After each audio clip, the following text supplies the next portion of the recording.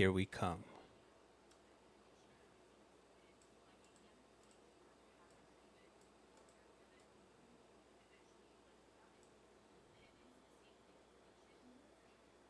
All right.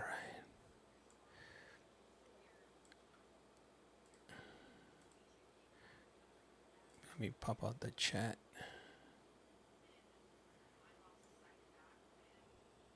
Hey Tammy, how's it going? All right, so right now we're doing the Connecticut one right now. We got this gentleman on next up. I'll give you a little glimpse of him.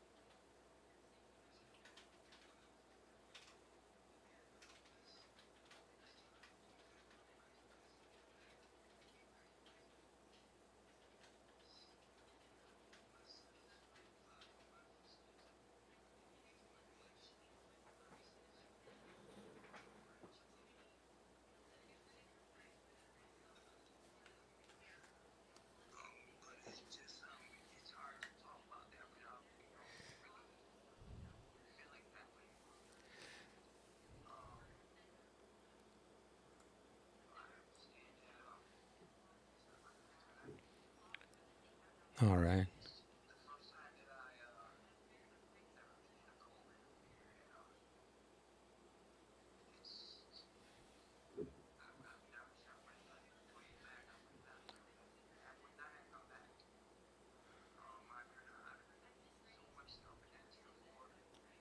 Okay.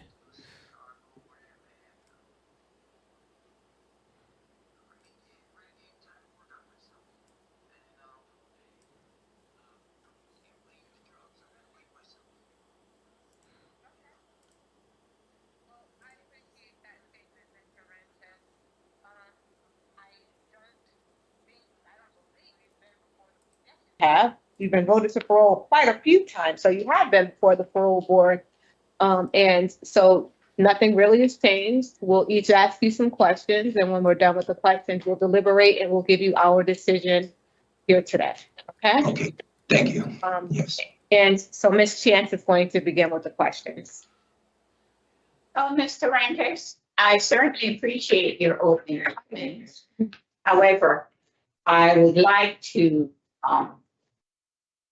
ask you to respond to a clarification that I have.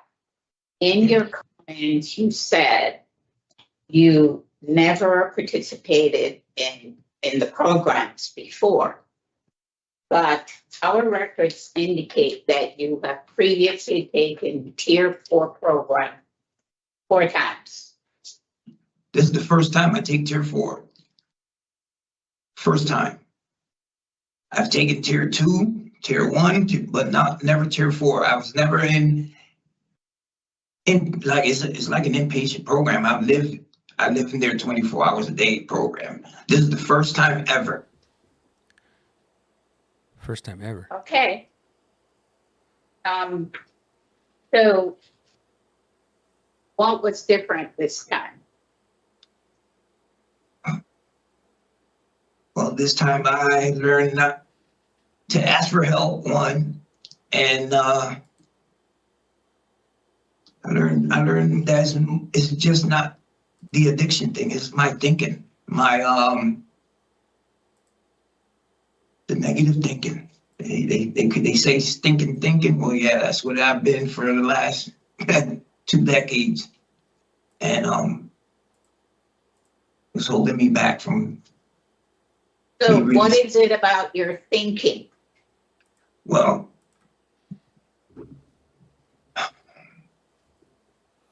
learning to be able to be accountable is the difference today. I'm accountable for everything I've done. I can't blame nothing. I can't blame the addiction. I can't blame the gangs. I can't blame nothing. I have to blame myself. And that is the key for me to stay doing what I need to be doing.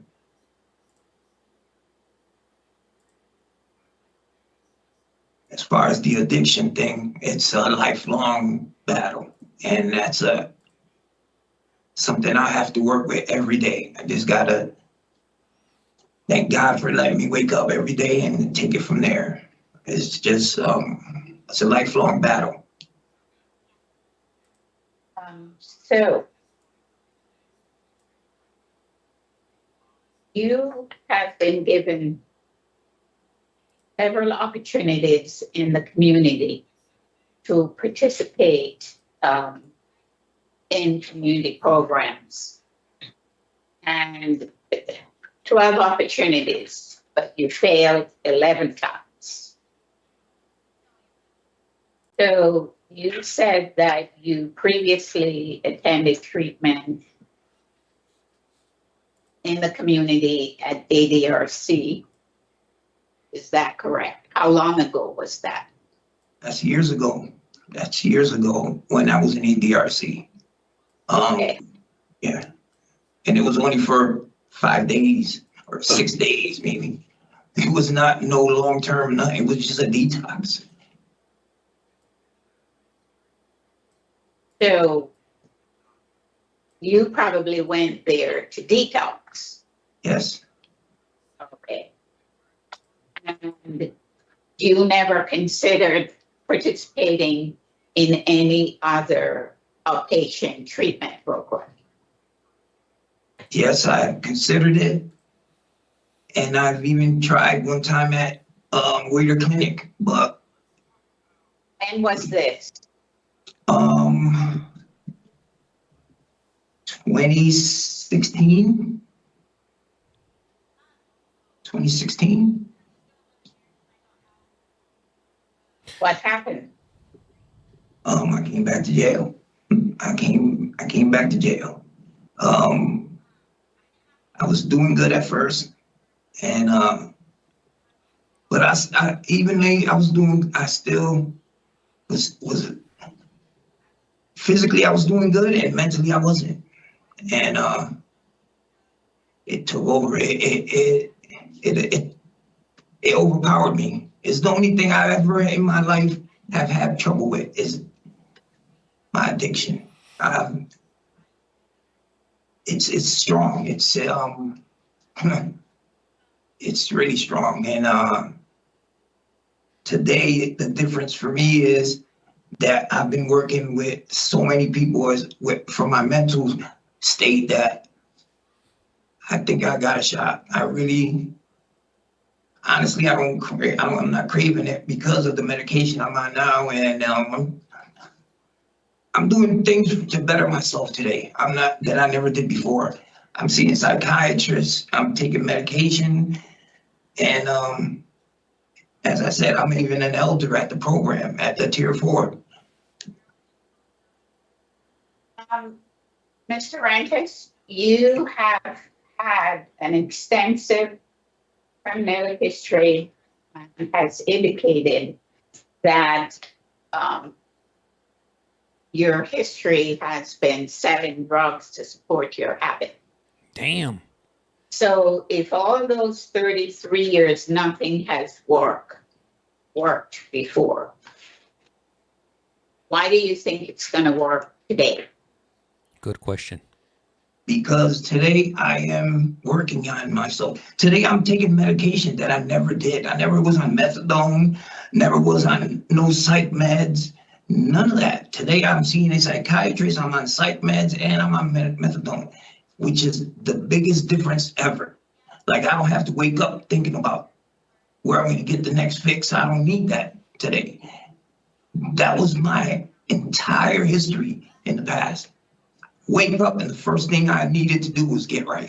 Like, it was crazy. I was killing myself and at the same time hurting my community, hurting my family. And I'm tired of that. I'm really, really tired of that. I mean, So, two things. You indicated you want to become a recovery coach. yes, ma'am. So you want to become a recovery coach to help other people. Yes. Yet you Yes. haven't clearly stated how you are going to function in a sober community living a sober life. So how are you going to be able to help somebody else if you haven't expressed how you're going to help yourself by staying clean and sober? I understand exactly. You're absolutely right. If I don't do it for myself, I can't do it for nobody else. But today I am doing it for myself. Today I am doing it. The sentencing judge, she took a year off of my sentence because of what I was doing before I came in here. For the first time in my life, I was on methadone in a society for the first time. She has the record. I copped out to 4 years. She ended up giving me 3 because of what I did before my incarceration. And since I've been in here, all I've been doing is working on myself, doing everything possible so I won't come back this time. And helping other people is what's helped me stay clean. Because we can easily get high in here too. And I choose not to today. And I have been doing that for the last 20 months, pretty much. And it's for the first time ever. I can honestly say for the first time ever that I'm really doing the right thing. What's your release plan? Excuse me? What is your relapse prevention plan My relapse prevention plan when is, it's time for you to go back to the community? okay, well, I have a recovery coach already, Brian. He's doing phenomenal. He's in Danbury. He's my recovery coach. Stay in contact with Brian, of course. I have to get a sponsor because I haven't been out there yet in society to get a sponsor. But here in the facility, I am working with my counselors. I'm working with mental health, and I am working with Dennis, who took over Brian for CCAR.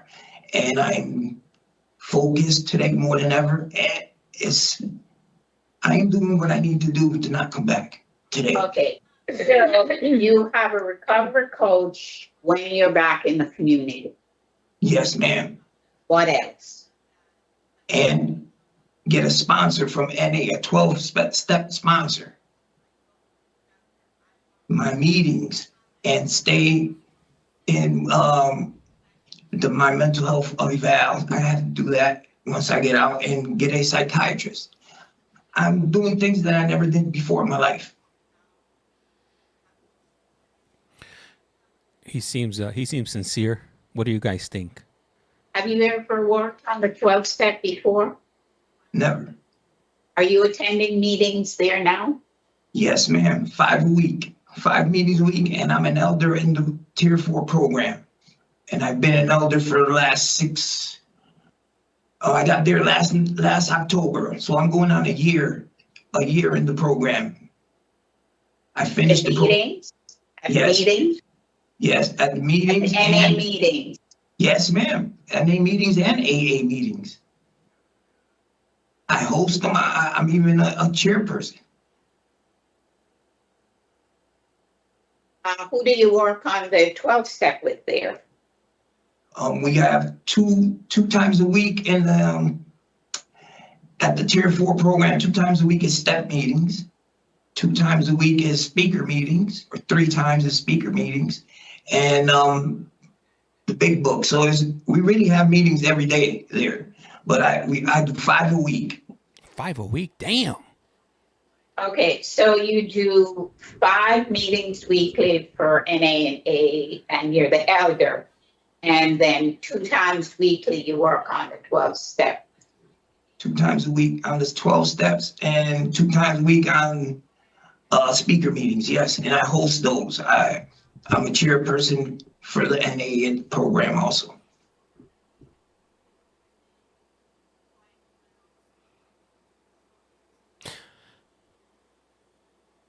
I will say this, that I'm glad he's a regular, just a regular old, same old crime. So, you know what the issues that I have here, Mr. Rentis, is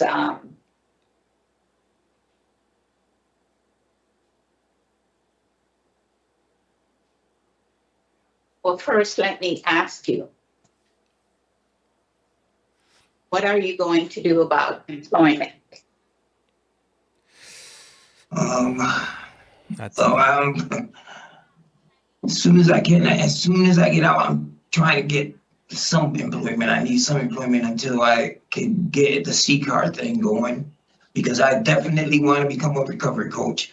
But I understand that it's not going to happen overnight. So I have to volunteer time there, and at the same time get employment wherever. I'm not too picky. I'll work doing anything. If I could work in here for $1 a day. You see, he's definitely on the right track. What job skills do you have? Well, I have a cleaning, commercial cleaning apprenticeship certificate I got at Cheshire. I do all kind of work, like I can cut wood, I can do whatever, I can do anything really. But if when was the last time you worked, Mr. Rentis? the last job I had was at LNF in Plainville. It was snow removal, and they cut grass and all that. But the season I was out last was for the snow time, so it was snow removal. We Farmington River area, everywhere really. When was the last time? The last time was before I came in, 2022, 23. It was that winter. It was the last time I was working for them. And then it was the last time I was out, because I came in February 23. February 1st, to be exact.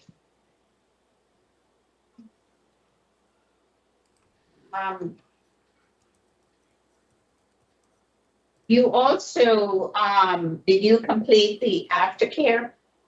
I'm in aftercare right as we speak. I'm in aftercare right now. Okay. As an elder, and I already completed it, but I'm not leaving there, because they say as long as I'm doing the next right thing, they want me there. So that's what I'm doing. And I already completed aftercare. I've done everything I need to do different. So to give myself an opportunity, and I'm just hoping y'all can give me another shot. Okay, Mr. Rentis, I have no further questions. Thank you for answering that, Madam Chair. All right. Thank you, Ms. Chance. Excuse me, Mr. Rentis. Do you want to return back to New Britain when you're released from the facility? Don't you think that that's going to be problematic for you, especially since you know exactly where you can purchase your drugs and all that stuff? Familiar territory. I hear you people say all the time, people, places, and things. Yes, absolutely. You're absolutely right. But right now, I just had a really, my wife of 37 years just passed away on my birthday last year. Sorry to hear that, and I did read that. And my mom, who's 82, who still goes to work every day at CCSU, she's alone. I need to be there. I understand what you're saying. Yeah, but you're not asking to go to your mom. You're saying you want to go live with your girlfriend. I really want to go to my mom's. I definitely would go to Michelle's house. That's no problem. But my mom needs me right now. She's alone. Your mother doesn't need you. She's going to work every single day. Yeah. Like you just said, at 82 Damn. years old. So I think that she's fine. You need to focus on yourself. Did she say I'm just 82? concerned that you're returning to the same neighborhood, well, in the same town, and you know exactly where to go. I just think that that may be problematic for you or a trigger. But nonetheless, and you were on special parole when you were returned out of the facility in 2018. And were you still using then? Yes. Yeah. Yes, I was. Yeah. So I understand what you're saying. You're absolutely right. My counselor says it all the time, Miss Agley. But Man, I mean, 82. I guess, I mean, I know for a fact that what you're saying is true. And I just think that if you should really give some more thought to that, perhaps the change of scenery will heighten your, success, increase your success out there. I don't want you to set yourself up for failure. And I don't want you to go out thinking that you have to save everyone when it's your life that's in jeopardy here. I commend you on your efforts. I will tell you that there's quite a few negatives going for you. And I'll tell you what they are. One, you have an extensive criminal history. Your history dates back to 1986, same kind of thing, in, out, even under supervision, testing dirty, getting parole violations, violating probation. You rate out very high. Your score is 23. I think the highest you can get is a 30. And for someone who's 55 years old, that's concerning because you really should have been aging out of the criminal justice system. Another thing is that you've had 12 opportunities out in the community and you failed 11 of those. Damn. So, I mean, so you see what I'm saying? You have a criminal history of this behavior. Mm-hmm. You rate out extremely high. You don't do well when you're out in the community. And it's almost like the odds are stacked against you in terms of your wanting to be released early because you haven't been able to do it successfully before. But I do want to commend you because you really have been putting forth the effort. And perhaps maybe this is what you need to finally turn your life around. I would encourage you, though, if you know that mental health is an issue for you, you need to start looking for doctors in the area that you want to be released to so that you have a plan in place, sir. You can't wait. You have to do things. You have to be proactive opposed to being reactive. Because if you don't have a plan in place, 9 times out of 10, we're going to see you right back here. I understand that. Okay. Mr. Rodriguez. Thank you, Madam Chair. I would just echo that, that it seems like, you're really trying to make a difference now, make some changes in your life. At this point, thank God you're 55 years old. It's probably about time that you start doing some of this work. But one of the concerns that I have, and you're hearing what you're sharing, your information, that you haven't done some of the preparation work that you need to do. When you were asked about employment, you weren't sure about what you would do. But, now would be a time to get on your tablet and start, what's out there that you can really approach. TT Works, there are organizations and entities that could help kind of begin to set things up for you that you haven't really begun to do. And my concern would be that you get out there, stressors, start to impact you, and then boom, you're right back in the same thing again. Because the quickest way to make your money is what you've done, is to sell drugs. right? And that would concern me. So, I mean, I would suggest that whatever happens today, that, you know, you really start to do some more preparation work for yourself before you get out of there, so that some of these things are already kind of set up for you, and you're not having to think about what you're going to do when you get out there. Because once you start hitting those roadblocks, which seems to have been what's happened with you, that you've gone out, these relapse have gone right back again to what you were doing initially, both using and selling. And the stuff that you were selling, is killing people on the streets, right? So, you know, start doing that preparation work. Okay. I mean, I'm registered for CT Works. I'm registered. I've been registered for that. It's Okay. as you all know, it's difficult for someone with a record like me to get a job, and I still found a job. I mean, I still am willing to work anywhere. That's not the problem. Mr. Rentis, that may have been the case years ago, but now they have so many opportunities for people just like you. So they can't use that as an excuse. I'm not using it as an excuse. That's why I said I'm willing to work anywhere, you know. Yeah. But, and if I could do it here for $1 a day, Right. you know, definitely. That's the work is not. I understand what you're all saying, and you're absolutely right. I should get this going, and I am registered. I mean, it's not like I do stay on that tablet and look for jobs, but I'm doing a lot in here to better myself, and We can see that. Yeah.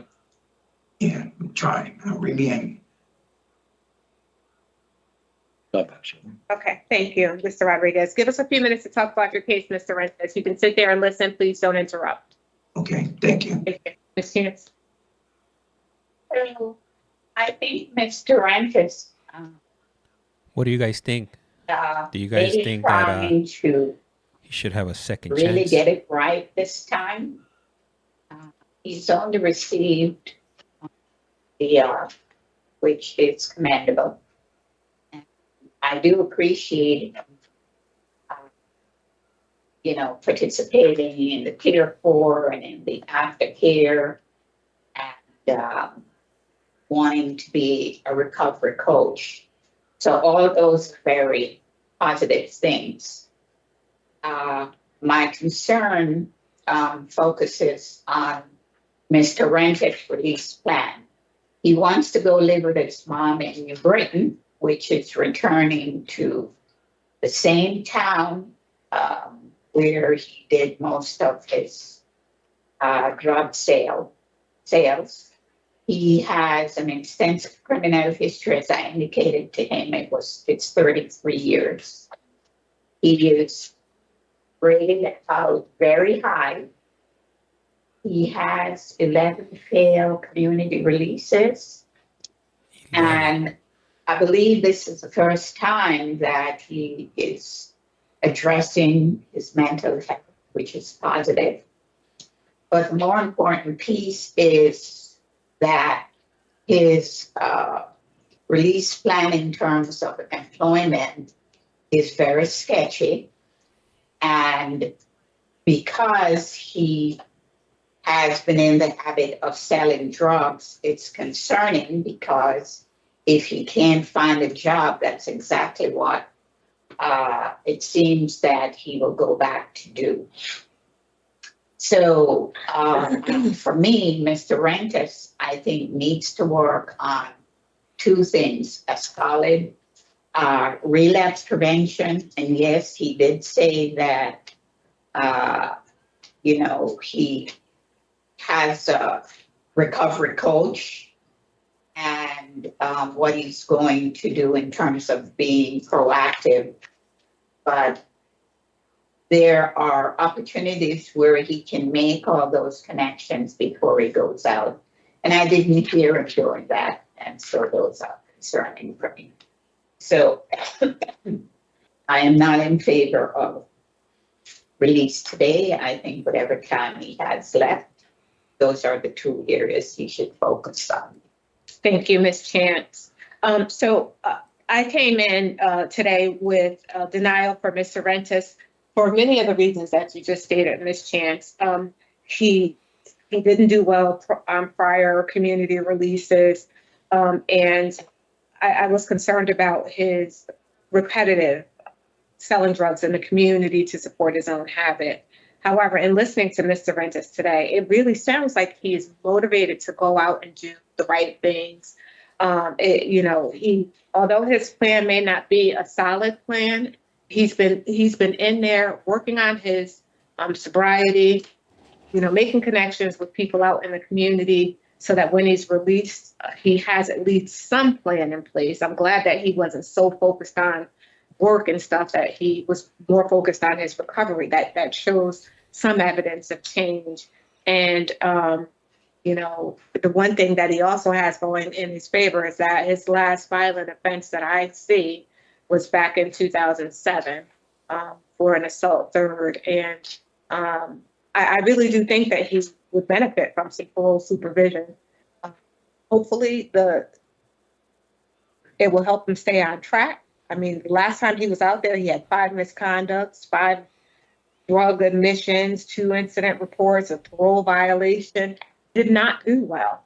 But he also says that he didn't do any of what he's doing right now in the facility. So I want him to continue on the positive path.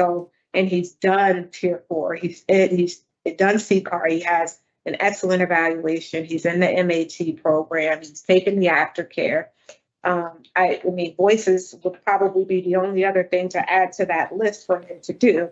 But I think that I would support his discretionary parole today. Mr. Rodriguez. Thank you, Madam Chair. I too came in today with looking at this case with probably leaning towards a denial based on his criminal history and the fact of his unsuccessful releases in the past. However, having said that, and having heard him today, it's a different person that I'm hearing than when I've read about and seen, read about and looked at it through the documents and through his history. And I agree. He's been working. He's got step programs that he's working that he's there. He's chairing some of the that he's done. I too had some questions about his release plan. I was concerned about the employment piece and concerned about the ability, but he talked about going to CT Works, and when I mentioned that he had been in contact, I'm also going to be supportive of his discretionary parole today, because I do think that he's finally kind of gotten to that point where, he's trying to do the right thing. I mean, based on what he said today, and I wasn't expecting it. I'll be quite honest with you. Neither was I, but it's not, now he has to put his money where his mouth is. That's right. But now he's got to follow through and do what he says he's been doing, and it'll be otherwise he'll be back. Exactly. And he has 3 years of probation to follow his sentence, and in my opinion, with parole having arresting powers, as soon as he deviates from his plan, he'll be back in prison. So, Ms. Chance, is your position? Absolutely. Okay. You want me to do this? No. Okay. So with regard to Miguel Rentis Jr., 157585, I move to grant his discretionary parole on or after today's date, which is September 24th, 2024, with the following conditions in addition to the standard parole conditions. I have a mental health evaluation and treatment as being necessary. We'll put a halfway house on just in case his sponsor does not work out.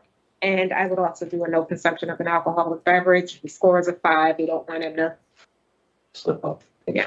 Anything else? Any other conditions? Is there a second? Second. All in favor? Aye. Aye. All those opposed? Aye. All right. Mr. Rentis, you've been granted parole by a majority decision. You'll receive all of this in writing along with your conditions. And we thank you, sir. Keep up the good work. Thank you. Will you Thank ask you. the officer to please send in the next person? Thank you. Have a good day. I thought they were going to deny him there for a minute, 1575. because they were talking about his past criminal history is never going to change. It's always going to be the same. It's not like he could go back in time and stop himself from committing those those offenses. Those don't change. All you could do is just move forward. That would have kind of sucked, if they would have denied him due to his past criminal history. Like I stated, it doesn't change, but it is extensive. So I mean, they make the decisions, not us. We're just on the sidelines and guessing on whether they're going to find them suitable or not. And we got this gentleman coming in next. Good morning. All right. Good morning. Can I have your name, please?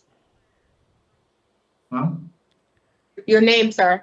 Tu nombre. Oh, Joseph Penn? Thank you. Hold tight 1 second. Yes. They got to fix that camera. Come on, you got to get a better angle. You guys are blocking them out with the chat over here. And I really appreciate you guys, whether you're watching on the YT side or the TT side, highly appreciate it. If you want to see the video, if you go right here, bam. If you go somewhere around here, bam, you can see the video feed. If you're just cool with the audio, then you could go ahead and just remain on the TT side. But either way, I appreciate you guys, for tuning in. And it's barely 10 a.m. Still early. And I have 2 streams running right now on YT.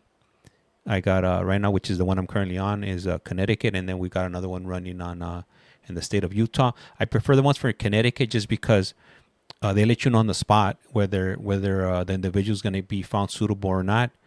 Utah, you gotta wait 2 weeks or 2 to 4 weeks. I ain't trying to wait 2 to 4 weeks. Let me know whether I'm suitable or not, so I can keep it pushing. So far today we've done Vermont. Good morning. My name is Parole Officer Williams. Today is Tuesday, September 24th, 2024. And this is the hearing of the Connecticut Board of Partisan Parole. The following board members are present this morning. And by stating their names on the record, certify they reviewed all statutory required documents and available pertinent information in preparation of this hearing. Good morning. I'm panel member Page. How you doing? Good morning, panel member Rodriguez. Please state your name and inmate number for the record. Joseph Penn, inmate number 273564. Thank you. This hearing is being conducted in consideration for a parole application for Joseph Penn, 273564. He is serving a sentence of 5 years flat for violation of probation and 2 counts of selling narcotics. As of today, records reflect the parolability date of February 20th, 2025. There is no victim input in this case. There is an offender accountability plan for the offender. It has been reviewed and shows the offenders have completed the following programs. Voices in Tier 2. Utilizing the statewide collaborative risk evaluation system scores, the offender's overall score for recidivism falls in a very high range. This is your opportunity to express to the board why you should be granted parole. They begin.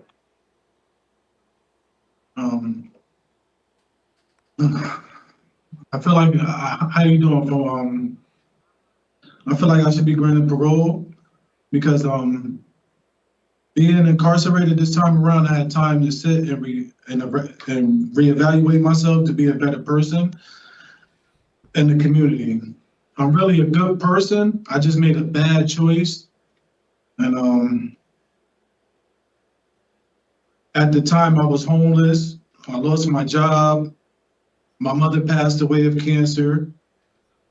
So I was selling drugs to really survive. But now I have people in my life that love me and want to see me do better. And I really want to do better for myself and my 14-year-old daughter. So I plan to get a job, a license, do some online schooling. I'm done with selling drugs. I really have no more bad choices to make. I have no time for bad choices. I'm too old to keep coming back and forth to jail.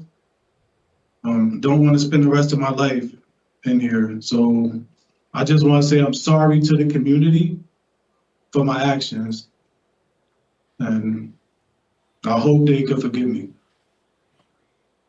Well, we appreciate your opening statement, Mr. Penn. I don't think that this is an exercise of forgiveness. I think you really have to start with forgiving yourself, for the decisions that you've made. Because in essence, you've been doing life in prison in installments because you just keep coming in and out, all because you keep selling poison in your communities. So I understand that you were homeless and that you were trying to support yourself, but you have to have a different way of thinking, sir. So tell me what, I know that you said you have people in the community who love you. I'm going to go out on a limb here and say that you probably had those same people out there in the community, but you just weren't utilizing them as a support. I know your stepfather is out there. It's my understanding you have a girlfriend. And I don't know why I wrote down you have a 14-year-old son, but you just said she's your daughter, and I'm sure you want to be a part of her life. So tell us why, since you've been in the facility, why haven't you tried to get your GED? It's on your OAP. At the time, well, I felt out to do it, but I felt out to do a couple of things. I was working in the kitchen.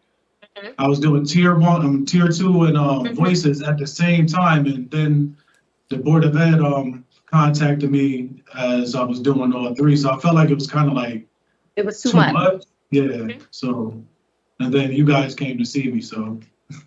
Yeah, I mean, but you've been down since 2022, 2024. You could have been working on that the whole time that you've been in there before you were up for programs.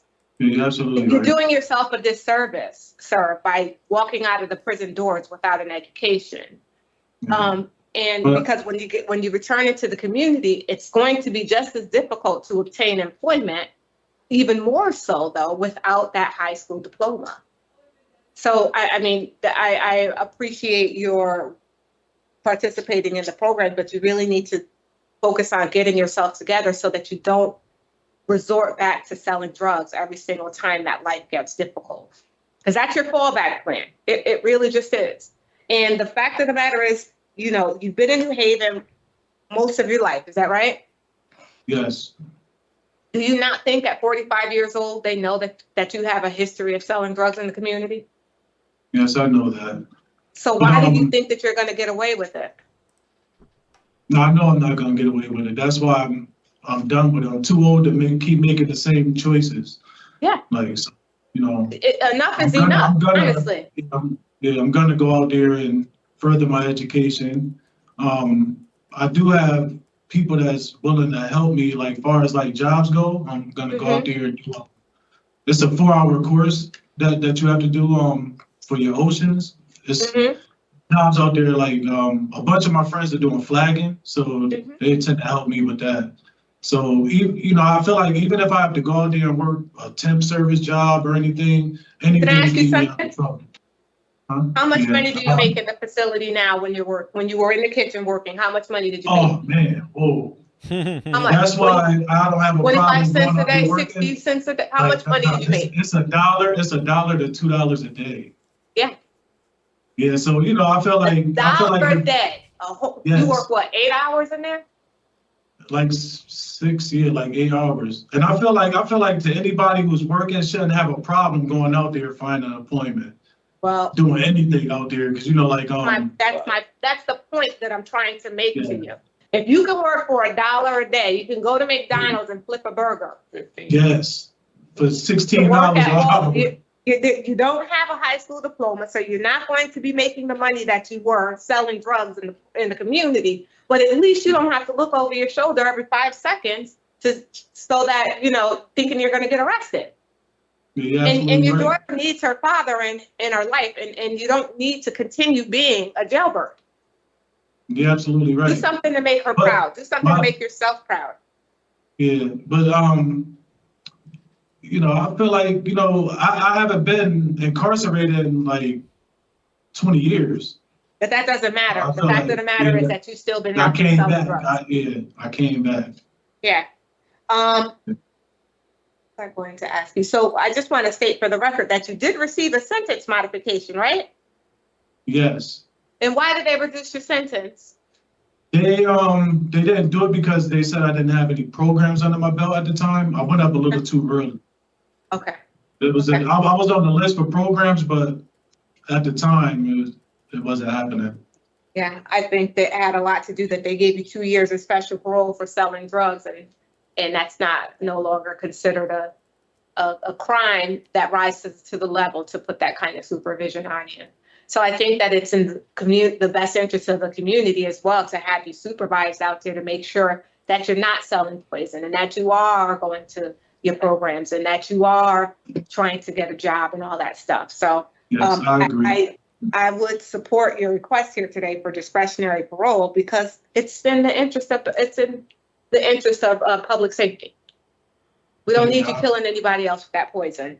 Yes, I turn on, and being in here, you also see a lot. Like when I was out there, I wasn't looking at the news or anything like that. So looking at the news, it made me really understand like what it really is doing to our community. Right. I don't want to It be is. a part of that. People are dying, guns, selling drugs, putting you gotta have fentanyl a in gun everything. because you're scared you're gonna get robbed. It's just team too much. Yeah. So stop it. It's either death or jail. That's what that's what's out there. Exactly. Yeah. So I totally understand. Yeah. Mr. Rodriguez? Thank you, Madam Chair. So, I mean, my concerns are that your history, you know, this is not the first time you made a bad choice, Yes. you know. Can you tell me, like, you took voices? Yes. Can you just tell me a little bit about some of the program that you've taken and what you learned? Well, in voices, I learned that I learned in voices that when you do stuff to people, it don't only affect them, it affects the people around them, like their family, you know, friends, and and I learned like there's different types of victims, like abuse. Like there's different types of abuse. Like I never knew like about elder abuse and sexual abuse and like child abuse. What? It's just I don't know. It was disturbing. So you learned how your behavior impacts other people? Yes. And you're working tier 2. Yes. What are you doing beyond that? Beyond tier 2? Are you doing anything else? No, I just did like the 2 programs that was on my OAP. And, So like around the issue of substance abuse, are you doing like any NA meetings or any AA meetings? Did you just follow to do any other work? No, sir. No, okay. I appreciate that. Okay. And what's your support system on the outside? I know you want to be a stepfather. Yes. And my stepfather, my girlfriend, and myself, pretty much. And my daughter. It's having a daughter change the outcome of everything. So, Yeah, usually kids impact people's thinking. Yes. Yeah, Madam Chair, I have no additional questions. Thank you for answering my questions, Mr. Penn. Thank you, Mr. Rodriguez. Ms. Chance? Yeah, so, Mr. Penn, I know you said you have daily contact with your family, and you included your stepfather and your girlfriend and your daughter. Yes. I hope that you have already made contact because you had indicated to the parole officer that you can get a job as a flagger because you know people who can help you to get that. So I hope you made all those connections and contact so that when you go out there, you're not, working around and then have free time on your hands. Yes. And you want to go live with your stepfather. Yes. Okay. And you also said that you want to follow through on your GED. So have you identified places that you can go to follow through with that? There's adult ed, and you could do like online schooling too. So I'll probably end up going to adult ed, to be honest with you. Okay. I think I owe it to myself. Exactly. And so those are the things that I read that you shared with the parole officer. Yes. So I'm glad to hear that, in my repeating them to you, that you're confirming that. Yes. So I appreciate that. And it sounds like you're on the right track. Yes. I appreciate you guys. Thank you, Mr. Penn. So with regard to Joseph Penn 273564, I move that he be granted discretionary parole on or after his earliest eligibility date, which I show is February 20th, 2025. with standard parole conditions. Is there a second? Second. All in favor? Aye. All right, congratulations, Mr. Penn. You've been voted to parole. Thank you You'll so receive all much. of this in writing.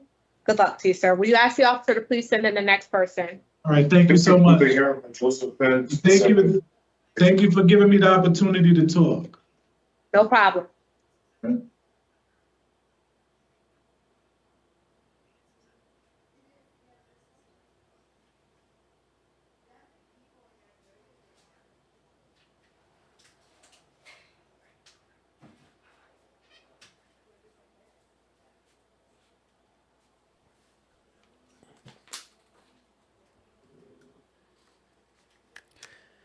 So it's over already. Damn, what happened? Did they find him suitable? They denied him. Anybody want to fill me in? I needed to go get some. I need to go get some water, some H2O. I was getting thirsty up in here. All right, what's up with this vato? Let's see. What kind of case do you guys think that he got?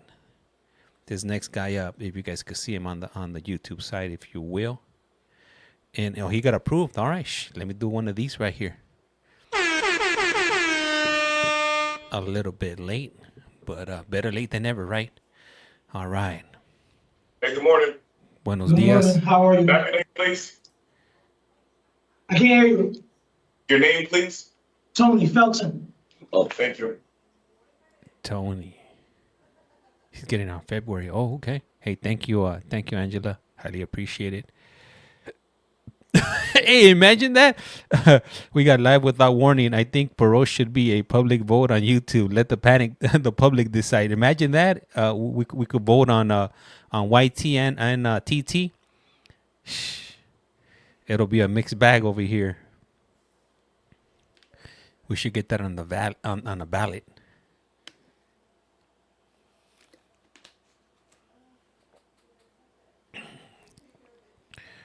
All right. Oh gosh, can you imagine? Oh yes, I can, man. That's where this world is headed. It's just a matter of time. Mark my words.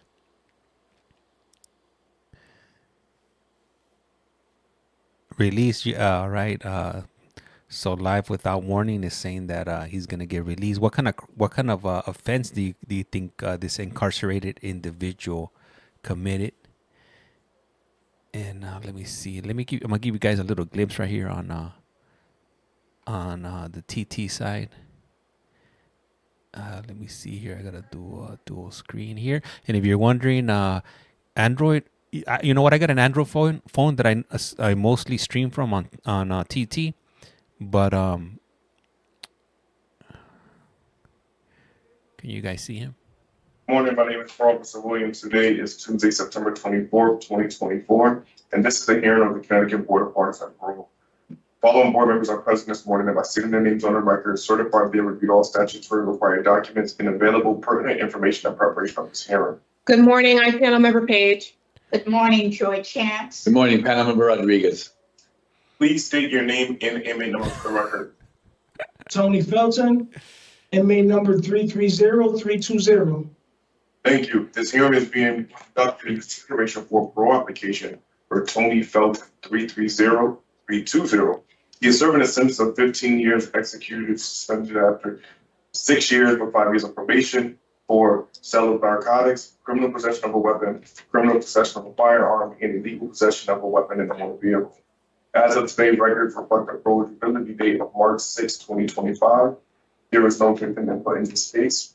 There is an offender accountability plan for the offender. It has been reviewed and shows the offender has completed the following program. Voices in Tier 2. Utilizing the statewide collaborative offender risk evaluation system scores, the offender's overall score for recidivism falls to the high range. This is your opportunity to express to the board why you think you should be granted parole. Okay, good. Well, me, I've done a lot for myself as far as change. And I wrote you guys something. Can I read it? Absolutely, thank you. Well, at least he came ready. He got 2 papers there at least. Well, first of all, I'd like to say thank you to you guys for even seeing and meeting with me because I've been through so much. It's been very hard for me. Super hard. First, I accept full responsibility for my actions. everything that I've done wrong because I went down the wrong path. I didn't have the proper guidance to grow as a man coming up in the community. I ended up losing my son, but my past mistakes, I don't want them to reflect on my future. My son was killed at 14 years old due to the fact of my incarceration. The firearm actually that I was arrested with, I took from him to try to prevent him from doing something stupid. His mother called me one morning and said there were some people that kept circling her house and threatening to do things to her and my son. So by the time I had got there, he lives in New Haven. By the time I had gotten there, the people were gone, but she still hasn't. She was gonna give them the gun, but you know, being a woman, she didn't want to go outside on her own. So she tried to wait till I got there. When I reached there, the people was already gone. So I took the gun from my son in hopes of maybe turning it in either to the police or giving it back to the people. In turn, my son was ultimately killed behind this weapon because he had stolen it out of the vehicle. But what I want you guys to understand is that this is what I wrote. I accept full responsibility for my actions, my past mistakes, if given a chance to make a major turnaround into a new way of living, because I regret so much of my past failures. I now understand that the way I was living has gotten me nowhere. I look forward to being a productive member of society and not let my past hold me back from my future. Should have said decisions. First, I would like to say how much I have changed before I had already gotten incarcerated. I'm proud to say I've been living clean and sober for the past 4 years. And this was before I even took the Tier 2 program. I've also completed Voices as well, and I know now that there's not only victims of violence, there's victims of drug dealing as well. And I know I've done wrong in my community. I've done so much to try to change this. I've even sponsored basketball teams and football coach voluntarily for kids at youth, for the youth at risk. It's a few letters that I had from the community that's presented inside of my MA5. I gave them to Officer Williams during my interview. I sponsored another program called Dads for Donuts at my youngest daughter's school to try to get fathers to at least communicate with their kids, because I don't want nobody to go through what I went through. Like, nobody should get a phone call that their child is dead. I've never done anything to nobody's child, but it happened to me. And I don't see revenge. I beg to differ. I would beg to differ, Mr. Felton. If you're selling poison out in our communities, guess what? I killed somebody already. No, that's what I'm saying. I understand that. That's where I knew I went wrong at. But I was trying to support a habit as well. I had a major drug habit. But that doesn't justify anything when you say that, you know, you didn't hurt anyone else's children. You're selling to someone's mother, someone's father, someone's sister, brother, uncle, daughter. Is the point that we're trying to make. No, I totally understand exactly where you're coming from with that. All right. And this is why I've made my best to make a major change in my life. Yep. And I've done this on a plentiful scale. I've made this change. I've done for other people as well. I've stopped way before my incarceration of selling drugs. Like, I went to jail for it. Yes, I made that mistake. I was trying to support myself and my habit and the family that I had created at the time with the woman that I'm no longer with, because she too was addicted herself to drugs. So we had no support. But I mean, I'm sorry. And the way I look at things is that if I could continue to do what I've been doing in the community since my release, I would be great off. I've done everything that I can to turn this around, and I will continue. I've helped so many numerous people. Okay. I just need a chance to put my best foot forward. I got my GED. I'm no longer illiterate from education. I've done all that. I took the right steps to make a change. I appreciate that, Mr. Felton. Are you done reading your letter, sir? With that attitude, yeah. Currently, I'm attending the Plid Fatherhood program to try to actually become a better and active, more active father. I have a few children, and I don't see that. At first, when I was having kids running young and wild, I didn't realize all the broken homes that I had put in place and put in order, and not using protection and leaving these mothers of my children and everybody else's children at that fate, because I was dealing with women that had other kids and I played the role of their father. But my addiction took me away from that, and I'm very sorry about it. Like, it's kids who need their dad. It's people who need to be put in place in the community, in my community as well, to try to pull these kids in and show them a different way. I've turned a totally different leaf now. The person that I was yesterday is not the person that I am today. The person I am today is not the person I was last year. And I'm just doing my best. I'm doing everything that I can. Right now, I have a healthy relationship with my father, even though he's getting sick and elderly. I have a great relationship with my fiance, and she's not about any of the drama or anything of my past. She's actually a state worker herself, so she's not about to endure any of my past endeavors. Like, I need the community to understand that I'm not the same person. And I've dealt with people like Isaac Baker and Randolph Brown and Harry Bell, all of these community activists that can vouch for me. Like I said, they've written letters. Diana Lopez, these people are in my corner because they've seen the change that I've made. Okay. All right. I have gainful employment. My family, we own a business called Jack Rabbit Roadside Assistance under the LLC of Lightning Roadside Assistance. Okay. I work numerous hours on a day-to-day basis, and it's more charity help because I get paid way less than what the job is worth. But it makes me feel good to be able to help somebody else. It's emergency roadside assistance. So if either one of you guys were stuck in on the highway, we understand. We understand. I'm the person that you call to help. Mm-hmm. Well, I appreciate that, Mr. Felton.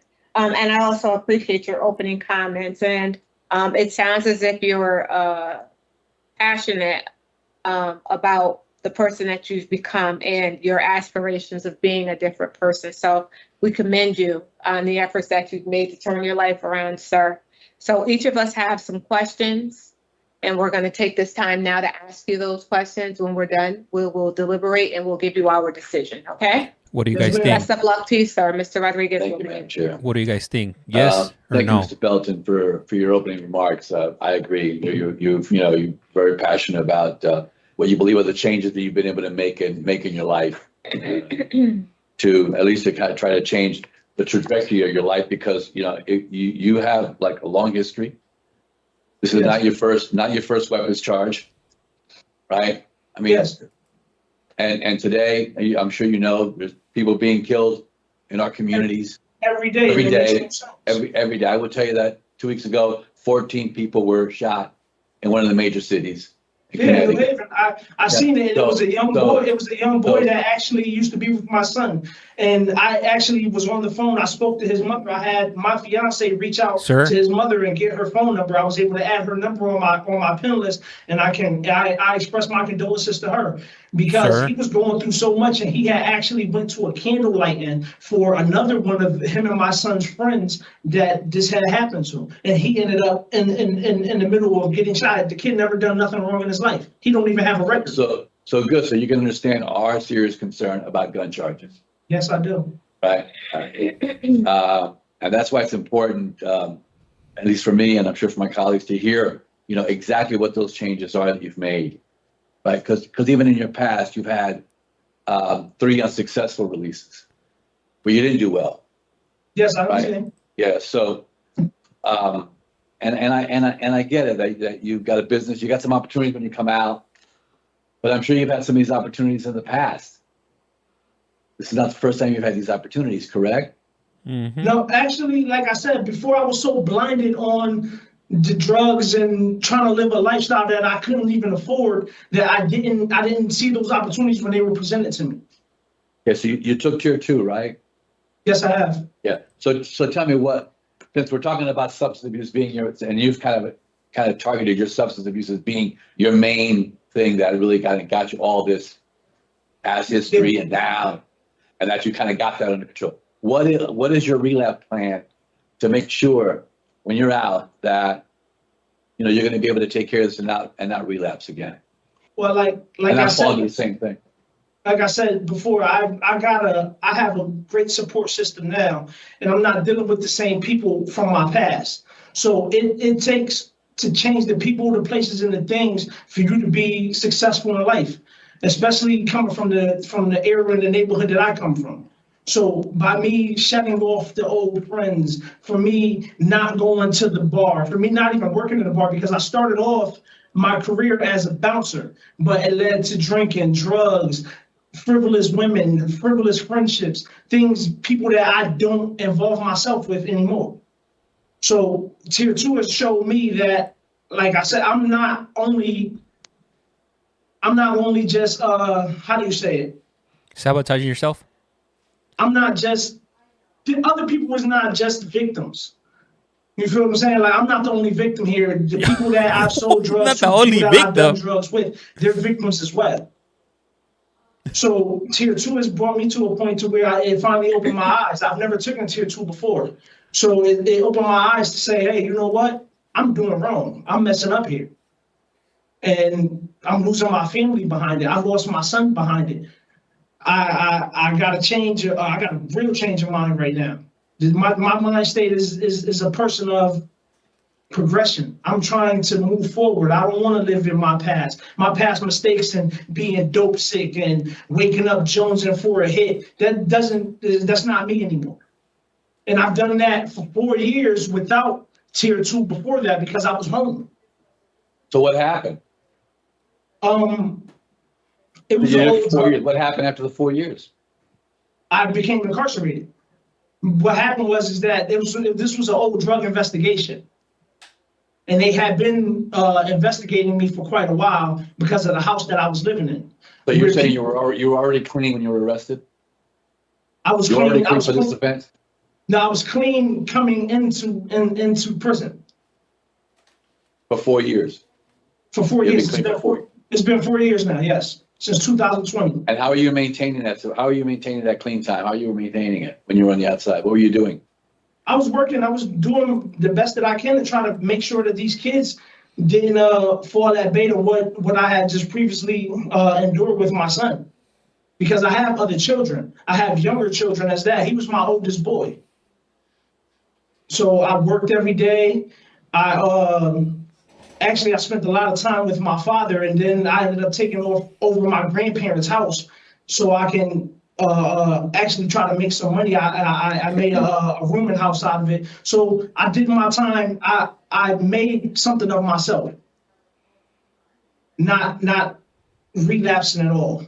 Not going back to damn. I need a hit, or I need a bag, and I actually feel good about that. I'm proud to say that. Well, the timing for me doesn't seem to work. The offense was in 2021, right? The sales offense? Yes. So you part of what you were selling for was to sustain your drug use, right? Yes, sir. So that's not 4 years of clean time. So I'm not following how you were clean at that What I'm point. saying, You're clean since you've been incarcerated. You've been clean. I've been clean since I've been incarcerated now. Since I turned myself in, yes.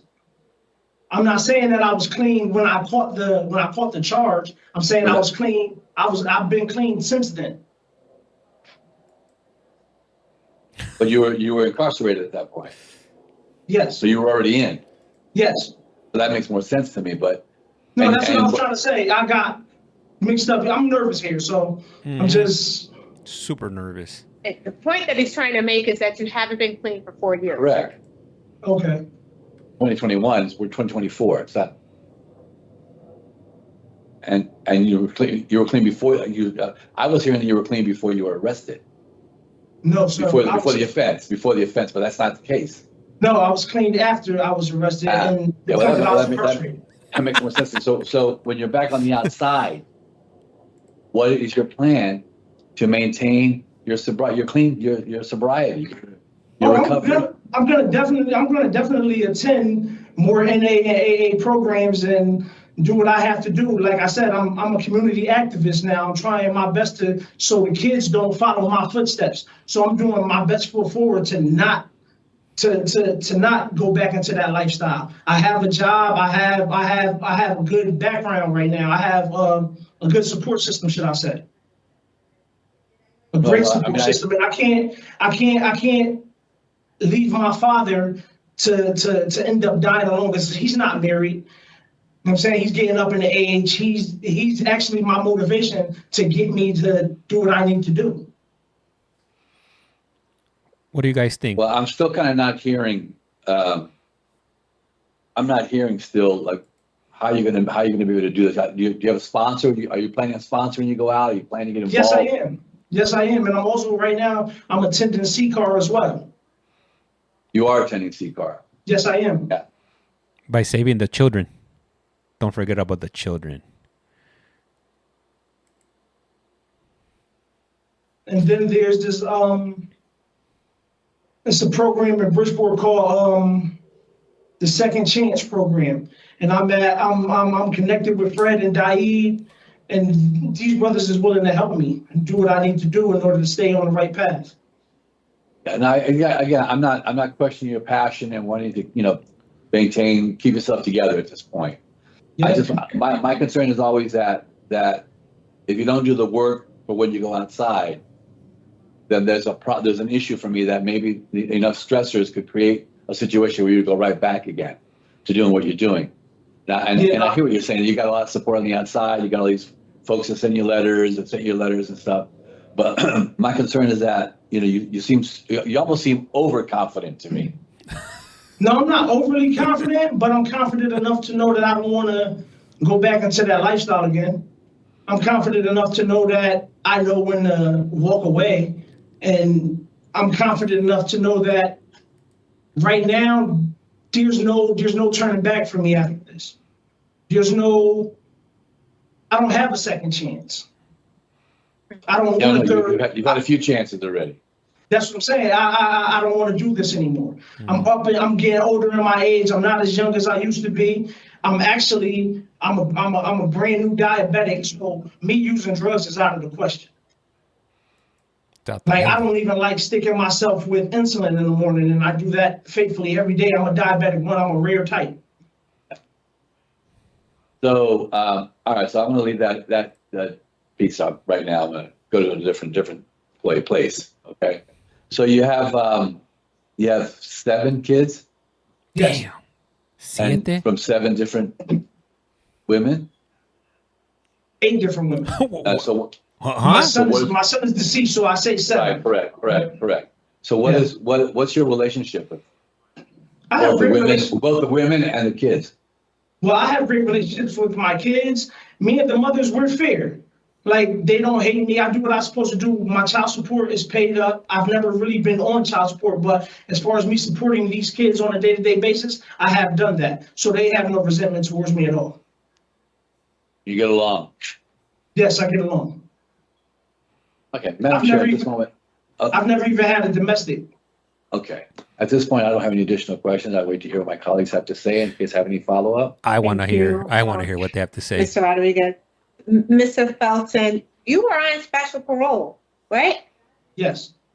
And that special parole just expired. Well, it expired in November 2021.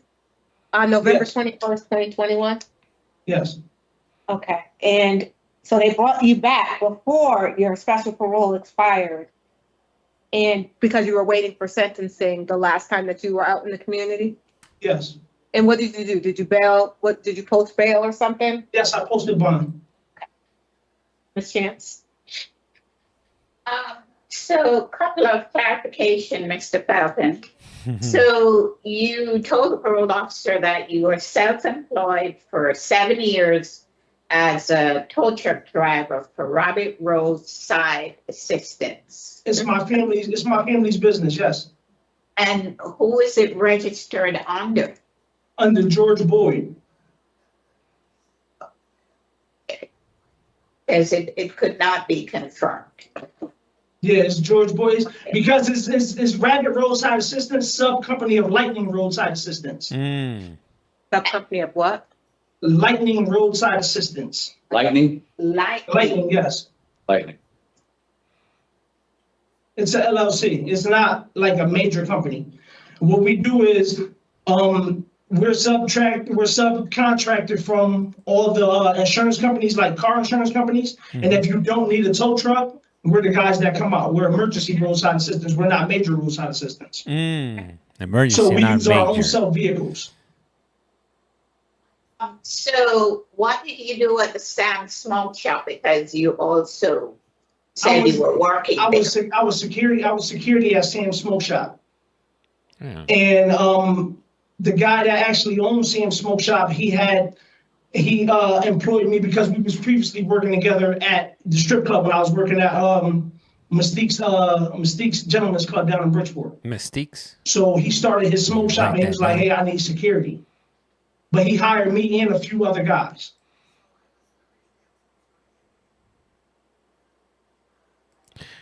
Okay. So you also said that you previously participated in an outpatient program in the community back in 2014. Yes. So what happened there? Did you complete the program? Yes, I Did you completed. follow it through? And if you didn't, No, I completed J Brothers program. They had me at, yeah, I completed J Brothers, but Connecticut Renaissance I did not complete. Yeah, I think he might have been at the That was the Crci next when one. JFK got done in. so, you know, when you said that was your first time in the TIER program, which is a substance abuse program. Yeah, but it's not tier. That was more of what do you Well, call let it? me finish. It's, well, the TIER program is an addiction services program. Okay, all right. And it would be similar to an outpatient substance abuse program. I didn't take it that way, but I understand what you're saying. I was thinking that, you know, outpatient is when you're out in the community and tier program is when you're incarcerated. Right, exactly. But what you're learning about the effects of substance use and how to maintain your sobriety, what you have to do to stay sober. And it's the same thing you would do in the community. Attend meetings, get a sponsor, and work on your program. The same thing that they're trying to teach you in the Tier 2 program is to identify and acknowledge that you have a substance abuse and things that you can do to stay sober, which includes attending meetings and having a sponsor. So you don't see any similarities in both of them? No, I do now, but before, like, I was, how do you say it? I was in a darker place then, and it was like, I was just trying to do the program to get out. And I didn't have as many, I didn't have the support system I do now. Like, I have people behind me now that's actually like, hey, you have to attend this in order to stay clean. Hey, you have to, instead of just doing something to get by off of probation. I'm not that person anymore. What are you doing in the CCAR program? Well, right now, I'm learning to live in balance. I'm learning to actually, if I do have a downstate, to go and speak to one of the other mentors in the program. I'm learning to actually be vulnerable and not shut myself off from help. Because there's plenty of people in CCAR that can help us. There's plenty of people who's been down this road for many years, and they've really been a blessing to me, actually. He's a real piece of work. So they're teaching you how to live a sober life. Yes. In a sober community. Yes. I couldn't trust this guy with my pet rock. Clean and sober, no way. And doing what they're supposed to do. Yes, ma'am. And what are you doing in the Second Chance program? Second Chance program? Yeah, didn't you say you were No, doing that? I took in Voices, not Second Chance. Second Chance program is out in the community. I'm going to attend Second Chance if I'm granted parole. Or even if I don't get granted parole, I'm still going to attend the Second Chance program. Crickets. So, you were asked to identify a high-risk situation for you in the community, and you weren't able to do that. Can you identify one now? A high risk Situation. Yes. a high risk situation for me. Yeah. A high risk situation for me Is yourself. being back around the same people who I previously was hanging with, being around the wrong group of people that I grew up with, because they made nothing of their lives at all. That's a high risk situation for me. So how would you handle that? I just don't talk to those people no more. I keep it moving. I don't interact with any of those people. There's no, hey, let's go to the bar. Hey, let's go to the club. Let's hang out, because my previous friends, and now that I've gotten older, I realized wasn't friends. They were more of a downfall to me than actually an upbringing. Friends supposed to help uplift you, not bring you down. And us being around each other as a whole, as a group, we were bringing each other down. That's not what I want in my life anymore. I beg to differ. I think he's the problem. He's detrimental to all his friends. He's full of excuses. When your son got shot, and I'm sorry to hear about your son, did you seek out any counseling to help you in dealing with his death? I haven't had a proper chance to grieve, but I was in North Avenue Correctional Facility at the time, and I saw Lyle Jones. He's actually one of the chaplains there, and he helped me get through it. Okay, like, so you did get some grief counseling. Yes, I have. Okay. Like, I haven't had a chance to really connect with my child's mother, because she's still going through it and she's still grieving, and actually it behooves me, but every year she's still throwing candlelights and visuals for this boy, and I'm not there in order just to hold her and to tell her, like, listen, I'm sorry. Because I take fault for it, not being a good father, not being a great role model. You understand? Like, to me, nobody should have to go through this. Nobody should have to go through the pain of losing a child. No one. And yes, we're all born to live, to die. But the steps that you make now, the steps that you make for a better future, and you can show your kids, I want to leave a legacy of somebody that's positive to look up to. I'm not the same person I used to be before. I didn't care. And yes, it stems off of the fact that I lost my mother at an early age. I found her drug induced and she passed away. She was getting high and trying to numb the pain of she had cancer and didn't even tell us. But the last day and the last thing I remember of my own mom, we were sitting down, and I was suspended from school. And she was telling me, like, yo, you know, baby, like, things are going the wrong way for us as a family, and you got to stand up and be a man. And at that point in time, I was so young and I didn't take heed to that. I just was like, yeah, you know what, Mom, don't worry about it. You're going to be okay. Like, the doctors, you're going to see the doctors, you're going to be okay. And I'm seeing her, she got all these CPAP machines and stuff next to her every day. And for me to go upstairs, and an hour later, I came back downstairs to ask her a question, for me to find her dead. I don't want my kids to go through that either. So what I'm going to say to you is that when you go back in the community, you should seek some counseling to help you deal with all of that. And that's why I connected with Fred and Daid, Fred X and Daid down at the Second Chance program in Bridgeport, because those are the people who's been helping me. So that's what I'm seeking out. You have connected with them already? Yes. Okay. All right. Thank you. Oh, yeah. Man, when this is going to end? This one's really draining me here. Thank you, Ms. Chance. So, Mr. Felton, what number weapon charge is this for you? Third. So I have Go ahead. I took the firearm from my son. That was actually the night after I had took it from him. I had ended up incarcerated with it. Mm. And then when I was working for Sam's Smoke Shop, I didn't have possession of the firearm, but I was sitting in the car with other security, and they had possession of the firearm. Being the fact that it was my vehicle, they charged me with it as well. Of course, because you weren't supposed to have it. So Yes. I show 1, 2, 3, 4. There's no 4. There's only 3. And you have a criminal possession of a weapon on April 20th, 2014. Mm-hmm. You have Yes. an illegal transferring of a gun. Then you have a criminal possession of a firearm on February 12th of 2021, right?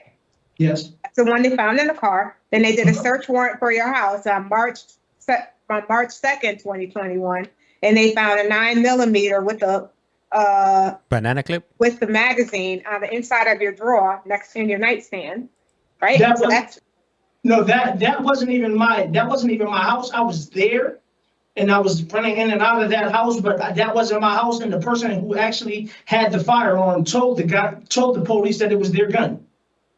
well. But they charged me with it anyway because Right. I was able to. So that's number 3. Yes. And then you have an illegal possession of a weapon and a motor vehicle from October 20th, 2022. Yes. That's 4. And you were on special parole for 3 counts of sales, and you got 4 years of special parole because you had those firearms, and now you're back. And I'm sorry to hear about, when did your son pass? August 2021. So you still had another weapon after his death. The weapon after his death, like I said, I didn't have possession of that weapon. I was sitting in the vehicle with other security and they had the weapon. If you read the police report, it clearly states that I didn't have this weapon on my person at all. It was the person who was in the passenger seat. You were charged with an illegal possession of a weapon in a motor vehicle, and you're back right now on a criminal possession of a firearm, 2 counts, an illegal possession of a weapon in a motor vehicle. So they did charge you. But they charged the other people too, and they told me that I wasn't going to get charged with that. But that's what they charged. That's what you were convicted of, sir. Nonetheless, give us a few minutes to talk about your case, and we will give you our decision.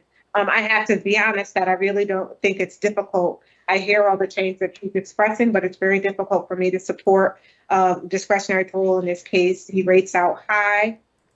This is his 4th weapon of conviction. He was on special parole. My position is no for me. So I think all of Madam us Chair, do on YT, TT, everybody. What do you guys challenge think? for me, Yes, no? Prior history. Well, let me go through the good stuff first, because he's done some good things. Taken tier 2. He's connected with C-Card, working with C-Card. He's based on the letters that we received and stuff. It appears that he has some community support out in the community because there's a business that his family has. The possibility of an employment does exist there.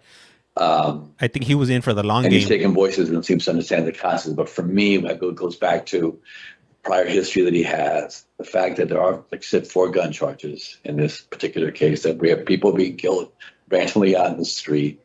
I'm having a hard time kind of working that through as well. I don't want to negate the work that he's done, and I think he should continue to do the good work that he's done now. And it seems to me that he's finally getting on track and wants to do some activist work when he comes out, which I think is a positive thing as well. But for today, because of the prior history and the former gun charges and the fact that I think he still needs a little bit more work, I'm not ready to Me neither. vote for discretion parole today. thank you. Ms. Chan? He ain't going nowhere. The reasons that I have for denial, he was on special parole, his criminal history, and I'm not going to say that there's inadequate evidence of change. I'm just saying that he's considered a risk. Are there any other reasons? No. A All liar? right, Southside too. All right. And he's not done until 2027, and so Next. This guy, I think he even lies in his dreams. When he's dreaming, he's lying. It's like nonstop lying throughout the day. All right. So with regard to Tony Felton, 330320, I move to deny his request for discretion. I move to deny his discretionary parole based on his criminal history and his offense being committed while on special parole. He will not have a discretionary parole hearing. Is there a second? Second. All in favor? Aye. All right, Mr. Felton, we couldn't support your request here today, sir. You'll receive all of this in writing. Good luck to you.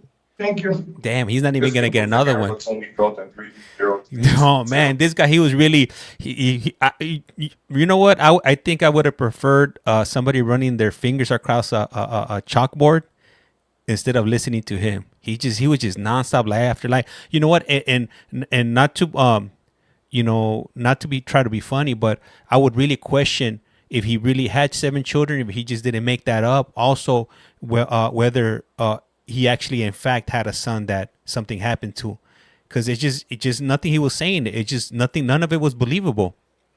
He was just like nonstop. Man, I'm surprised they didn't cut him off and just tell him, next, get out of here. Let's keep it moving. All right. We got somebody else. What do you guys think? The next gentleman up right here.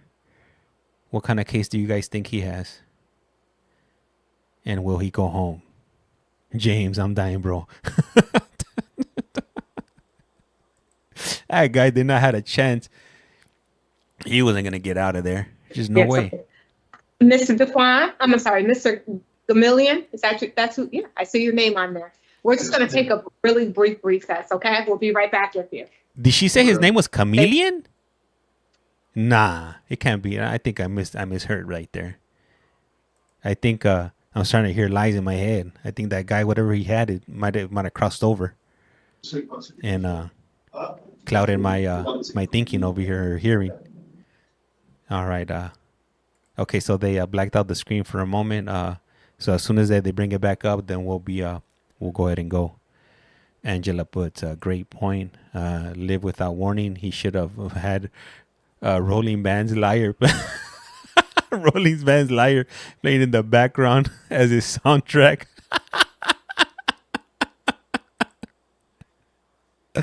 Oh, man. OMG over here on the TT side. Spitting nothing but BS. Tula, yeah. Maybe next time from 098733. Crazy Grandma, definitely. Nicole D, thank you for sharing the live. James Yeezy, little laughing emojis, and Crazy Grandma, OMG. All right, let's see what else we got over here on this other side. I love a good recovery story. We do recover. Let me see. Live without emotion, or live without warning. No emotions. Mad Max writes, "Yes, M Star. I love Harry Rollins." Big pun up next. You ain't right. Live without emotions, or live without emotions. Is it live or live? It's probably live without emotions. Let me see. Mad Max put big pun. Luz, hey Luz, how you been? Hey, thank you for coming over to the YT site. Highly appreciate it.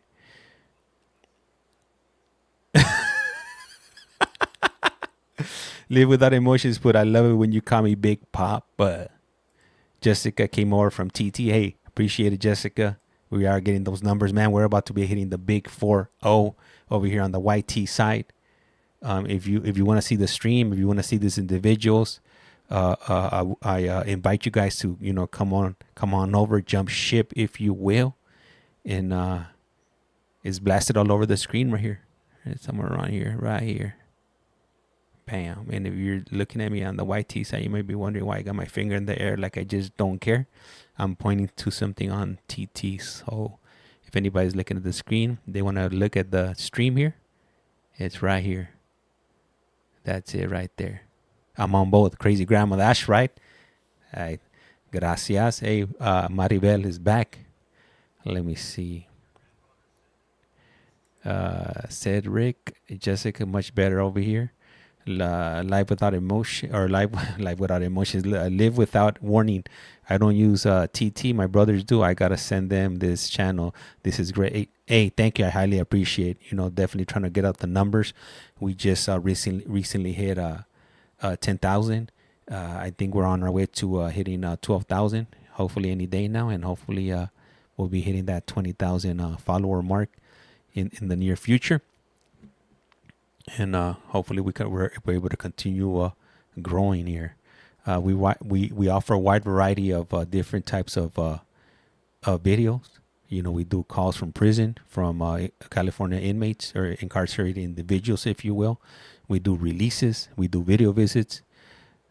And now we're broadening our horizons over here. We're doing live board of parole hearings, and yeah, you're getting a mixed bag of different type of content, video, life stories, journeys, and whatnot. Let me see. Angela writes, got a pretty good group of people in here. I definitely have to join the live again for sure. Yeah. All right, it's live without warning. All right, Jessica wrote, yes, I came to see Big Punt, laughing out loud. Hey, so on the TT side is the same thing. It's if you look on the screen right there, if you look at the little logo, all they gotta type in is at collect call from, and it'll pop up on all major streaming platforms. You could just Google it. You could just type that into Google at collect call from, and it'll bring everything up. If not, then you could just go to the search bar of your of any major platform and type that in, and it should come up. Let me see here. Yeah, Angela, definitely come back. James has a great channel. Gracias. Highly appreciate that. Mad Max 408. M-Star Media. James, stand-up comedy for your next video. My wife is always telling me don't quit my day job. She says I'm not funny at all. I don't think she likes my joke because they're normally at her expense. No bueno. Let me see here. Yeah. So live without warning. It is it's the same one. Yup. Let me see here. So we're just waiting right now. We're just waiting for it to start. They said it was gonna be a quick little break, and I'm not sure. They might be on island time though. They might be on that slow roll. So let me see. Let me try to speed it up right here. See, right now we're at 1 hour and 49 minutes. Damn. Let's see here. All right. Cool. In consideration for a parole application for Daquon Gomillion, 374805. He is serving a sentence of 20 years, executed, suspended after 15 years, 3 years of probation. Damn. For assault, first degree, disfigured, and risk of injury. As of today, the records reflect a parole date of January 30th, 2025. There is no victim input in this case. There is an offender accountability plan for the offender. It has been reviewed and shows the offender has completed the following program: Voices, Tier 2, Anger Management, Alternative to Violence, Indians, AVP. Utilizing the statewide collaborative offender risk evaluation scores, the offender's overall score falls in the moderate range. This is your opportunity to express an important right to be granted parole. Yeah. What do you guys think before they get started? We don't know anything Go ahead, about his Mr. case. Gomillion. Tell us why you believe you deserve parole. I have a letter. Can I read it? Absolutely. Right. Thank you. That's good.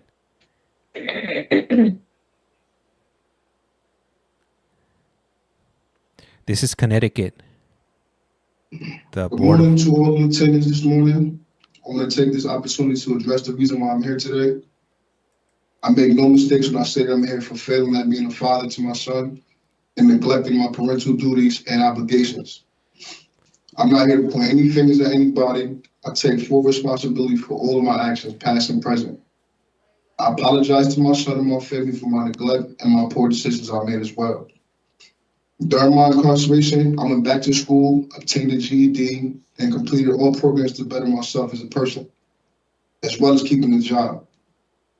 Mentally, I may have came to jail a young kid, but I believe in here a man. When I go home, I want to work, come home, be a better father to my son because he deserves more out of me.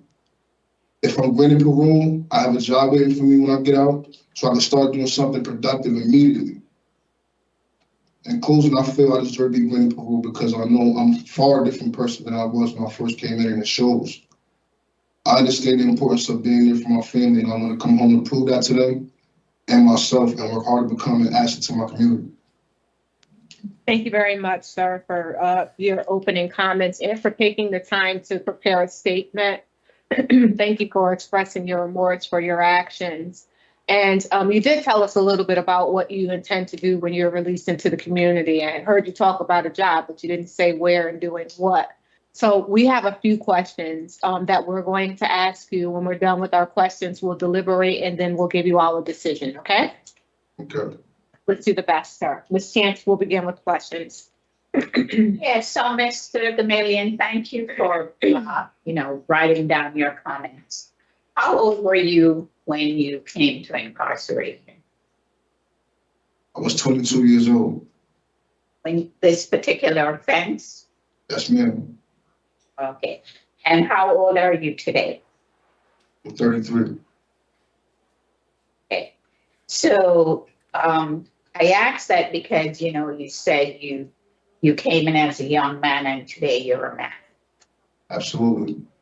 So first tell me what was going on with you at age 22 to commit serious offense, and it wasn't just against your son, but your sister and the mother of your son. Right. Wait, what?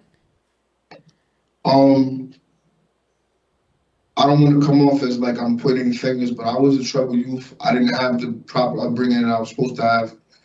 But going through the things that I've been through now, I've learned that family is the most important thing. I miss my family.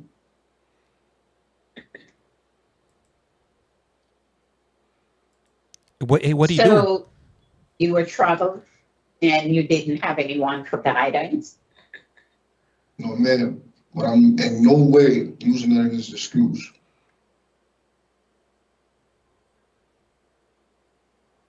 So your sister was very young at the time. Yes, ma'am. What do you think was going on? Why, as I said before, it's not just one person, but three people. Honestly, ma'am, I was young. I didn't know how to control my anger. Excuse me. Keep talking. I'm no longer that troubled kid. I'm in control of myself and my actions. So have you addressed the problem of anger that you have? Absolutely. Tell me about it. So during the programs that I attended while I was incarcerated, the main thing that I've learned is that Which program? You took quite a few. Let's start with anger management. Right. So truthfully, I didn't really get too much from anger management because I did it during COVID and I pretty much wasn't around anybody. I did it from a setup. But I've gained the most out of AVP, if you want me to be honest with you. The Alternative to Violence Program. Yeah. I've learned that when you act on impulse, you're no longer in control. And I want to always be in control of myself.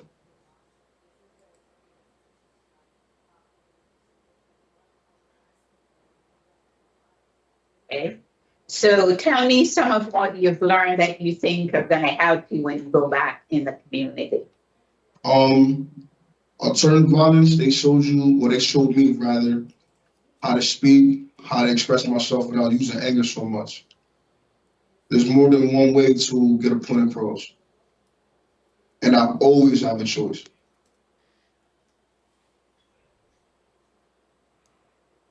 What else? I feel like the Alternative to Violence Program, it helped me share a little bit more of myself with the group. It interacted with me as a person, not just my case. It gave me a little bit more leeway to express who I am and who I've grown into be. And is that something that you couldn't do before?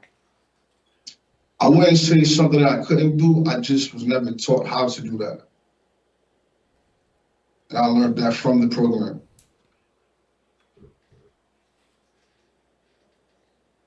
Okay.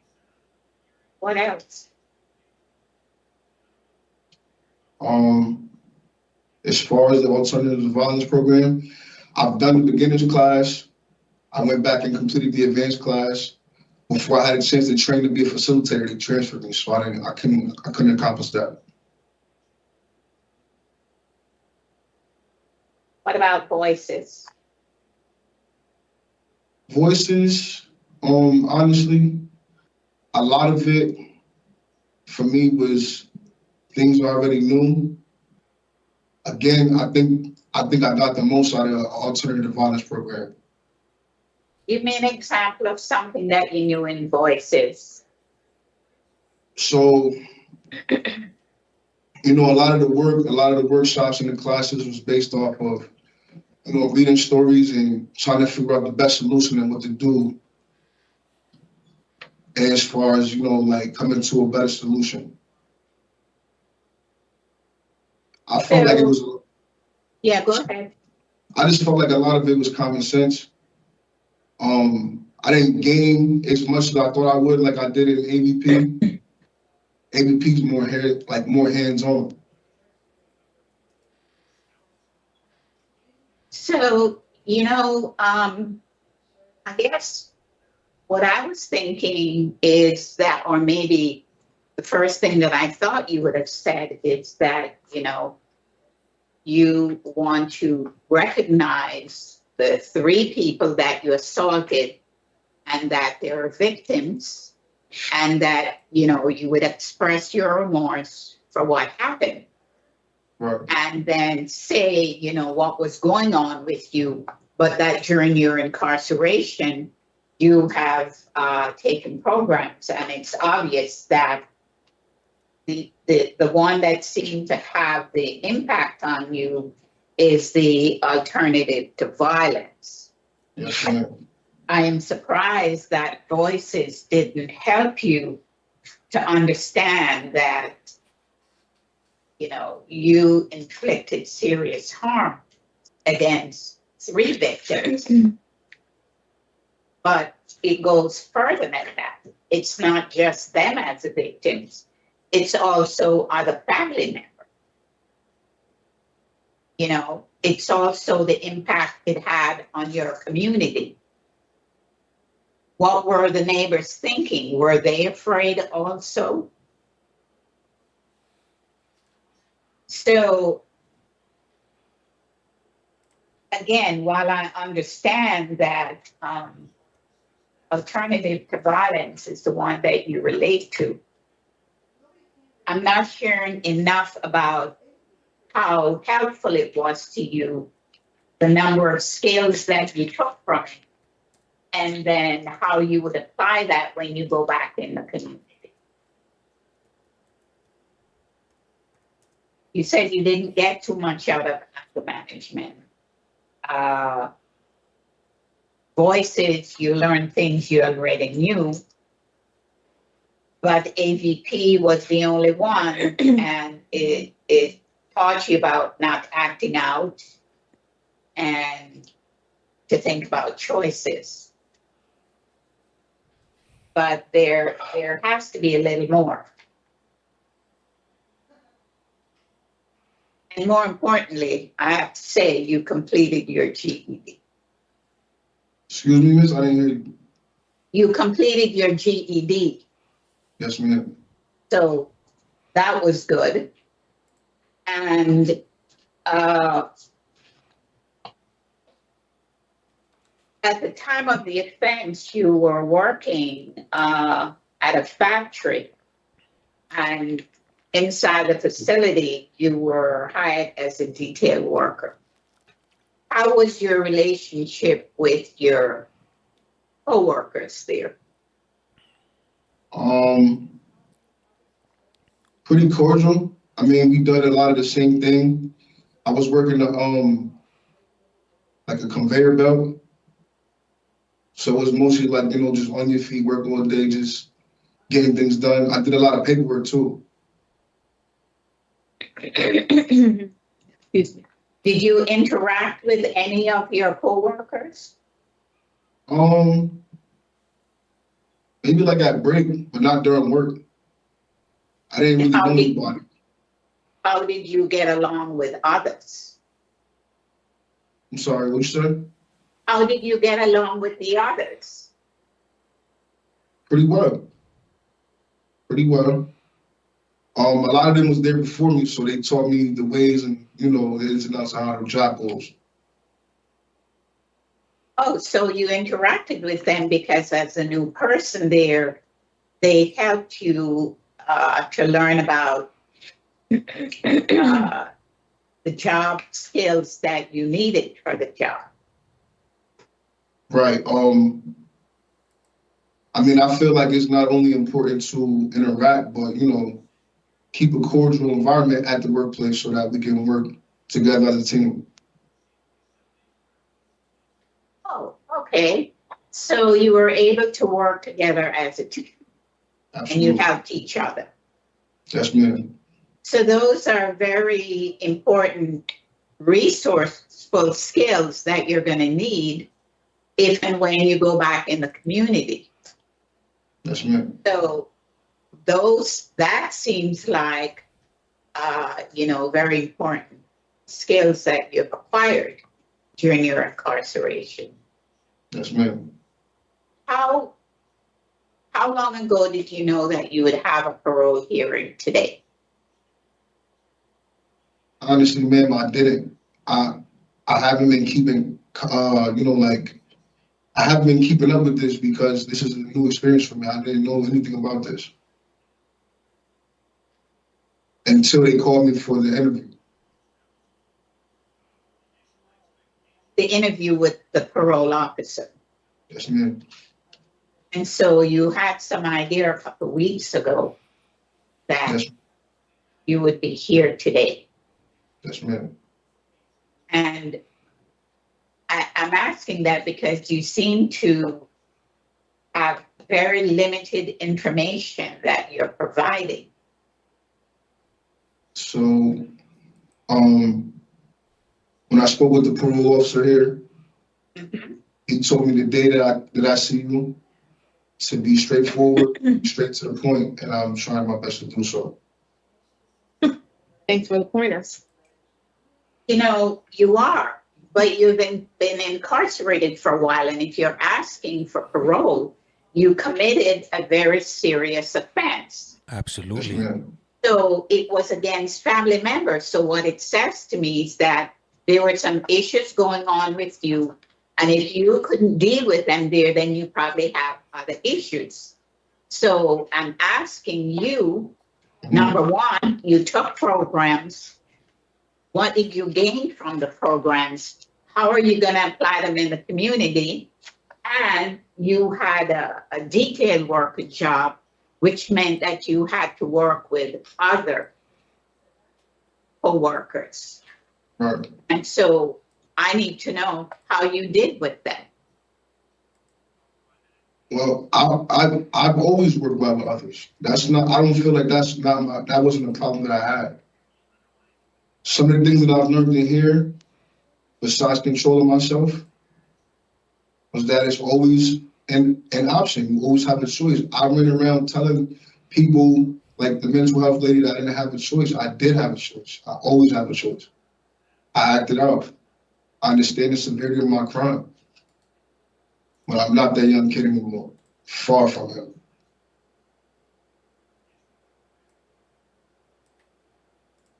Do you know what you have in mind for a release plan?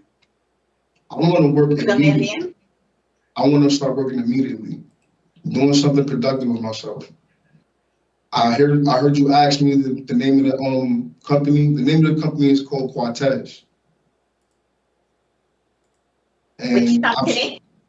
Quartez. Can you spell it? QUATEJ.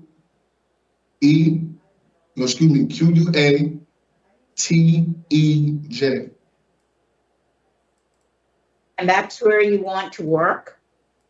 It's just to do something productive immediately, so I'm not just sitting around. And what would you do there? So I was told the position that's open right now would be a professional promoter, a promotional specialist, I think. Come again?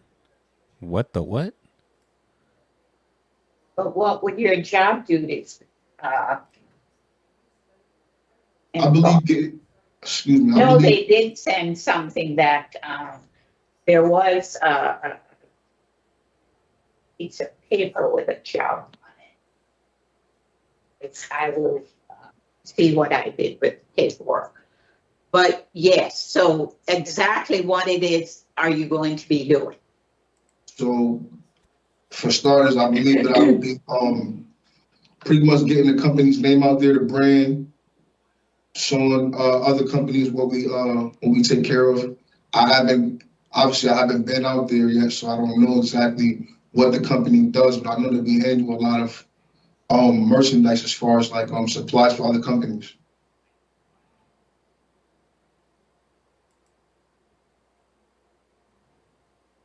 And you chose to go to a halfway house? Yes, ma'am. Are you in contact with any of the victims? Well, yes, ma'am. Who else besides your son? His mother. Have you spoken to your sister? No. So I don't blame her. Do you feel any remorse for what you did? Absolutely.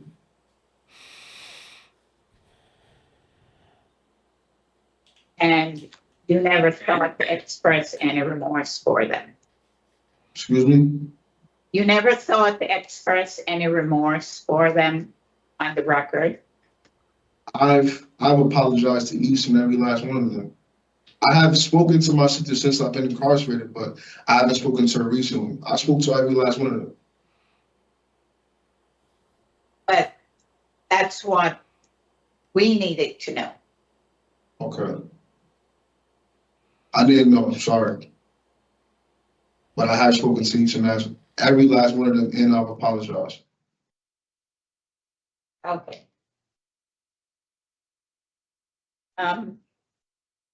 Now, the last thing I want to ask you about quickly, you took Tier 2 because at one time you were doing details and dust and alcohol and marijuana. So you took Tier 2. Yes, ma'am. In terms of the substances that you were doing before, what did you learn in Tier 2? I don't recall doing e-pills and dust, but I definitely smoked and I definitely drank. As far as the Tier 2 program, the Tier 2 program showed me that, once again, under the influence, you are not in control, and you can do a lot of heinous crimes or hurt somebody, and there's always going to be a victim.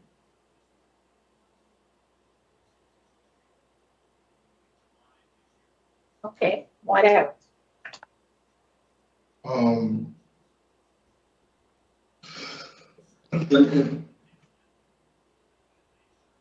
A lot of the things that the person that was running the program, the facilitator, she was saying things that didn't relate to me. I'm not gonna lie to you. I'm not an addict. I'm not a drug addict. I smoke marijuana, I drink, but I'm not an addict. That wasn't a problem that I had, but I took the program to better myself.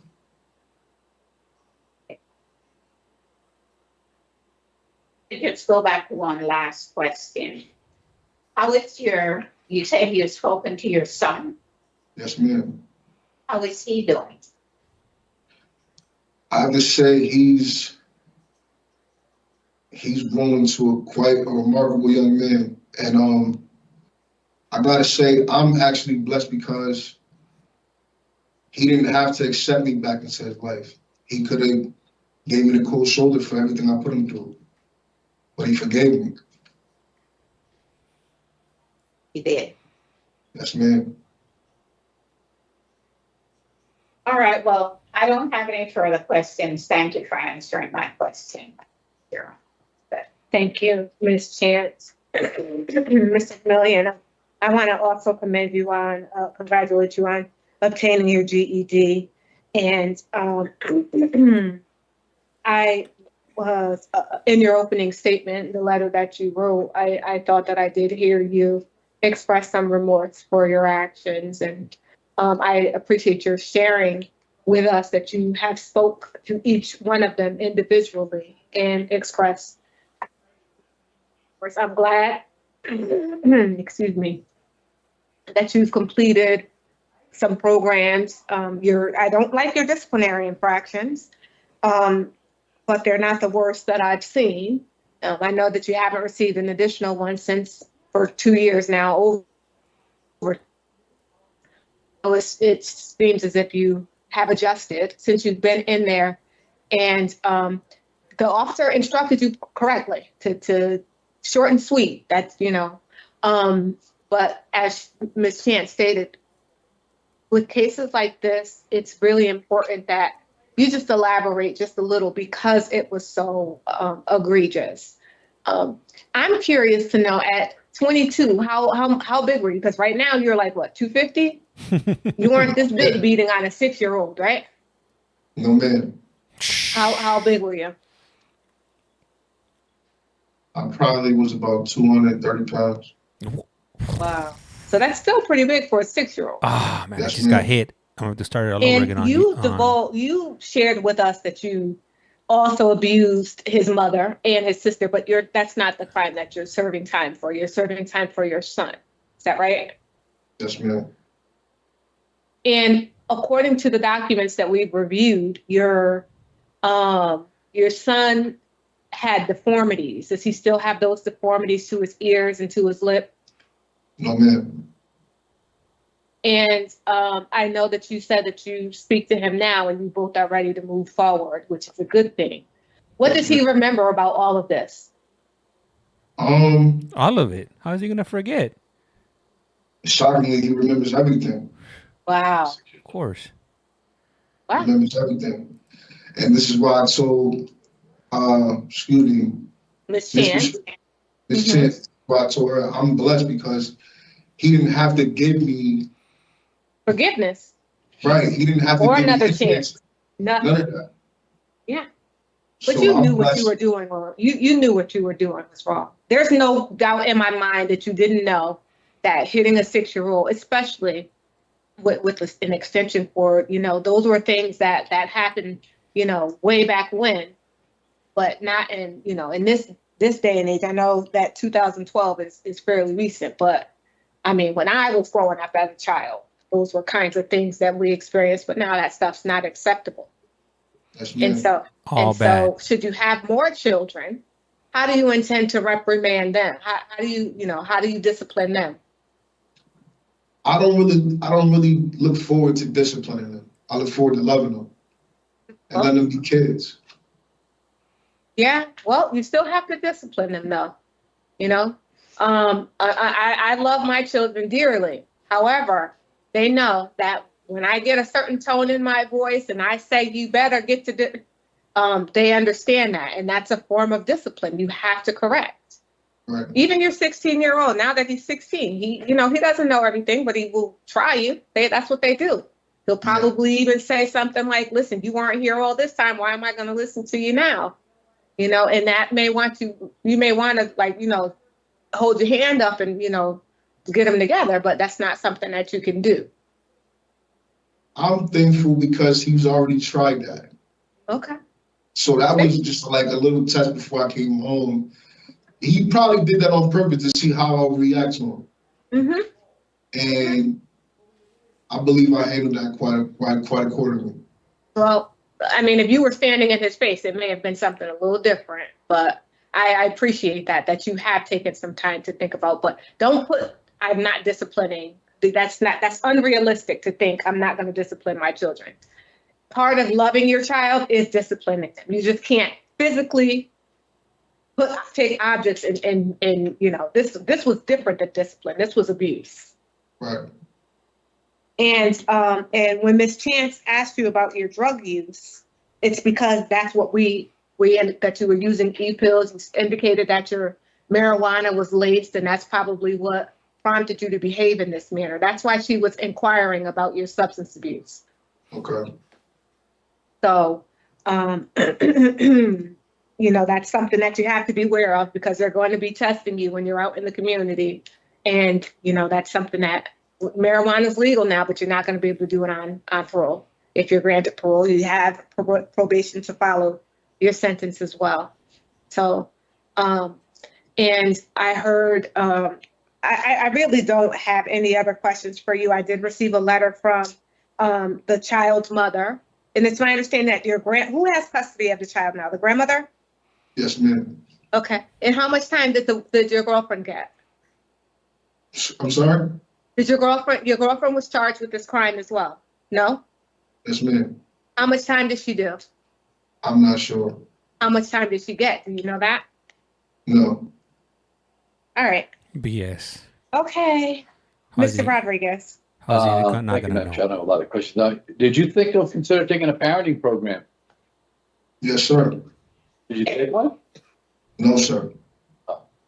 Is that something you think? Is that something you think you could use? Absolutely. I always welcome more help. I believe that they had it at Brooklyn where I was just at, but before I can get any further to more programs and becoming a facilitator for the AVP program, they moved me here. I don't really have any additional questions. Thank you for answering my question. Gomillion. Yes.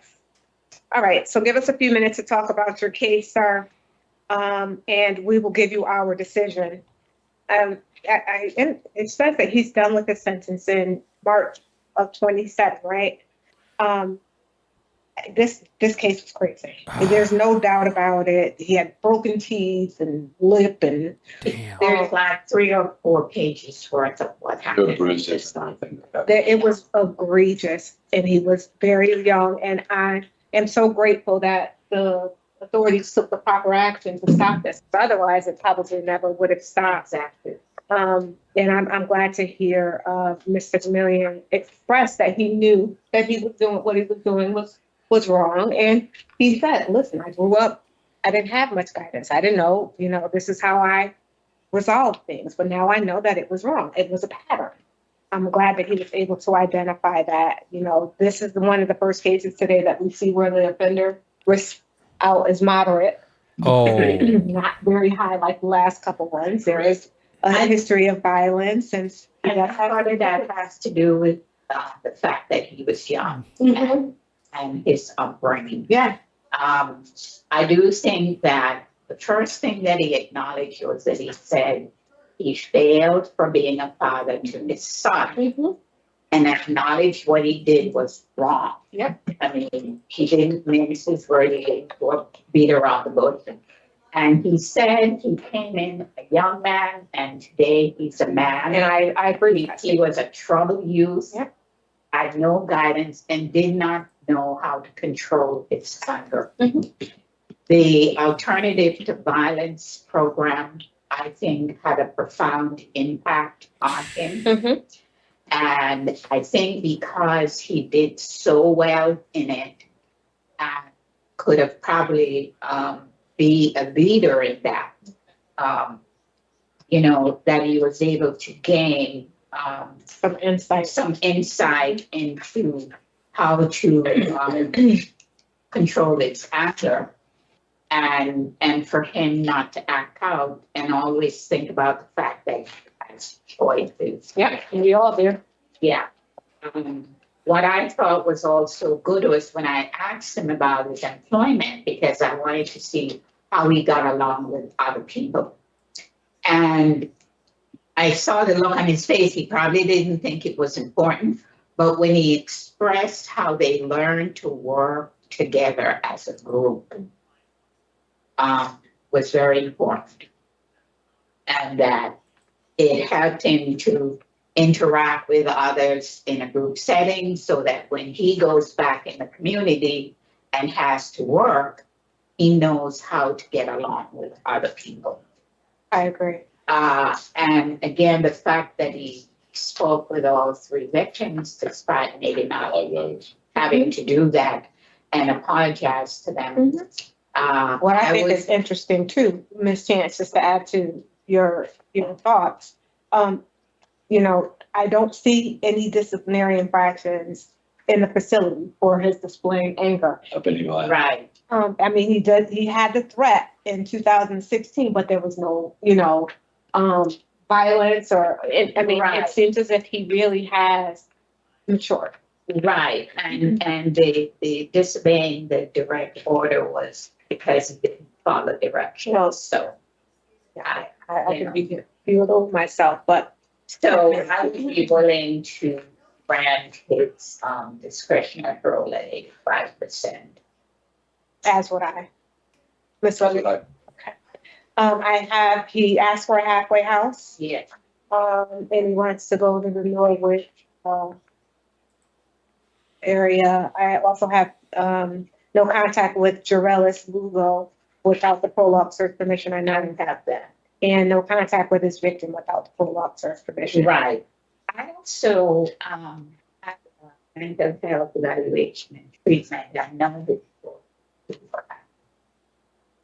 things haven't been down for so long. Okay. That it might be helpful. All right, with regard to Daquon Gomillion, 37405, I move that it be granted discretionary parole on or after its earliest eligibility date, which Officer Williams said is January 30th, 2025, with the following conditions in addition to the standard parole conditions. You are to have no contact with your victim, initials AG, without the parole officer's permission. No contact with Jarellis Lugo, who we have listed as your co-defendant, without the parole officer's permission. You'll participate in a mental health evaluation and receive treatment as deemed necessary, and you'll be released to a halfway house for residential placement so you can get a job and get yourself stable in the community. Is there a second? Second. All in favor? Aye. All right, No. Mr. Gomillion, you'll receive all of this in writing, sir. Congratulations again. Keep up the good work. I would implore you or recommend that you really do develop some sort of rapport with the officer that you have to report to, so that when you get some bumps in the road, you have that extra support. That's what parole supervision is for. Do they have arresting powers? Absolutely. But are they there to help you? That's their first job. That's the number one priority. We don't want you to come back. All right? Good luck to you. Thank you. Damn. Thank you. Here for Gomillion 3740805. I can't even do the blowhorn on this one. It's all bad. But hey, I mean, what can you do? That's what the board of paroles, decided. For those of you that are showing up late, I'm doing a simultaneous stream. I have two going. I know you guys like to look at the individuals coming on, but they keep on restricting my account, so that's the reason I don't have it on the screen. But I do have it on YT, and if you check out right here, if you go there, you could actually see the individuals, and you'll also be able to see the chat. I have it up on the screen. I have both, so you won't be missing out. Did they say they were gonna let him out today? What was his release date? Did anybody catch it? I was just too appalled over here to listen to what was going on. And he didn't do that much time. And it's a trip because, a lot of the times I'll see people on my comments and stuff on the videos. talking about how like their boyfriends or their husbands or their sons, you know, are don't even have cases where, you know, somebody lost their life. You know, they hurt somebody that was living that life, and they won't even let them out. And then you have somebody like this come on and they gave him a pass. Definitely leaves me scratching my head, but this is the world we live in. Morning, my name is Officer Williams. Today is Tuesday, September 24th, 2024. And this is a gift from Connecticut. All board members are present this morning, and by stating your name on the record, certified they reviewed all statutory required documents and available pertinent information in preparation of this hearing. Good morning, I'm panel member Page. Good morning, Joy Chance. Morning, panel member Rodriguez. Please state your name and inmate number for the record. Michael Barton, 382623. Thank you. This hearing is being conducted in consideration for a parole application for Michael Barton, 382623. He is serving a sentence of 6 years execution suspended after 33 months with 3 years of probation for conspiracy to burglary third, 3 counts of failure to appear first, 2 counts of burglary third. As of today, records reflect the eligibility date of April 3rd, 2024. There is no victim input in this case. There's an offender accountability plan for the offender. It has been reviewed and showed the offender has completed the following programs. No programs has been completed to date. Utilizing the statewide collaborative offender risk evaluation system scores, the offender's overall score for considering falls in the very high range. This is your opportunity to express to the board why you believe you should be granted parole. You may begin. Good morning. I wanted to start by saying that I am truly sorry for the things that I've done. The past 21 months have given me the opportunity to really think about my actions and the effect I had on the people and businesses involved. I had no right to violate their lives, and I want them to know that I sincerely apologize for my actions. I've learned a big lesson in doing the next right thing and having respect for others. I've done a lot of work on myself and continue to do so every day. I have steadily been working on my mental health by stabilizing my medication and counseling. I am also on the Tier 4 program, which taught me to recognize my addictive and criminal behaviors and how to take accountability for my actions that led me to the incarceration and how to prevent it from happening again in the future. I have engaged in a personal journey of recovery and have been attending AA and NA meetings, both on the compound as well as meetings in the Unit 6A, the time program, 7 days a week, which I also co-chair and chair myself. I've come to really enjoy the environment of recovery and look forward to continuing it on the outside. I have a support system on the outside already, includes my mother, soon to be an NA sponsor, my primary care doctor who will refer me to ILP and help with further mental health and treatment, as well as relapse prevention treatment. I'm not the same person I was 21 months ago. I have come a long way. I've remained DR free and ticket free and strive to keep it that way. In closing, I would like to thank the board for listening and hope they consider my release to make things right in my life, to prove to myself and to my loved ones that I'm not only a changed man, but capable of becoming a responsible, productive member of society. Thank you. Thank you very much, Mr. Barton, for that opening statement. I appreciate your taking time out to write down your thoughts. You covered some ground in there. You know, you expressed remorse for your actions. You thought about why you're there and the things that you need to do to change and prevent this from happening again. Talked about your relapse prevention plan as well as your support out in the community. And those are all areas that we always have concern with for people who are in your position. So job well done. You look so much healthier than you did when you first came into prison. Your mugshot or the shot that they have as your ID for DOC, it looks really bad. So you look healthy today. I'm glad to hear that you enjoy the recovery environment, as you said in your opening statement. And that's something that is positive because you have a long way to go. You know, you've been doing this for a very long time. You've been participating in treatment. This isn't the first time that you recognize that you have mental health health issues. Is that correct? Yes. And so you've been working on this for a number of years. Tell us what really clicked to make you say, okay, this is it. This is the time that I'm going to be serious about my sobriety. I have two kids. My son's 17 years old. He's going into a senior year of high school, and I've missed his entire life. And my daughter is, she turned 13. She's already getting in trouble with the law.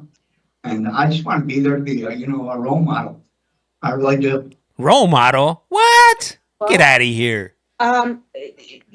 That's easier said than done because, you've been doing this for quite some time, and, children, unfortunately, they do what they see or what they know, and so it's up to you to really change that outlook. For me, when I was growing up as a child, I was afraid of prison. Still am, actually. I don't want to do anything that's going to cause me to be in there. And perhaps that's something that needs to be instilled in your children. It's not a nice place to be, and I mean, you've experienced that. So that's something that you can really share. And maybe that will resonate with her because it's not a good place to be. And I'm glad to see that you're in the Tier 4 program. You're actually, you're not done until September 30th, right? Are you still in there? Yes, And I'm still. I heard you talk about going to meetings. What insight are you gaining from the meetings that you think you can carry out into the community? How to become, drug-free, how to stay drug-free. And I'm learning how to develop new coping skills. Tell us some of your coping skills. Mine, when I see something, I say something now instead of not acting on it like I have in the past. I've just shunned it away or ran away from it. Now, if I see you doing something, I'm going to go tell on you. That's a trigger for you, though? It's a big trigger for me. Really? Give us an example. Like somebody was using drugs near me like 2 days ago. And instead of me, using with them, I went and I told staff and they got removed from the program. Okay, good. Yes. That's a step in the right direction. Yes. So that's good to recognize. Good. And so so if you see something, say something. That's kind of a slogan that's going around out here because people are doing a lot of mass shootings. What else? I'm at a blank right now. I'm very nervous. Oh, I understand. This is a big deal for you. You've been down for 20 months, you said? 21 months. 21 months, yeah. So, this is a big deal for you. And I can understand why. You can't think that you're going to go back out in the community and do the same things and get a different outcome. I've been a drug addict my whole life. Yeah. I came out of my mother addicted to drugs. Mm-hmm. And I started using when I was 21 years old. Right now, what I'm trying to do is I'm trying to get my CNA certification so I can help people. That's what I'm trying to do right now. And I don't know if this program or this facility offers that, but I'm trying to help people instead of hurt people. Right. Well, that's a good thing. So when you go out into the community, you still have your mom as support. My understanding that she has agreed to sponsor you, but I think the issue is that she's one of the victims of the domestic violence case back in the day, right? Yes. How's that related? What happens if you can't go to your mom's? I want to go to a halfway house. But do you think you can be successful? I can be. I'm not going to use drugs anymore when I get out there. I'm not going to do anything to hurt anybody anymore when I get out there. I'm just going to live my life. I'm 42 years old. I have to grow up. Well, you're 41. You'll be 42 soon. I'll be 42, yeah. Yeah, you still have a lot of life ahead of you, Mr. Barton. That fool looks shot out.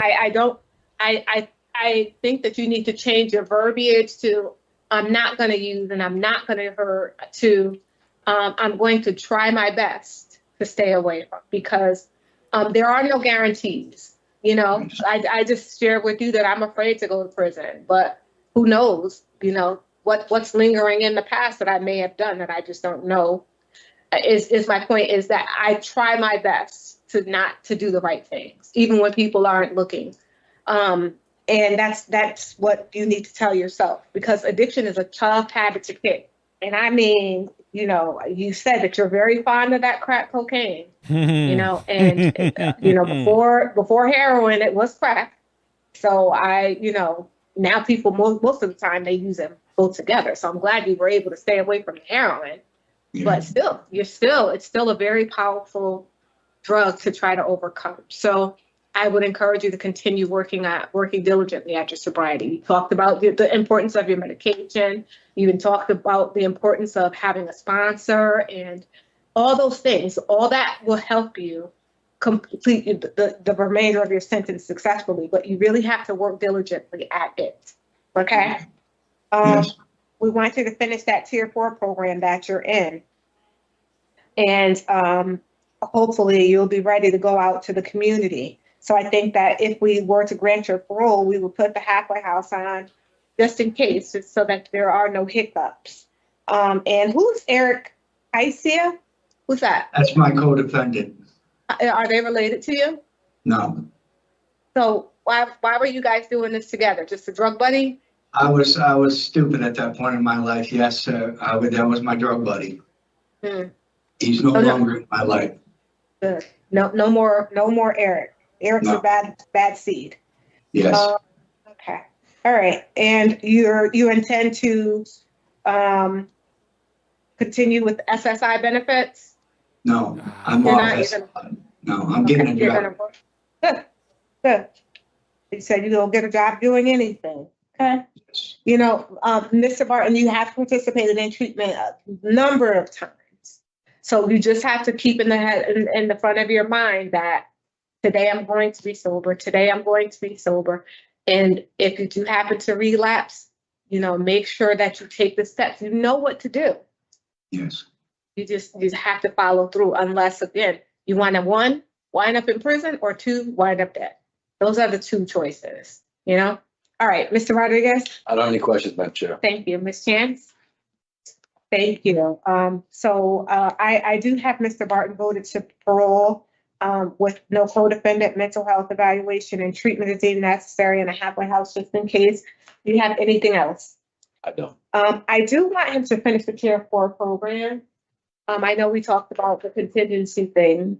But it's the end of this month.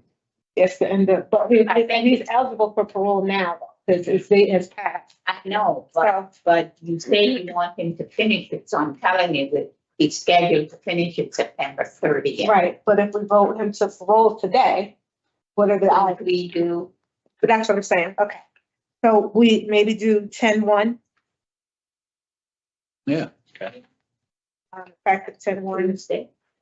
And with the conditions, okay? We'll say contingent. I'm not going to do the contingent where we want you to stay. We want you to finish. You only have a few more days to go because I don't. Right. I get it. It's not a. So do we want to do 10 is contingent?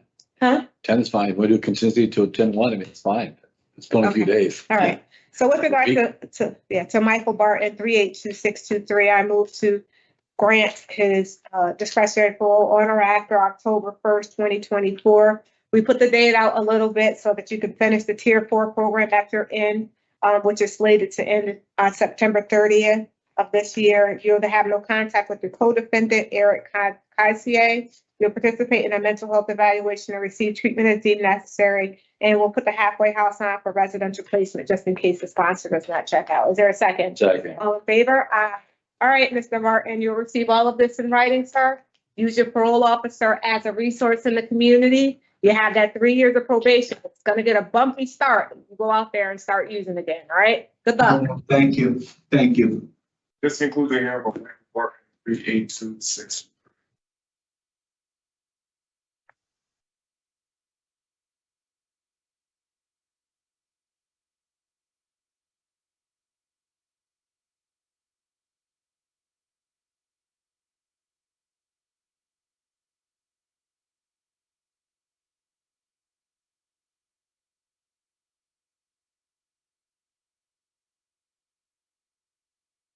How you doing?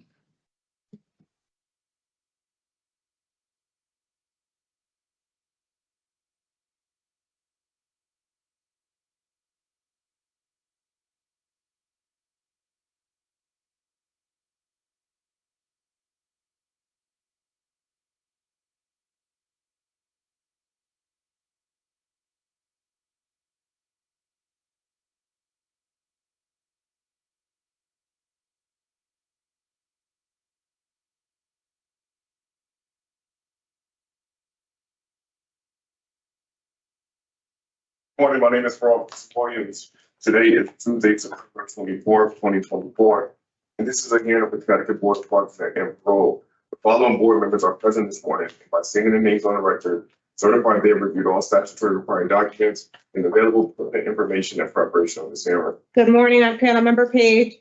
My name is Joy Chance. Good morning, panel member Rodriguez. Please state your name and inmate number for the record. Good morning, Donovan Brooks, 391416. Thank you. This hearing is being conducted in consideration for a parole application for Donovan Brooks, 391416. He is serving a sentence of 12 years, executed suspended after 6 years with 5 years of probation for 2 counts of possession with intent, interfering with officers, criminal possession of a firearm, threatening second, and 2 counts of violation of protective order.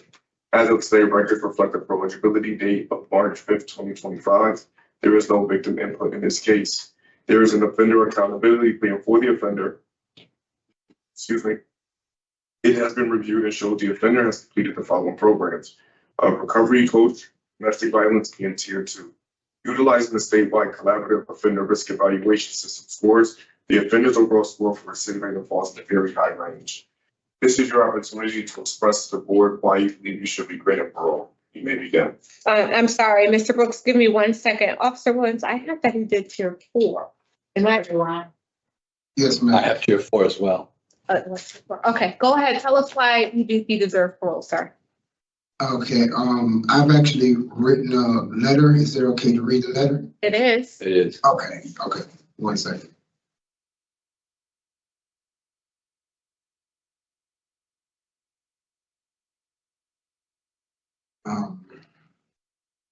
First of all, good morning to you all. First, I want to thank you all for this opportunity, and I acknowledge that this is truly a privilege and not a right. I'm in prison today because of my lack of making the right decisions with my life in the past. I deeply apologize to the victims of my community, my sentencing judge and the DOC, and most of all to my family for my rebellious criminal activity. I let you all down, and for this I take full accountability for the things I've done to lead me here. I am fully responsible and am the only one at fault. I allowed my addiction to get the best of me and made a terrible mistake, not seeking the proper help before resorting to breaking laws and having to suffer the consequences of my actions. Today I know that I am worth so much more, and I want nothing else but to prove my worth to the DOC, my family, and most of all myself. I hope my sentence was justice for the judge, the DOC, and the victims of my community as well. I witnessed how painful me not being around was for my family, and God willing, I'll never abandon them again through any form of self-sabotage. Catching a ticket while incarcerated helped me to hold myself accountable in every situation and how to assertively disengage myself from anything or anyone that can cause potential trouble for me. Since this incident, I've been DR free for more than 2 years. With motivation to live a better life, I've walked down a new road to recovery. I have been successful. Excuse me, my emotions are a little bit strong right now. I apologize. But Okay, you're doing great. Keep going. That's right. Thank you. I have been successful on becoming a better version of me with a new perspective on life. Doing this helped me learn about and join the Tier 4 program. Learning about what my addiction really is, I've obtained coping skills and multiple different techniques on how to deal with my triggers. These skills are there to help me prevent a relapse back into my old thinking distortions.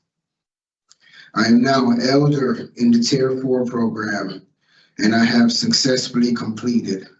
along with the aftercare and C-card programs. These classes have taught me a better way of structure, how to be responsible, and have a strong support system in recovery. Volunteering as a C-card recovery coach is one way I plan to give back to my community and the victims, and hoping to make amends with them. I now strive to be a part of the solution rather than part of the problem. I have also worked in the kitchen for 9 months with a good working report.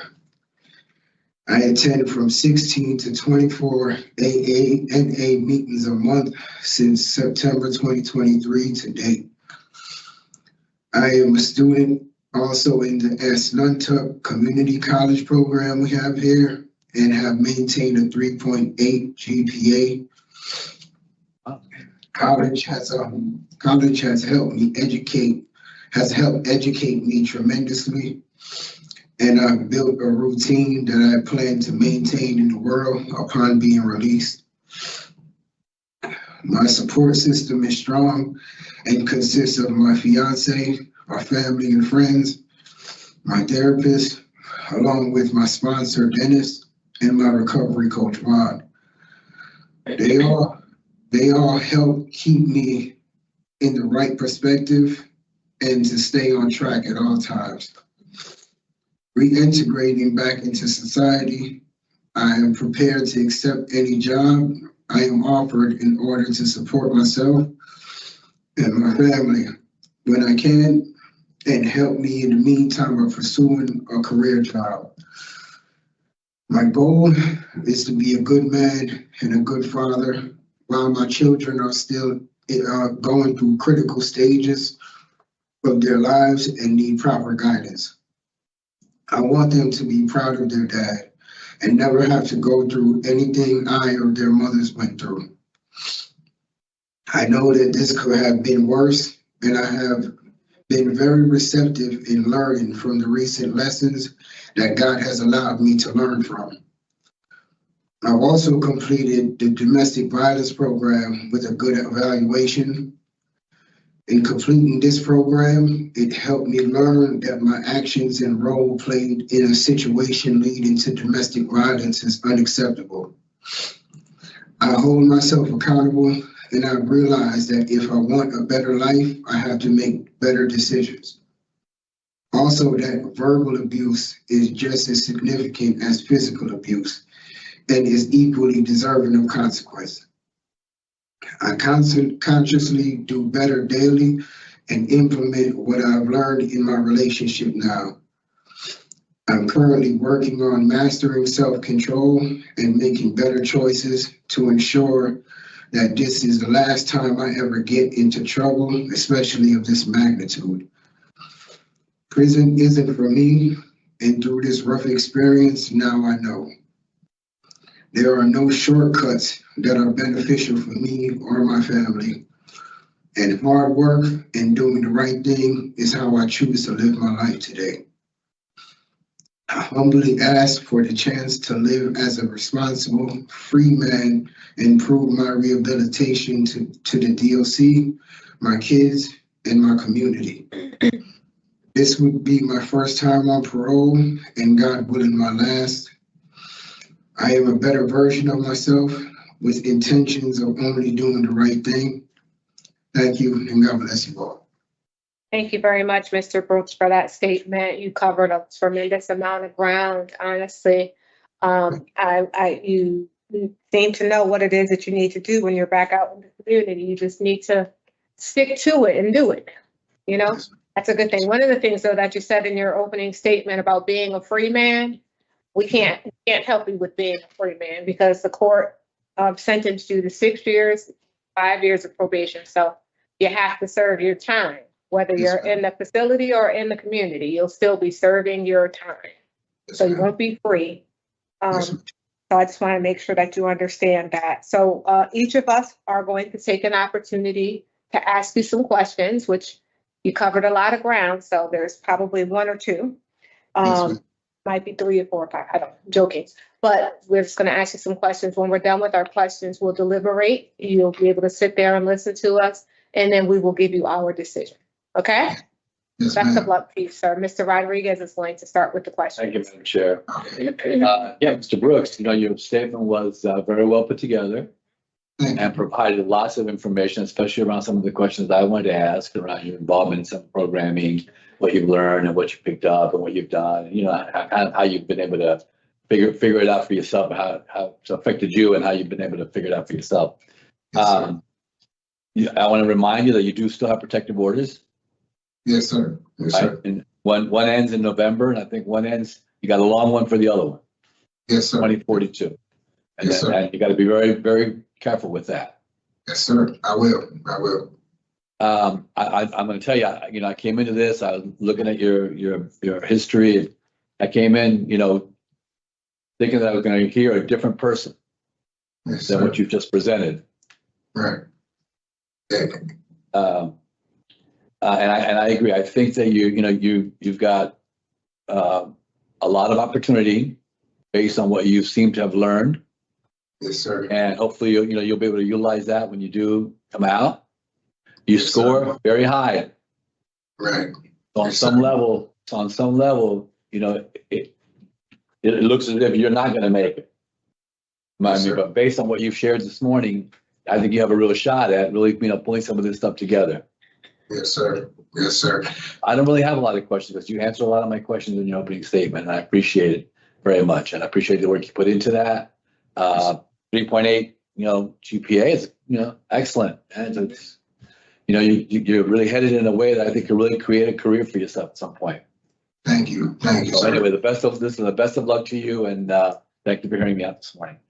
Thank you, Thank brother. you, Mr. Rodriguez. Ms. Chance? Okay, so Mr. Brooks, that was a very good opening statement. I just wanna ask you maybe two or three things. So the violation of protective order, and I know my colleague reminded you that you do have them. But Yes. what you said to the parole officer is that you didn't know that she had a protective order. Yes, ma'am. But you have to go back to the sentencing transcript when you were, because the judge explained it to you in detail. Yes, I ma'am. went back and read the transcript. So I just want to alert you that those are the things that you have to be aware of, Yes, so ma'am. we don't see you back here. The Yes, other ma'am. thing is, I know you said that you were carrying a gun Yes, ma'am. because, you felt that your ex-girlfriend's boyfriend was going to shoot you and you feared for your life. Yes, But ma'am. Mr. Brooks, if you look at what's going on in the community with all the various shooting, you don't need to get a gun. What is it that you think you needed to do when you felt that fear? Now in hindsight, I see that I made the wrong decision, ma'am. And I was thinking that I had a couple of different options as far as I could have moved away to a different town. I did try to inform the police department in Bridgeport because I actually was shot. I was shot from the guy that I told him about. So at the time, I was in fear for my life. But that was a wrong decision. That was the wrong way to handle the situation, and I see now. So I just know in the future that I would let the police department handle the situation and not put myself in any problems whatsoever. This is the first time me being ever incarcerated, and it was a rough experience for me. I've done 30 days before in the county jail, but this was a total different experience. So. Yes, ma'am. So the one other thing that I had, but which you have done so eloquently about expressing, is your release plan. When you spoke about being an elder in the Tier 4 program, you were in the aftercare, you volunteered as a CCAR recovery coach. Right. You're at Asnanta Community College, and you have a recovery coach and a sponsor. those are all things that would go in your release plan so that if you were ever asked, you have a relapse prevention and you have a release plan. Yes, ma'am. So, you know, I appreciate you clarifying that in your opening statement. So Yes, I'm all done and good luck. Okay, thank you. Thank you. Thank you, Ms. Chance. Mr. Brooks, I want to know, you have a lot of what appears to be offenses derived from anger. Yeah. What do you think was driving that anger? Honestly, past experiences of my going through a rough childhood. To be quite honest with you, it was something that I went through as a child, being molested, and I was really ashamed to come out with that as being a man and knowing that you went through being taken advantage of as a child. And I realized, honestly, being in the Tier 4 program for a year, how to deal with my emotions differently. It's helped me tremendously with my anger. I thank God that I haven't felt anger now in over a year and some change. And I see life through a different lens now. I see that I'm not the only one that goes through these type of situations, and that I actually can seek help. And I've been doing so. Good. That's a good perspective to have. Can I add to your toolbox though? Yes, ma'am. Like you said that people go, you're not the only person that has experienced this. Yes, And I would challenge you to whenever you allow that anger or the hurt that you've experienced as a child to dictate your behavior as an adult, it Yes, wins. ma'am. Right. It wins. Yes, ma'am. You don't want to you don't want to give any more credence. Do you know what the word credence means? You don't want to give. Exactly. It's like fuel. You don't want to no more credit. It gets no more credit. Yes, ma'am. You Yes, have ma'am. a choice to either allow that to take you down the rabbit hole, or Right. you can flourish. It's Right. a choice. Every single day, it's a choice. It's not easy because Yes. you've been doing the wrong things because of it for so long. Right. But it is a choice to decide, I'm not going to allow that to run my life anymore. Just another tool. I'm just telling you, because Yes, this is ma'am. a whole lot to overlook, Mr. Brooks. It really is.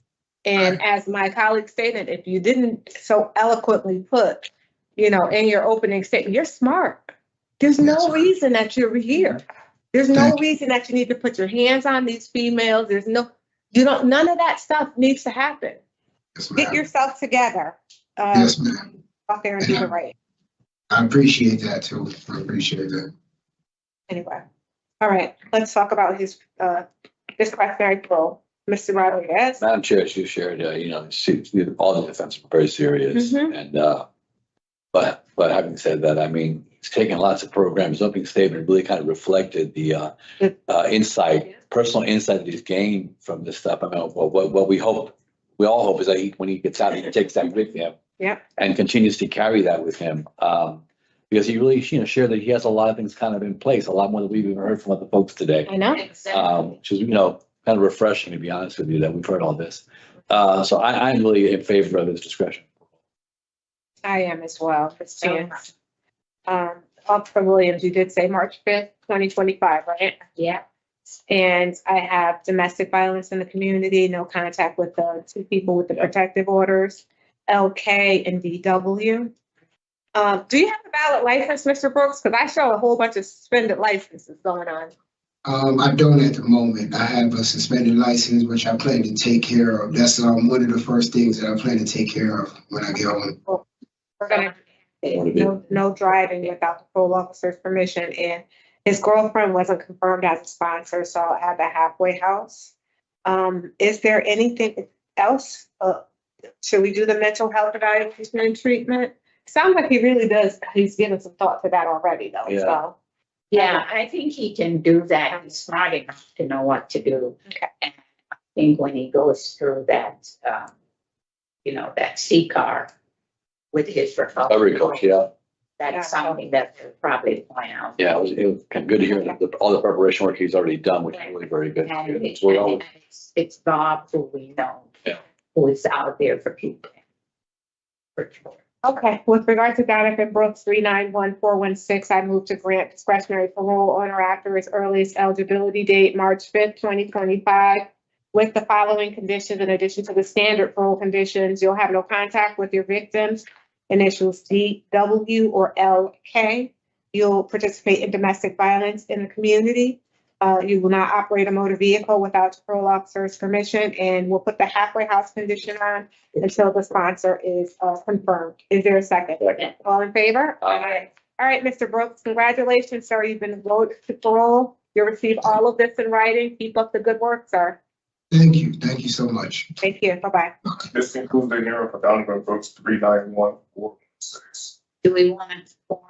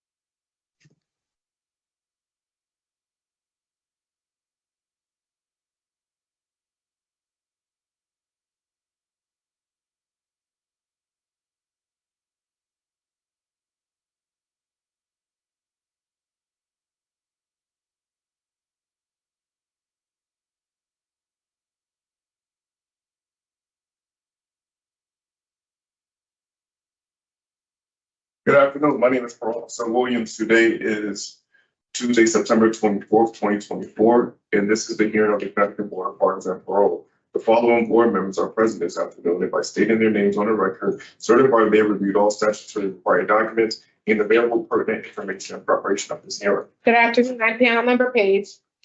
Good afternoon, Joy Chance. Good afternoon, Councilmember Rodriguez. Good afternoon, Emanuel Resto. Please state your name and inmate number for the record. Emanuel Resto, 397-513. This hearing is being conducted in consideration for parole application for Emanuel Resto, 397-513. He is serving a sentence of 20 years execution suspended after 10 years with 15 years of probation with sexual assault first degree. As of today, records reflect the eligibility date of March 7th, 2025. There was no victim input in this case. There was an offender accountability plan for the offender. It had been reviewed and shows the offender has completed the following programs: coping skills, anger management, individual therapy, social skills, short-term sex treatment, and dual recovery. Utilizing a statewide collaborative offender risk evaluation system scores, the offender's overall score for recidivism falls in the low range. This is your opportunity to express to the board why you believe you should be granted parole. Thank you again. I'm sorry, Officer Williams. He has a sex assault, so can you just, according to, you have his risk score for, recidivism Yes, versus he, sex score? I was studying 99, he, has moderate slash. And the extra is 10. Thank you very much. Okay, sir, tell us why you think you deserve parole. Okay. I wrote it down, so can I read you what I have, please? You absolutely may. Thank you. Okay, thank you.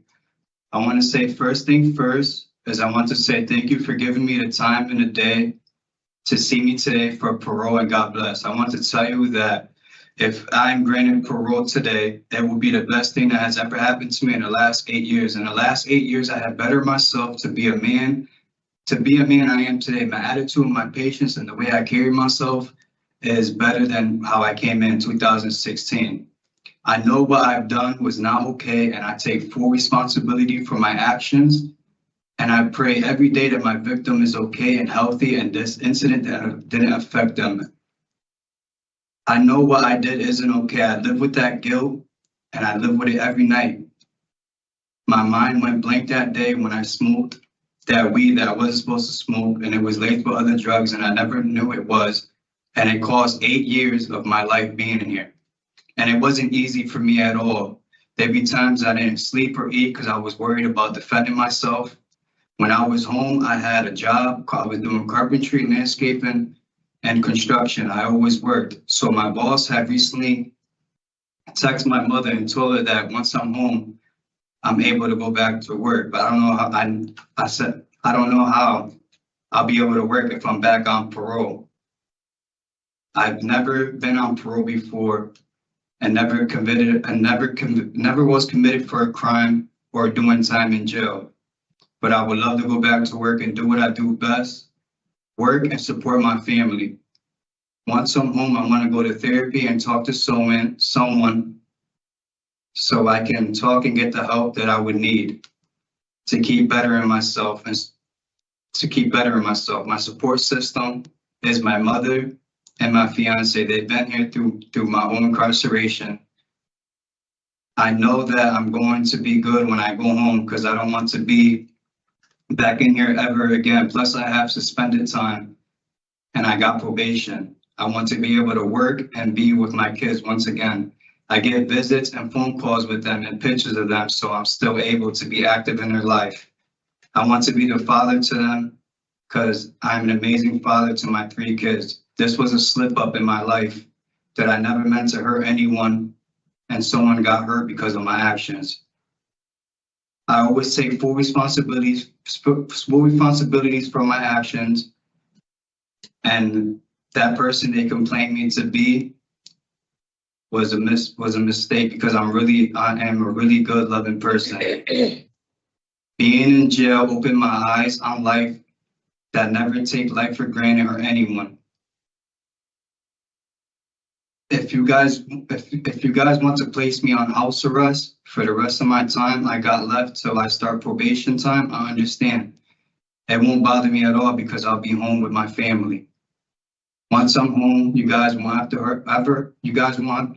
ever worry about me committing another crime because I'm going to be working and bettering myself every day. This whole situation and how everything happened affected a lot of people in my life, but it made me be a stronger man to never give up on hope. I feel so sorry for my victim. I really do. Every time I talk about it, I just want to cry because it hurts me. And I know that I was in the wrong, but I bettered myself over the years to become a better person. And that's it. Very good, Mr. Resto. We appreciate you taking time to write down your thoughts. It's helpful when you write that stuff down. That way you won't forget anything. It's just that I know what I did was, it's not okay. Right. Yep, and we appreciate that, and it wasn't okay. But let me tell you this. Stop referring to it as a slip up, because it wasn't a slip up. That's a poor choice of words. I'm sorry. I would just say I made a poor decision. And I did make a poor decision. Exactly. And that's taking ownership of it. And that's what we need to hear. Not I slipped up. It sounds like you really have taken time though to work on yourself, and you are remorseful. So what's going to happen here today is each of us are going to take an opportunity to ask you some questions. And when we're done with our questions, we will deliberate and give you our decision. Ms. Chance is going to start with the questions, but just for the record, you are required to appear on the sex offender registration. Is that right? Yes. Do you know how long? Yeah. No, they didn't tell me. Is it for life? Lifetime, yeah. I didn't see it. Wow. Okay. Okay. All right. Go ahead, Ms. Chance. Thank you. So I'm glad to hear, Mr. Resto, that you took time to write down what it is that you wanted to say, and that it included accepting responsibility for what you did. Yes. And I agree with the chair when she said to you, do not say it's a slip up. Okay. Okay. It wasn't a slip up. She already explained to you why. It's just poor choice of words. Okay. So I know you participated in the short-term sex offender treatment program. Yes. And I would just like for you to tell me a little bit about how helpful it was to you. Because when you committed the offense, I know you were, smoking PCP and a couple other things. And like I said, when I smoked, I didn't know that was in there, and that program had really helped me so much to open my eyes and to accept that what happened, I accepted what happened when I started doing that program, and it's hard for me to talk about it, because because I'm a father myself, my daughter's 12 years old, and it's like, it hurted me over the years. For so long, it hurted over the years for what I did.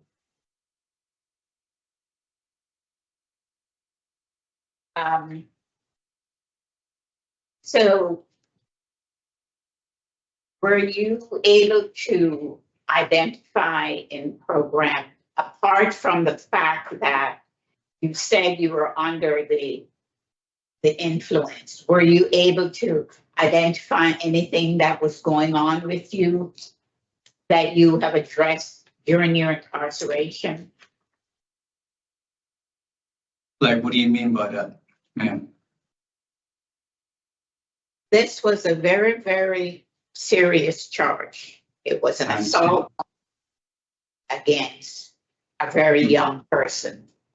You got a very high sentence.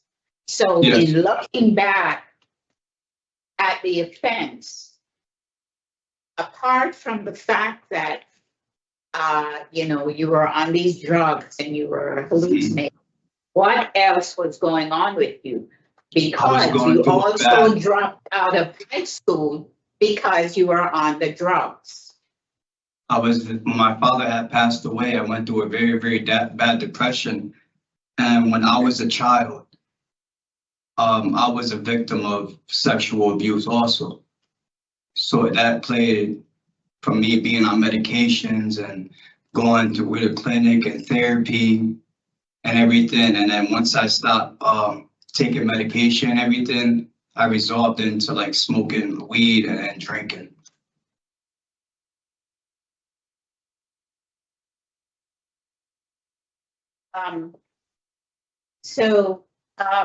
Can you tell me, so you if you're to go back in the community, what do you see are your risk factors that would, that you can identify, and what would you do so that this doesn't happen again? My risk factor is not hanging out with the same people that I used to hang with. And all I could do is just work now, how I used to work, and support my family and stay away from the negative people that was always around me, that was always passing me weed to smoke and drink. But what made you smoke and drink and do all those Because things? I was always stressed out. I was going through depression, and I didn't have my medication or none of that. So I resolved into drinking and partying and everything.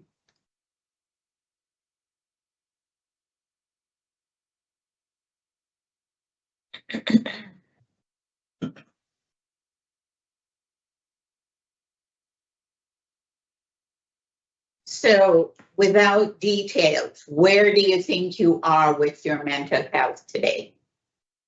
It's Have way you better. resolved that? Just a Yes. yes or Yes.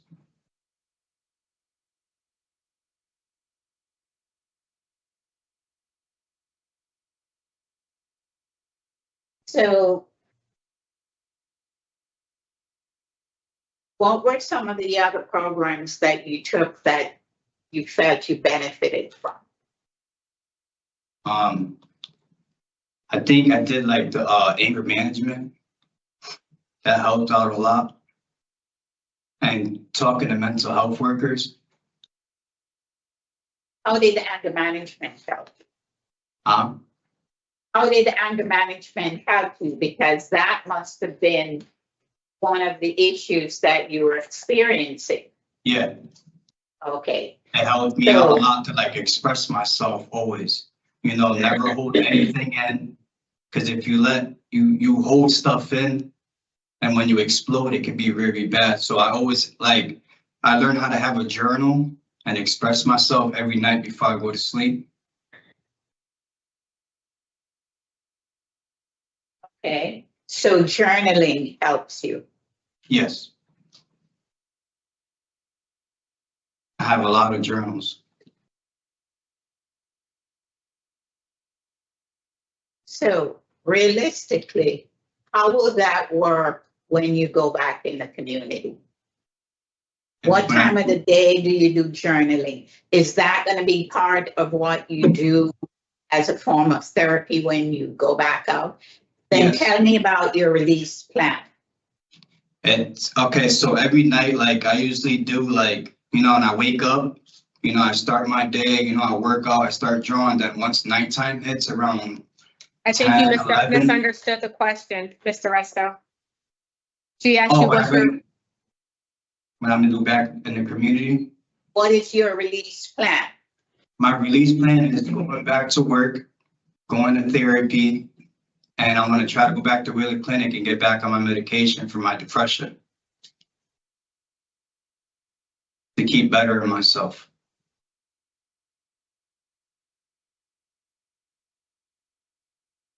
What else? And I want to go back to work and be there for my mother and my kids. Now, you said you used to do carpentry. Yes. Have you made any contact with any form of employment? He has contacted my mother. And because through family friend. Your previous Boss. That the person that you were working with before? Yes. Okay, so you didn't give the name of the company, you just said you were doing carpentry. What's the I was name? working for Carriers. Carriers? Yeah. Okay. Now, I read somewhere, I'm glad to hear that you truly want to go back and work, because one of the issues that I know your mom had with you is that you were not working, you didn't want to go to work. Mm-hmm. So she was financially taking care of you. Yeah. So now you feel that you're ready to accept the responsibility stability of employment. Yep. And you are going to participate in your counseling and your medication compliance. Did you ever have a problem with alcohol? Not really, nah. There's just usually smoking a lot of weed. Sometimes, like in the weekends, I'll sniff a little bit of coke. You know, that's it. I wasn't really a drinker like that. Okay, so what are you gonna do for your substance abuse? Substance abuse, I'm not gonna do anything. Like, I don't want to go back to smoking. You know, like, Well, I'm trying you to know, cope. that's you have a drug score of 4. Yeah, So it seems that you have to do something there. yeah. Would you Probably say- go like to NA classes. Just keep staying clean. You know, and that's part of like doing my therapy stuff and everything.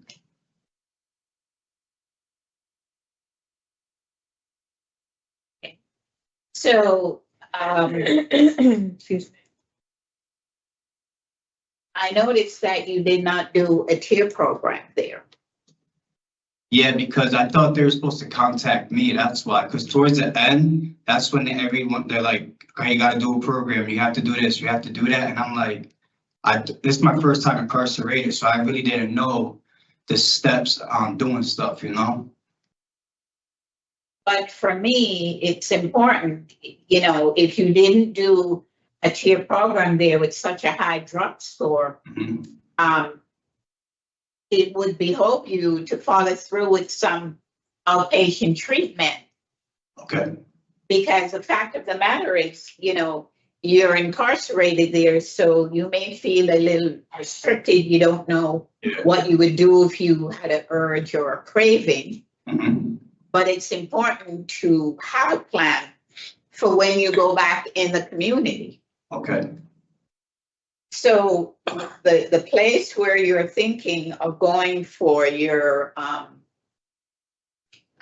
mental health treatment may also have outpatient substance counseling. But Wheeler Clinic, I think, has that. There you go. Yes. So that's where you would go to access the Mhm. services for both. Yes.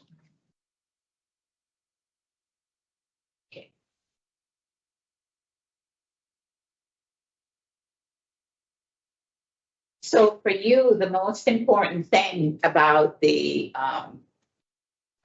short-term sex offender program that you took is the fact that each day you had to do journaling, and you found that very helpful. Mhm. Yes, it helps a lot. Okay. Do you know where the victim, now, the victim's mother, is she the one that has the 7-year-old son for you? Yes, that's my son with her. Yes. So that's your son's mother. Yes. Are you in contact with her or your son? No, I haven't been. I haven't. And I have to work on trying to get my visitation rights. So I can at least, you know, third party visit with him. And how are you gonna do that? I'm gonna go through the courts. Because I'm on his birth certificate, but I don't have custody because I've been incarcerated. So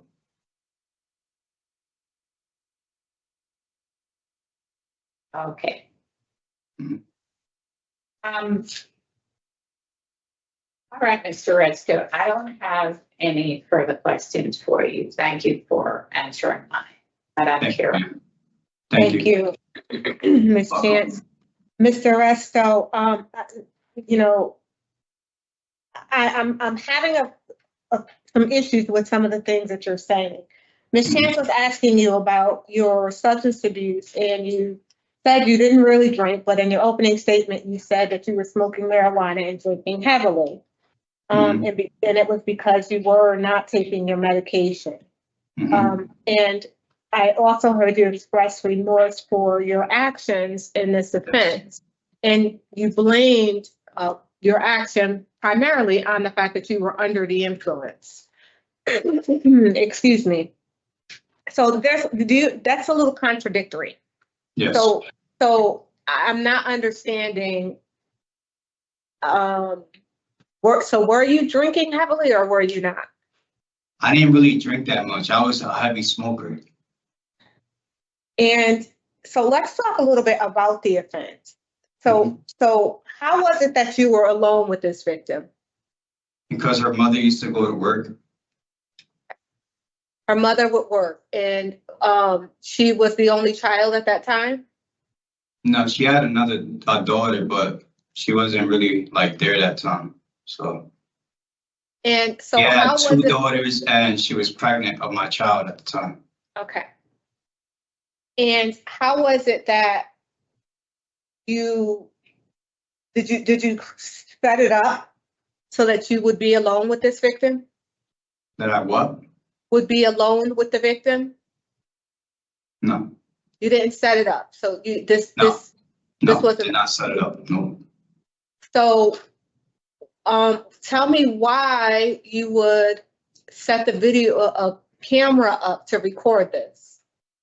Because I was, like I said, I was smoking, and I started hallucinating, thinking that it was someone else, and it wasn't. So you recorded yourself with your girlfriend? Yeah, we used to do videos and stuff. Yes. So why did you say you had to have known that your victim was a minor because you said things like, open up and let me put on the baby powder. You say that to the girlfriend that you were with at the time? Oh, man.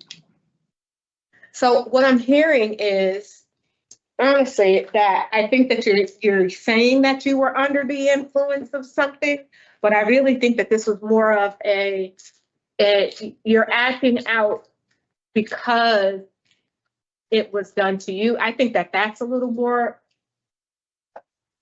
that makes it a little more easier to understand. Does not in any way, shape, or form, does not mean that we condone any of it, but it helps us understand more, because from our training, we've been taught that people who use substances and then do crimes, it's just like a gateway. Meaning the thoughts were always there, but because I'm under the influence now, my inhibitions are lowered. So now it's okay for me to do this because now I can say I was under the influence. So I really think that you need to continue working on the why, and you will have a long time to do that because you're going to be required to participate in treatment out in the community. Yes, and 15 years of probation is going to be difficult to do. Yeah, it is, but I know that I got it. That's how I know that I'm not gonna get in trouble. I'm not gonna risk my life anymore for nothing at all. Well, I have to back you up because you've received 2 disciplinary infractions just this year. One of them was for marijuana, and the other one was for headphones. And you knew you weren't supposed to have the headphones. Yeah. And you certainly knew that you shouldn't have been in possession of smoking marijuana. So why did you do that? Because this girl that I knew, she was really close to me. She had cancer. She passed away. So did smoking the marijuana bring her back? No, it did not, ma'am. Did it help you feel better? It made me stress more, to be honest with you. Because first of all, how do you even sneak and do that? I mean, that, it just makes no sense. It's bringing them in. It's just ridiculousness. I mean, I want to believe that you are being cognizant about the decisions that you're making based on the things that you've done since you've been in prison, but then you go and negate all the good work that you've done by getting tickets that that could have been avoided. Yes. I mean, I just don't understand. And the headphones, why did they give you a ticket for headphones?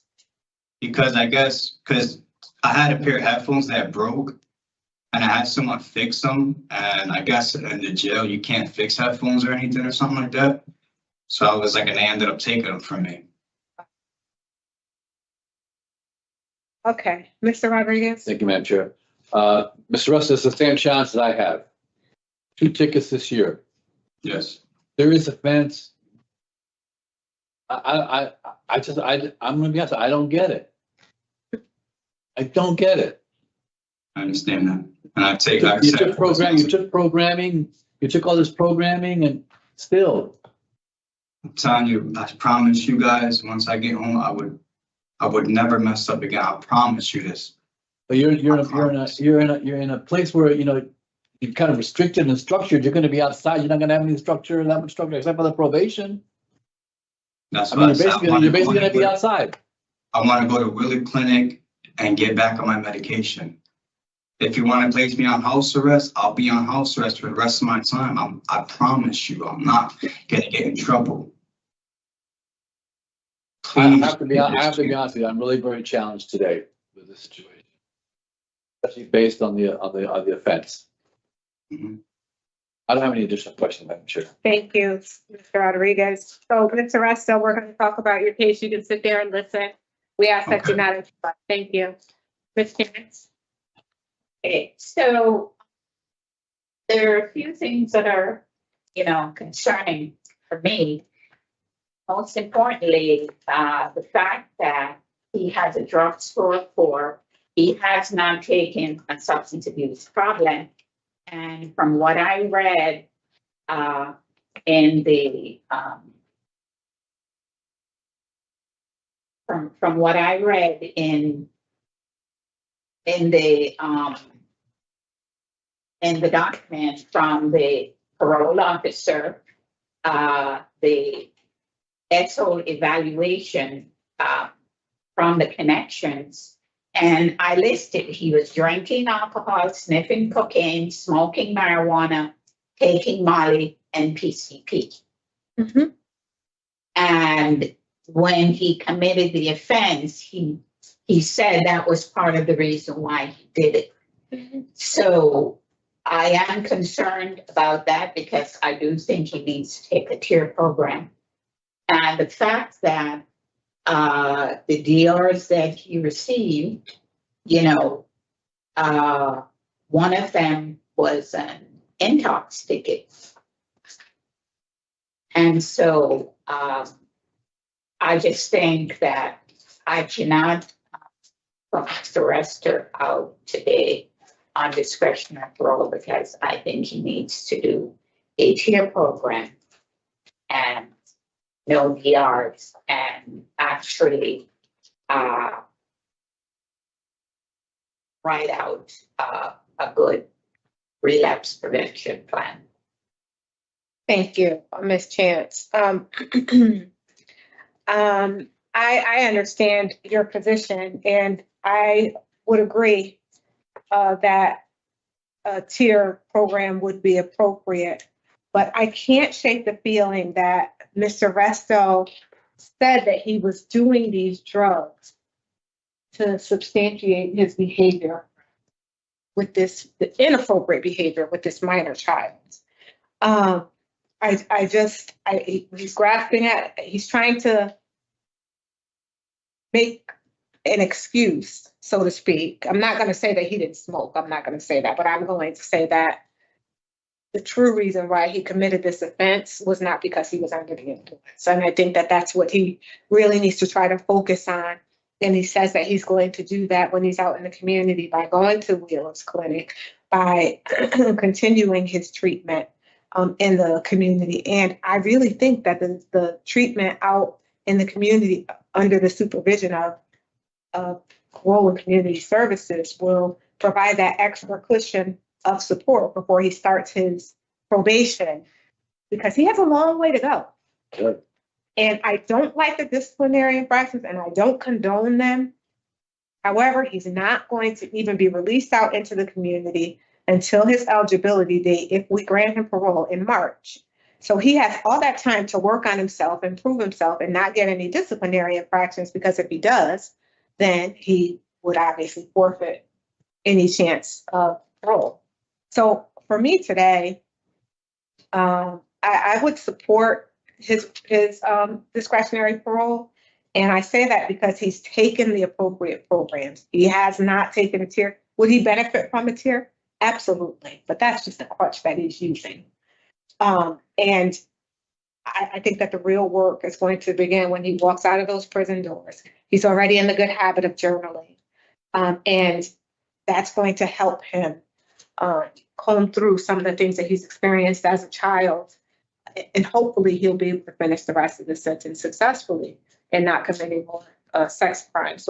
So that's where I am. I really think that he would benefit from discretionary parole. That's the reason why I would vote to grant.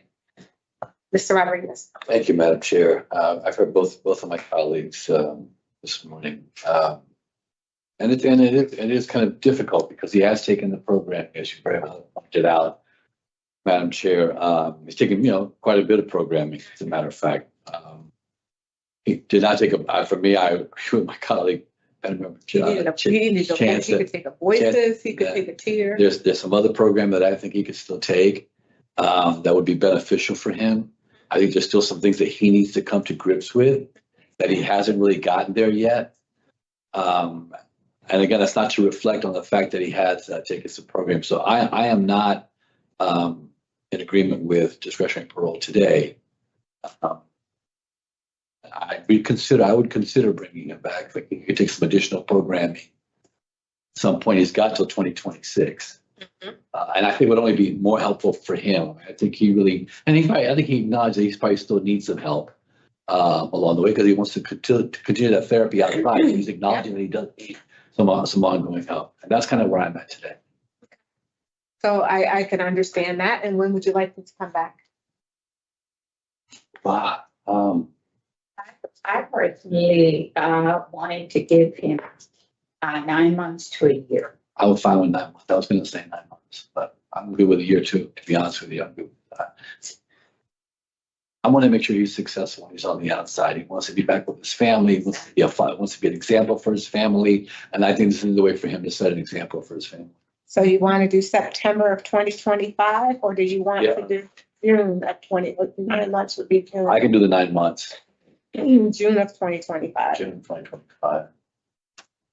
And you want inadequate program participation? Yeah. Anything else? Was he on probation? Or institutional adjustment? He was on probation when he did this. And for institution. I would just do the two since we're having them come back. Just support the poor institutional adjustment because of the tickets that he's received. Right. And inadequate program participation. Mm-hmm. And then we'll have them come back in June of 2025. With regard to Emanuel Resto 397513, I move that his discretionary parole be denied as at this time based on his inadequate program participation and his poor institutional adjustment with the disciplinary infractions that he's received. I further move to rehear him in June of 2025, at which time he should have completed any successful programs, any positive programs, available to him. We would love to see a tier program and maybe even a voices if you can prior to that time, and receive no additional disciplinary infraction. Did I say everything? Yeah. Is there a second? Second. All in favor? Aye. All those opposed? The record will reflect that I am in favor of releasing Mr. Resto at his eligibility date. So Mr. Resto, you'll receive all of this in writing, sir. Keep working on yourself. You have, I know that you would benefit from being out in the community on parole, but my colleagues want you to do some more work, prove yourself. What about, so that they can, go ahead. What about if you just parole me to a halfway house, please? That's all I ask, please. Well, you're not eligible for parole until March. And so they just gave you an additional 3 months on top of that. So go back there and do all that you can, sir. Take advantage of the time, All right. Good luck to you. Thank you. Thank you, report made 7-5.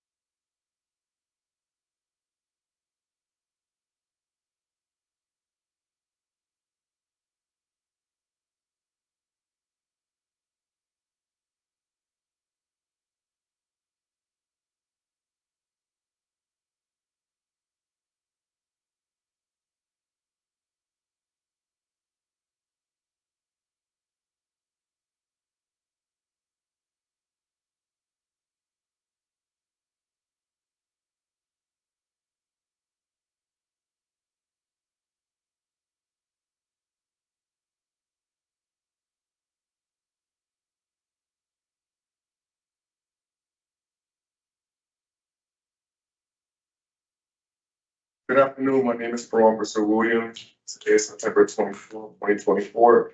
This is the Jurisprudence hearing of the Connecticut Board of Parole. President is sworn in as chairperson, Ms. Page, board member, Mr. Rodriguez, and board member, Ms. Chance. Also present this morning is Dr. Walker. Officer Williams, do we still have to swear in Ms. Rivera?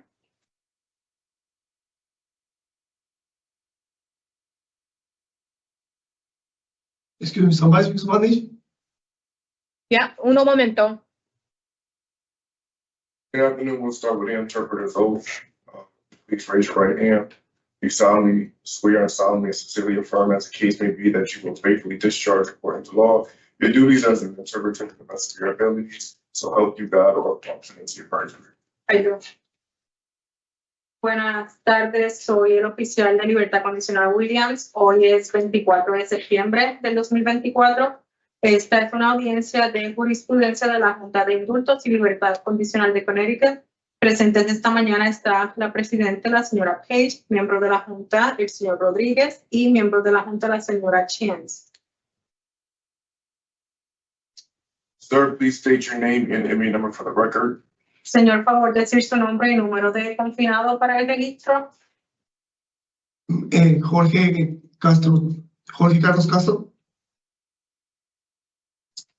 And your number? Su número. 409851.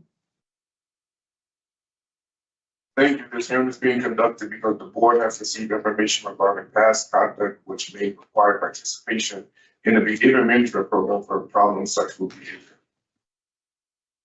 Thank you. Because the information we are going to discuss involves confidential information, I'm going to move that we go into executive session. Is there a second? Second. All in favor? Aye.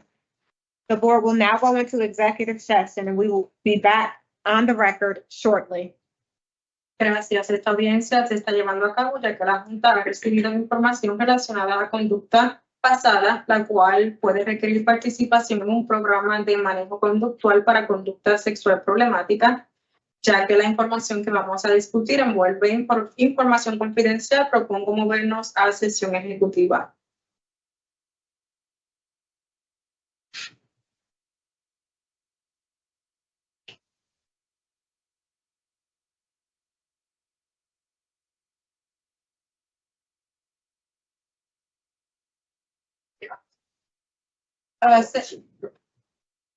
¿Puede llamar el oficial que entre un momento, por favor, señor Castro?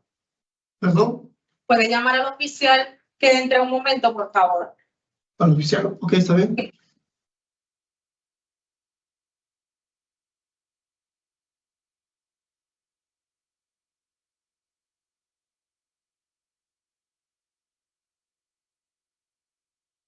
¿Está viniendo?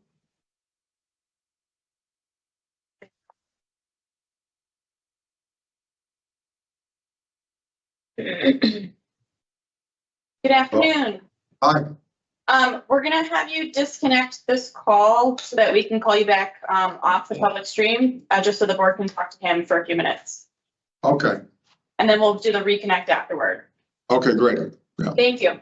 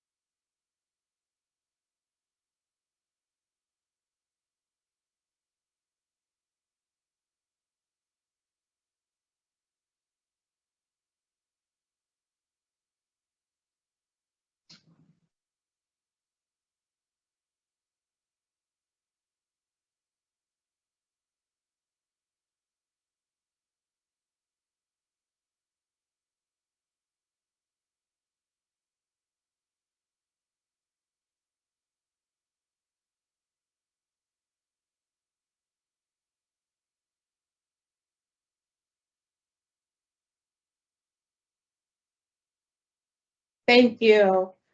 In the matter of George Carlos Castro, 409-851, I move that the board require an assessment of problem sexual behavior prior to the scheduling of a discretionary parole hearing. Is there a second? Second. All in favor? All right, so Mr. Castro, after reviewing the information, and your testimony today, the board has determined that an evaluation for treatment of problem sexual behavior will be required prior to scheduling your discretionary parole hearing. At that hearing, the board may decide to order your participation in treatment and compliance with the related clinical recommendations regarding the treatment as a condition of your release.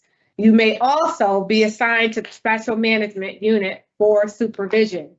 The board does understand that you've requested to waive your discretionary parole and that you do not want to participate in the assessment.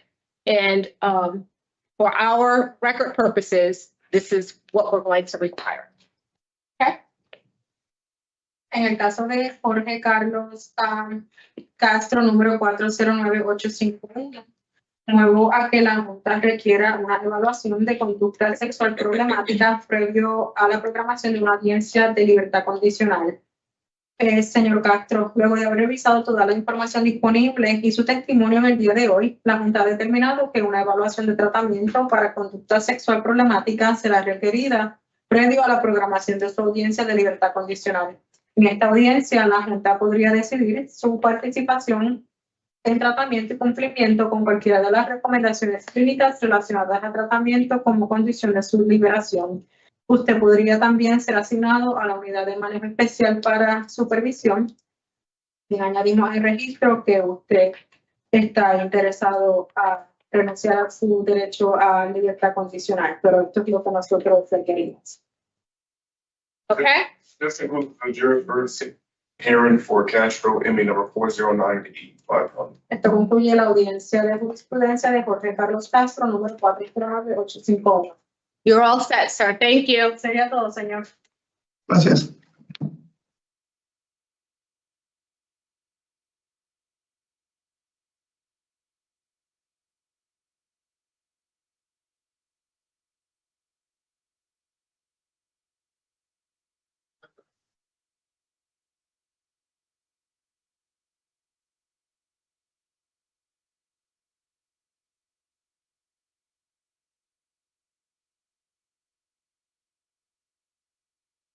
Are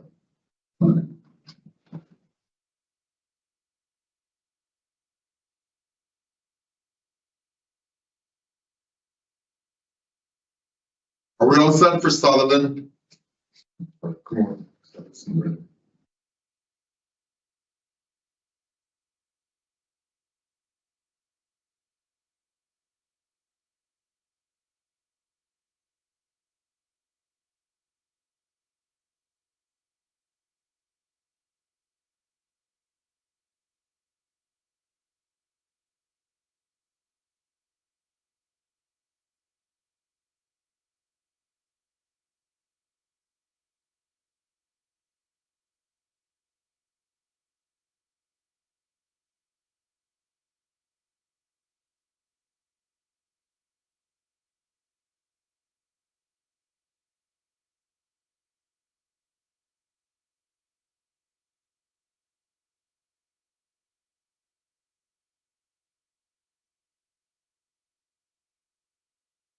Good afternoon. My name is Officer William State. It's Tuesday, September 24th, 2024. This is the hearing of the Connecticut Board of Parties and Parole. Following board members are present this morning by seeing their names on the record, certified they have all statutory required documents and available pertinent information in preparation of this hearing. Good afternoon. I'm panel member Page. Good afternoon, Joy Chance. Good afternoon, panel member Rodriguez. Good afternoon, Mr. Rodriguez. Good afternoon. Please state your name and inmate number for the record. My name is Wesley Sutherland. Your inmate number? 416812. Thank you. This hearing is being conducted This hearing is being conducted in consideration for parole application for Wesley Sutherland 416812. He is serving a sentence of 14 years executed suspended after 10 years with 5 years of probation for 3 counts of unlawful personal. As of today, records reflect a parole eligibility date of March 10th, 2025. There is no victim input in this case. There is an offender accountability plan for the offender. It has been reviewed and shows the offender has completed the following programs. In your management, utilizing the statewide collaborative offender risk evaluation system scores, the offender's overall score for recidivism falls in the low range. This is your opportunity to express to the board why you believe you should be granted parole.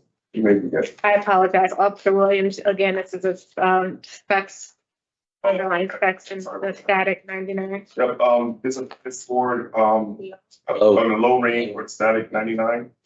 Thank you very much. All right, Mr. Sutherland, tell us why you think you deserve parole.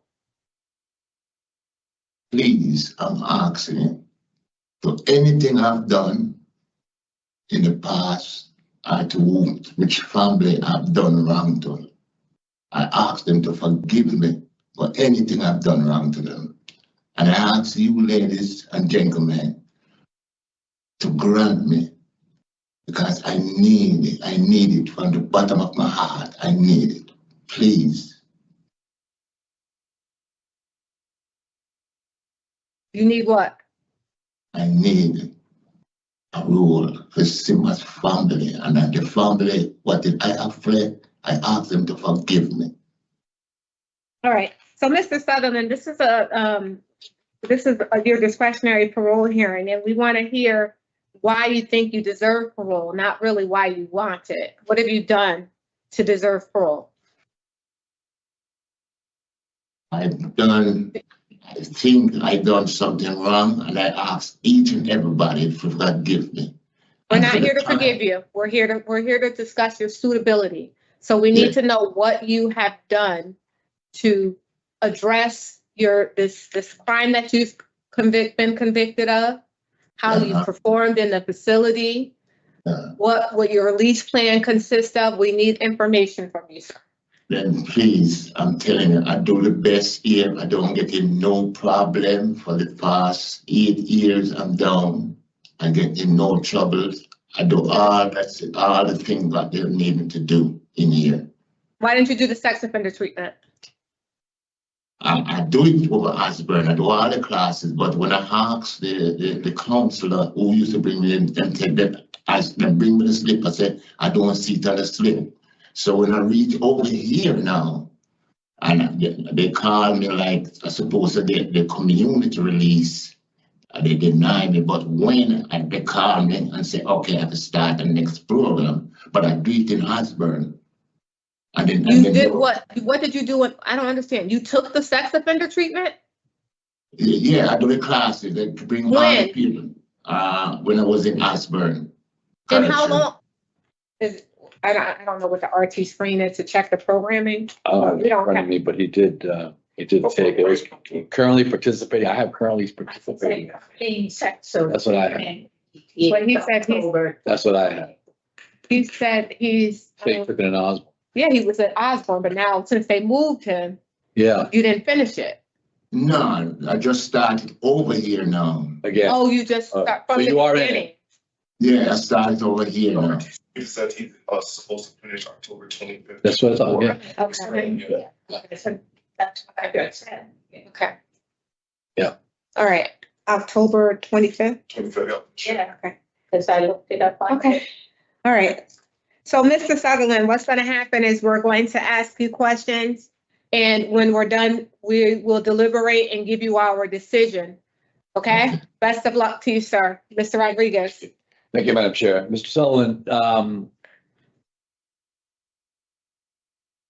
I know you took anger management as well. Yeah, I took it all of it. Sugar off, you would ask burn, all of that would take over here. But no, no. How long ago did you take? How long ago did you take that? I take that in 2022, 20, going 20, yeah, going 20. Do you remember what you learned from it? I learned a lot. I learned a lot by reading the things what the paper what they give to me, and it make you change a lot of things in your mind. It make you know what the family value is, because I wasn't a father to my kids them till I came here and read most of that thing. I'm so sorry. I never get the chance to even tell my daughter who died when I just come in here how sorry I was.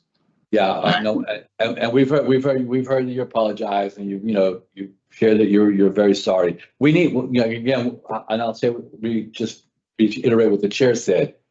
We need to know that it's going to be okay to let you out.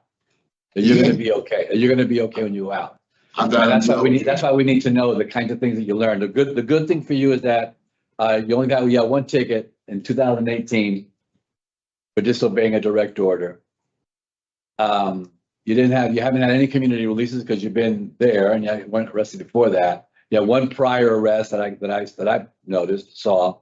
It was for an assault, but it was quite a while back. Can you just tell me how you got into all of this to begin with? How did all this happen to you? What was going on? What was going on is just like I just said. As me as a man and what's going on, it was so much things, because what happened to me and that lady, and I said, I'm sorry. It's just self-control. It was a big thing in my problem. Lady, this was a child. Yeah. Lady, this was a child. This was a child, correct. Yeah, but what I'm saying, that's what I'm saying. I'm so sorry it happened.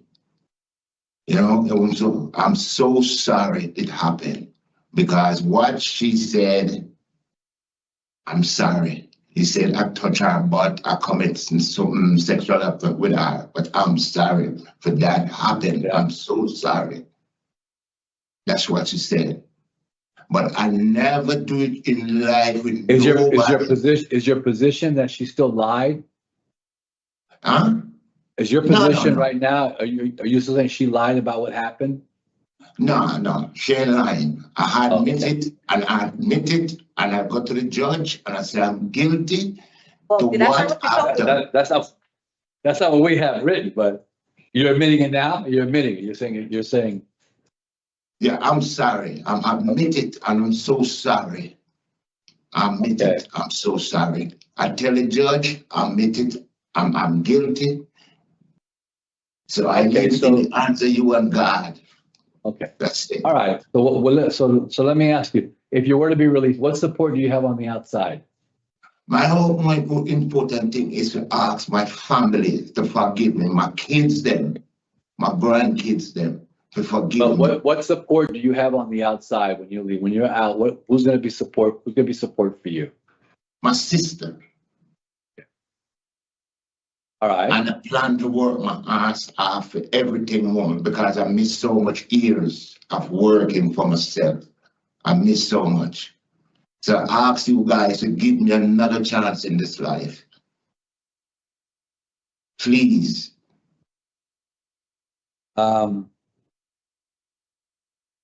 So you have 5 children, right? Yeah.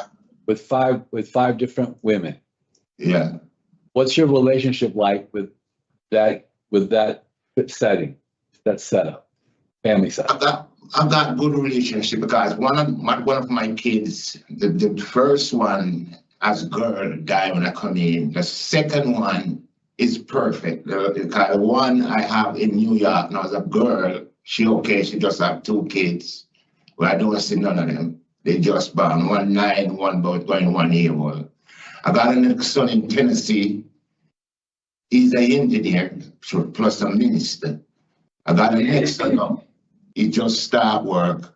And I have a son now. That was the private to the defender brother. You know, so that's the only thing is my problem. Come to them, ask them to forgive me as a father, and so the family. All right. Mr. Son, thank you for answering my questions. I don't have any more questions. All right. Good luck to you. Thank you, Mr. Rodriguez. Ms. Chance? Mr. Sutherland, do Yes, you ma'am. remember your interview with the parole officer? Huh? Do you remember your interview with the parole officer? Yeah. That's I meet him couple of days, like about a week ago. Right. And during the interview, you denied committing this offense and took zero responsibility for this crime. Yeah. So today, you're saying that you're admitting to what? Listen to me. I admit it today because in my heart and my soul, I act, and the action what I made, I paid for it, and I done 8 years and still got a year on my head for finish. And number two, with me and what happened, I asked the family to forgive me. I understand the Christian has said to me what I've said to the parole officer, but I admit it before the two ladies and a gentleman. And I asked him, as a lady and as a sister, as a mother to a daughter, as a father to a son, forgive me. And so to the family, I asked them to forgive me. Are you going to say something? He's asking us for forgiveness. That's not our role. He's asking I'm us. just kind of I'm not God. ignoring that because you've said it to him several times, so I know it's really registered. You need to forgive yourself. That's what it really sounds like. I forgive myself. Well, I then do. you stop I do. asking us for forgiveness because our forgiveness of you doesn't matter. Yeah. I asked myself, that's why when I've been in here, I stoop to the level I put myself to. I stoop to it, and I try to respect every order they put inside here. That's I supposed to follow. Okay. I knew in myself that could never happen to me again in life, never. I know from the bottom of my heart. So I'm asking you. So, Mr. Sutherland, you want to go to a halfway house and you have the support of your sister and how many of your children? Because they don't all live in Connecticut. All right, I got one son out of Connecticut and he's in Texas, Tennessee. He worked from Texas to Tennessee. He's the minister, he's the engineer. And I got one daughter, she lives in New York. I got 2 sons who in Connecticut. Okay, and do you have their support? Yeah, I got their support because I talked to them, and, you know, but I don't really take money from them. I just want to support and ask them to forgive me as a father, but I wasn't to them. Because I Have you wasn't a thought father. about where you're going to work? Yeah, I tried work because I do construction work, but I don't like to work when I go out. I like to work in like warehouse, do stocking, packing, thing like that. Have you figured out where you asked from Hartford and Waterbury? Yeah. So which warehouses have you looked into? I wish if I could get in Hartford, where I could have got Bloomfield, where more warehouse job is, you know. And what else do you plan to do if you go back to the community now? I like to volunteer what I used to do first. I used to volunteer the Seventh-day Adventist Church when they have food share. I help them give out food, move people things around. I don't know. Volunteering is not going to pay the bills. No, but what I'm saying, I plan for work. as like inside the night work, any job I have to give what I can do to make life easier for me. Which of the Seventh-day Adventist church? The one in West Hartford, when it passed, you know, when it passed something there, something there. The park, and you go like, I would go Capital Prospect and come right back, you come like you pass in the governor and come down. Oh, okay. All right. And what about you took the short-term sex offender, or you're in the short-term sex offender treatment program? Yeah, I'm in there now. Right now, I'm doing That's it right what now. I just said. You're in there now, Yeah. and you're expected to finish by the end of this month. Yeah. So what have you learned from it so far that would help you to understand why you committed this offense? Then I learned a lot to be myself and admit the fact what I've done. And that is a big meaning to a person to admit what they've done. And I ask myself to, when I go out in the world, to be more positive, self-control. Okay, so you know you're going to have to follow through and attend that sex offender treatment in the community. Yeah, you know that. Yeah, I asked the teacher that even if I get the parole, then say I got to finish it outside. And plus, I would have to sign up as the fifth defendant. Okay. All right. Well, I hope for your sake that if we do vote for you to go out, that you do what you say you're going to do. But most importantly today, Mr. Sutherland, you have acknowledged that you did commit the offense, and you said participating in the sex offender program was very helpful in your decision to acknowledge what you did. Yeah. At least that's what I heard today. Yeah, from me and from the bottom of my heart. Okay, all right. Thank you. Thank you, Ms. Kent. So, let's talk about Mr. Sutherland's request here today. He rates out low. He's in the program. He's not done until October 25th. Got out to March. He's not done, right, his eligibility is not until March. So, I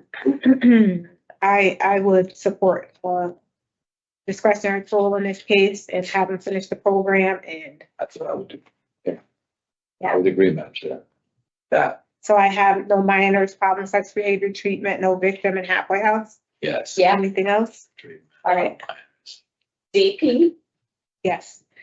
I move that Wesley Sutherland, 416-812, be granted discretionary parole on or after his earliest eligibility date, which we have today is March 10th, 2025, with the following conditions in addition to standard parole conditions. You are to have no contact with your victim. Her initials are ZP. There is a protective order in place until 2063. You are to have no contact with minors without the parole officer's permission. You'll participate in problem sexual behavior treatment in the community, and you'll be released to a halfway house for residential placement. Is there a second? Second. All in favor? Aye. Mr. Sutherland, you'll receive all of this in writing, sir. You've been voted to parole in March. Good luck.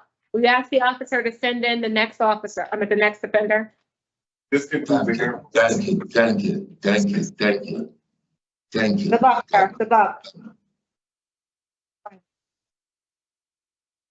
Ask the officer to send in the next person. All right, thank you.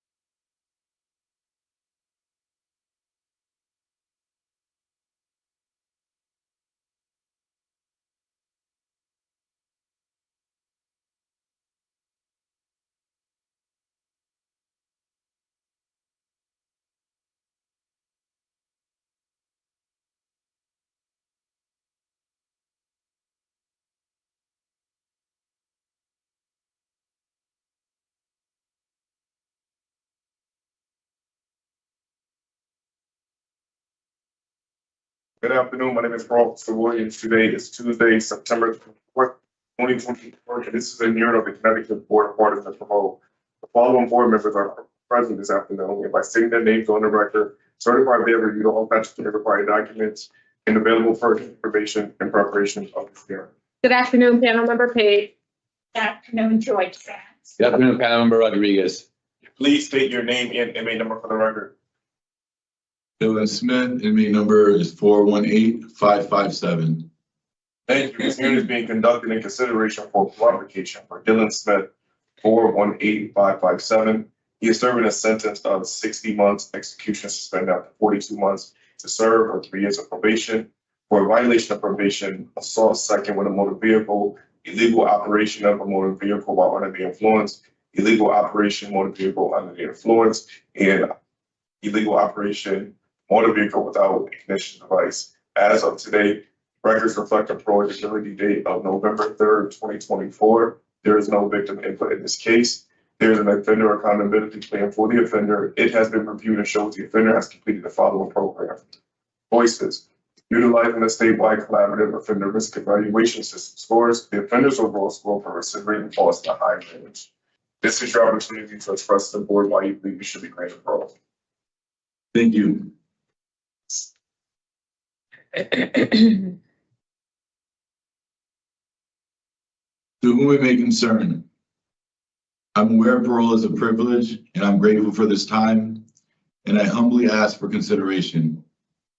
I will now illustrate why I believe I deserve to be granted parole. First and foremost, I give my sincere apologies and express my deepest condolences to all my victims, which includes my community, friends and family I've hurt, involved, and put in jeopardy due to my behavior. It's become clear to me that I struggle with alcoholism. However, I would also like to acknowledge the lives that I put in danger while under the influence. This was ignorant and I'm guilty by association. I'm empathetic and I can imagine the effect that I've caused. I've experienced intense distress and remorse due to my past choices and the effects it's had on myself as well as others. I became quite keen in the sense of this addiction, and while I'm fortunate enough to have the opportunity to overcome this barrier, some do not due to symptoms of addiction. It is very apparent that I cannot consume alcohol, period. There are no ifs, ands, or buts. Struggling with this addiction by no means excuses my actions, distorted thinking, irrational decisions, and inappropriate performance in my community. These distorted decisions have consequently and critically affected more lives than myself, which was selfish and careless. At 20 years old, I was incarcerated for a DUI-related car crash, and upon release, I was able to sustain a proactive life, and for a while, I was consistent. I was effective until I started utilizing alcohol as a coping method and not using the tools that I gathered, applying my insight and relying on my community support. This, in fact, was detrimental. I lost touch with the core values I developed in my moral compass. My overall life began to decline, and this led to additional convictions, along with being in this current predicament. Problems I addressed were not solved. However, through this experience, therapy, extensive programming, Alcoholics Anonymous, and in-depth self-reflection, I've recognized alcoholism is a disease and I'm the host. It takes daily self-inventory to live and maintain a healthy life for myself. And without this, the outcome is clear, and that's jails, institutions, or death. Throughout this time I've served, I've put forth great effort exercising recovery despite challenges and setbacks relative to life outside of here. Things have not been perfect, however, my desire to better myself does not dissipate. Being involved, positive, and proactive in the jail communities have enabled me to harvest many valuable tools to better improvement. I'm inquisitive by nature, and this journey has been a constant to learning, better understanding myself and others. This experience has put an exponential amount of perspective into my daily life, and I'm grateful to have had the opportunity to participate and complete beneficial programs such as Voices, Tier 2, DUI Therapy and Treatment course, as well as a Recovery Coach Academy through Connecticut's Community for Addiction Recovery, which will provide me with the ability to help others who are struggling with addiction in my community. Likewise, I've been able to evaluate myself to learn and apply these teachings. Additionally, I will have a recovery coach myself. Likewise, I'm involved in a self-management and recovery training program called SMART, and I'm enrolled in aftercare. Throughout these endeavors, I've also actively been working towards a certification in advanced manufacturing through the vocational department. Moreover, I've completed financial aid to pursue higher education here at Usnuntuck or Porter and Chester in Hamden, Connecticut for electrical program to obtain my journeyman's license and eventually get my E2 if released, or when released, I should say. Here at Robinson Correctional, I've acquired a variety of skills, which are coping skills, harm reduction strategies, distraction skills, critical thinking skills, and general tools to better identify primary and secondary problems pertaining to my convictions. I'm confident that I will transition, reintegrate, and acclimate smoothly back into my community and be a positive influence and asset. I'm grateful to have a strong sponsor, network, and a substantial support system to leave here to. I'm eager and motivated to start working and reestablishing my life. I have a secured employment opportunity, which allows me to work where I will reside and cancels transportation concerns, which is very critical given my circumstances. Where I will be employed is through Eagle Rock Management, doing some contract work through various vendors. I have constructed concrete plans and guidelines to follow to ensure clarity, responsibility, sobriety, and a solid foundation to avoid relapsing or reoffending, some of which, but is not limited to, are structured, daily discipline, mental health therapy, addiction service council, attending Alcoholics Anonymous, working with my sponsors, and continuing daily self-inventory. I'm dedicated to continuing my journey of self-improvement and recovery, and I hope for the opportunity to prove that I'm capable of continuous positive change outside of prison. Thank you, truly, Mr. Smith. Well, Mr. Smith, I appreciate that statement. It was very detailed. I appreciate your apology to the community and your accepting responsibility for your actions. You've laid out a plan for your relapse prevention and your return into the community. You did an excellent job preparing that statement. How long did it take you to do it? To be quite honest with you, I did several rough drafts. I revised it again. A couple months went by. I looked at it again. It's kind of been a work in progress over the course of the last maybe 10 weeks. I really put your heart into it. You did a good job with covering everything in there and telling us about the programs and your intentions to avoid relapse. So what's going to happen here is each of us will take an opportunity to ask you some questions. When we're done with our questions, you'll hear us deliberate. You can sit and listen, and then we'll give you our decision. Okay? Yes, ma'am. Thank you. Up to you. Ms. Chance. So, Mr. Smith, you have some very serious charges here. And you're very fortunate that you have not killed anyone. Yes. That is of great concern to me. How many times have you taken the DUI home confinement? I've never had DUI home confinement. You never did? No, ma'am. So what did you have to do after the assault second? So I have that you were approved to take it June 6, 2023, and again, July 10th, 2024. To my knowledge, I've never been on home confinement. However, I was on zero tolerance for roughly 2 years while going to court.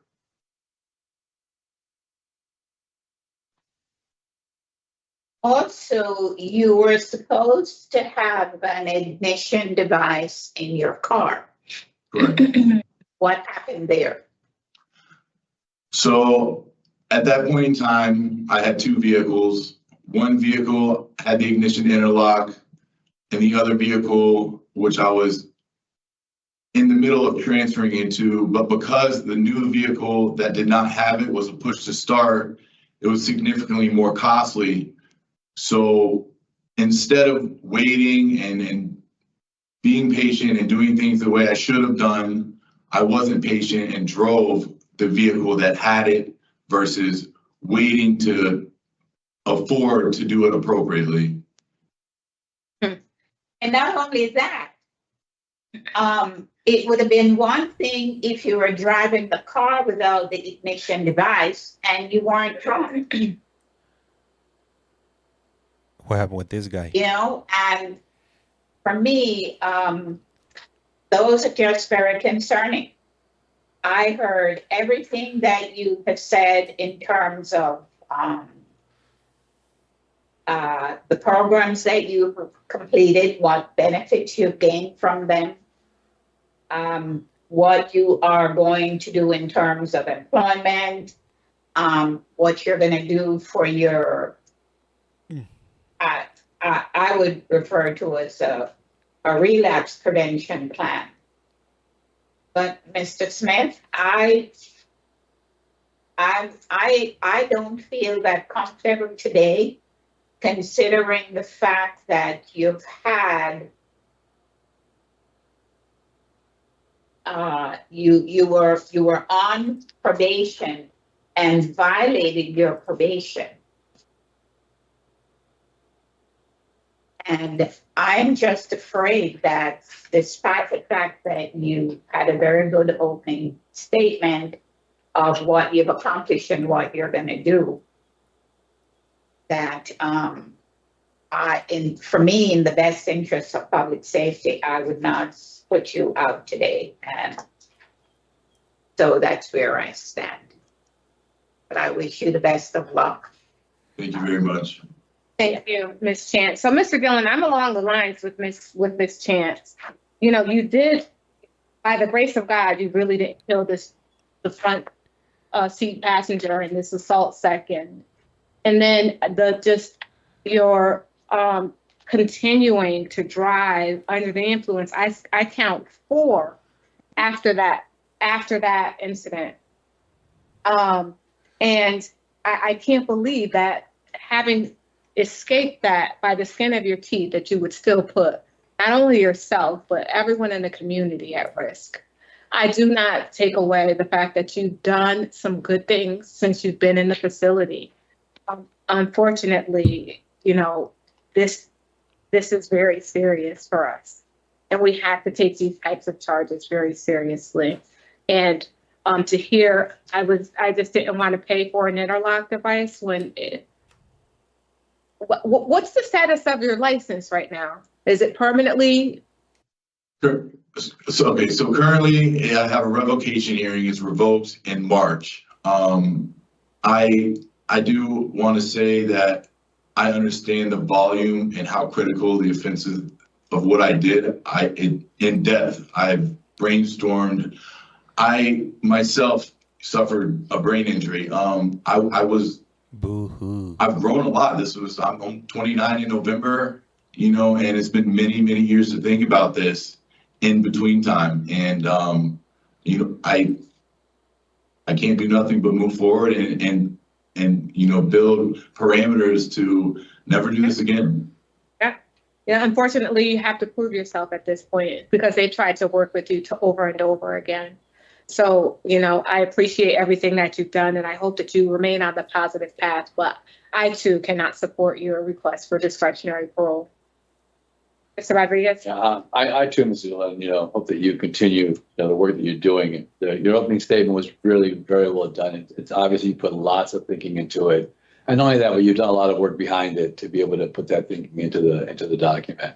But I too cannot, because of public safety, I cannot support your discretionary parole today. But, you know, to say to you that you should continue along the path that you're going, and continue to try to do the positive with what you're doing, and continue to do whatever programming you could possibly do. And hopefully when you get out, you know, you can be a person that will share your story with other people for them to be able to avoid these kinds of situations, to make the streets a lot safer. Absolutely, I think it would benefit many people to share my testimony. Prove us wrong, Yeah. Mr. Smith. That's what I challenge you to do. Prove that we've made the wrong decision. So with regard to Dillon Smith, 418-557, I move to deny his request for discretionary parole because he was on probation when he committed the offense and his criminal history consisting of several other DUIs. Is there anything else? And I have nature and stuff. The nature and circumstance is fine. Is there a second? Second. All in favor? Aye. All right, Mr. Smith, you'll receive all of this in writing, so we wish you the best of luck. Thank you.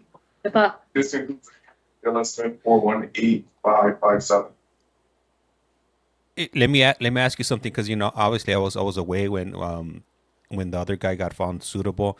I caught the tail end of it. I was reading some of the comments and whatnot.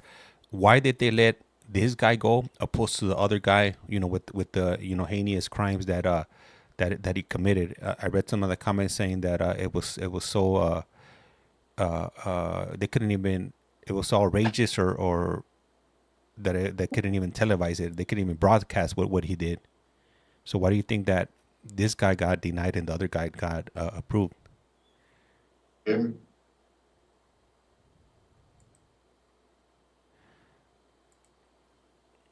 I did step away. Well, obviously, as you guys could see, my seat was empty, but I had to get some shut eye before I head off to work today.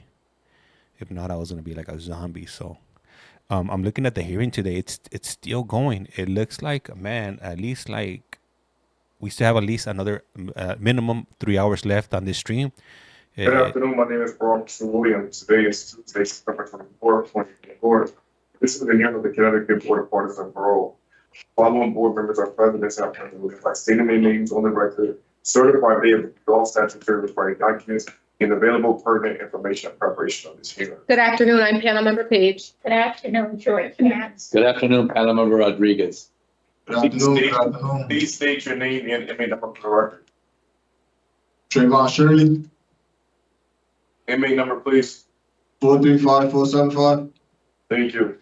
This hearing is being conducted in consideration for application for Travon Shirley, 435-475. He's serving a sentence of 15 years, execution 5 years, 6 months, 3 years of probation for possession with intent and carrying a pistol without a permit. As of today, records reflect the proeligibility date of December 28th, 2024. There is no victim in this case. There is an offender accountability plan for the offender. It has been reviewed and showed the offender has completed the following programs. Tier 2 and second chance found. Utilizing the statewide collaborative offender risk evaluation system scores, the offender's overall score for recidivism falls in the high range. This is your opportunity to express to the board why you believe you should be granted parole. You may begin. Well, he came ready. Why do you think you deserve parole, sir? He's grabbing his statement. Give him a break. Hold up. Say it one more time. Why do you think you deserve parole? Second chance is what I need as freedom to just prove that I could have changed as a person. I can't change my past, but I could better my future, given the opportunity of freedom. Okay, well, again, you're not going to, this won't be freedom because you're here for discretionary parole. So what discretionary parole means is that if you're granted, you would serve the remainder of your sentence out in the community. Yes, but you would be supervised. They would be all up and through your business. No, understood. So it's not free, not like you were when you were out there before you committed these crimes. No, not at all. But given a second chance, I know I could do better than what I did in my past. Well, I appreciate that, Mr. Shirley. And to be honest, you really have done a good job during this period of incarceration. How did you manage to go without receiving any disciplinary infraction? A lot of patience and willpower, something I lacked when I came in, when I first started my incarceration. But being here, I improved on it very well because all I can think about is just being home with my family, staying away from unnecessary foolishness, and just trying to better myself and get ready for when I do get outside. Yeah, well, you're still very, very young, Mr. Shirley, and this was quite a lengthy sentence. for selling drugs out in the community. You know, we don't, it's kind of like, I have to sell, I'm selling drugs, so I need to get a weapon. And that's what increases the chances of there being more violence in our communities. So what's going to be your choice of occupation when you're out into the community now? Because you can't sell drugs out there anymore. No, I will not. Occupation, I'll get a job. I'll get two if I need to, just to have a stable income. Are you working in the facility? Damn, let him talk. No, I'm not, but I am going. Okay. I'm going to school. Yeah, you're in college. Yeah, yes. What are you studying? Business administration. And what do you plan to do with that? I want to take real estate classes so I could get in the real estate field. Okay.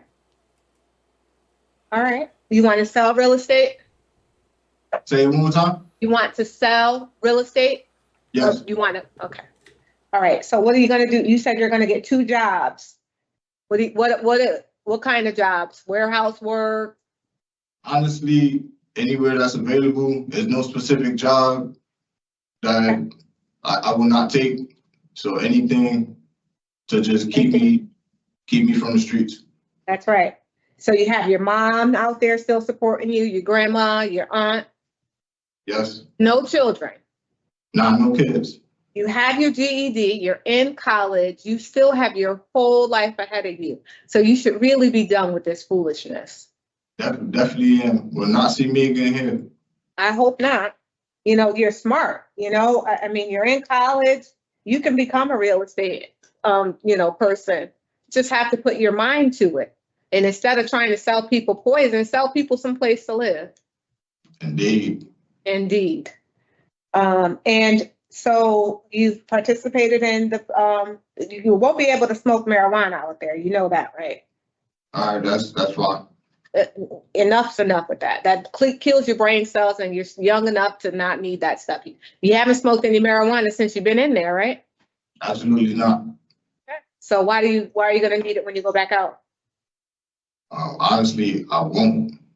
I did it this long without it. I know I could do more than twice the years I'm going to be out there. And you want to go and live with your girlfriend? Why aren't you going home to your mom? I don't want to put that. I don't want to put a lot of stress on my mom trying to do what she do now and take care of me and my sister. So you want a woman to take care of you?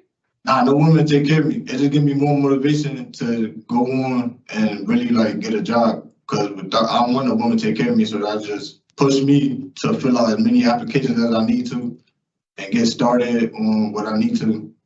Yeah. To do my, to be a civilian. Well, do you know that she has someone living in the house with her that's on probation, I think? Yes, I know. And we talked to him and we agreed that he agreed to leave upon this decision going on after today. Why would he leave? Why can't you find some place to go? Wow. Must be nice. Yeah.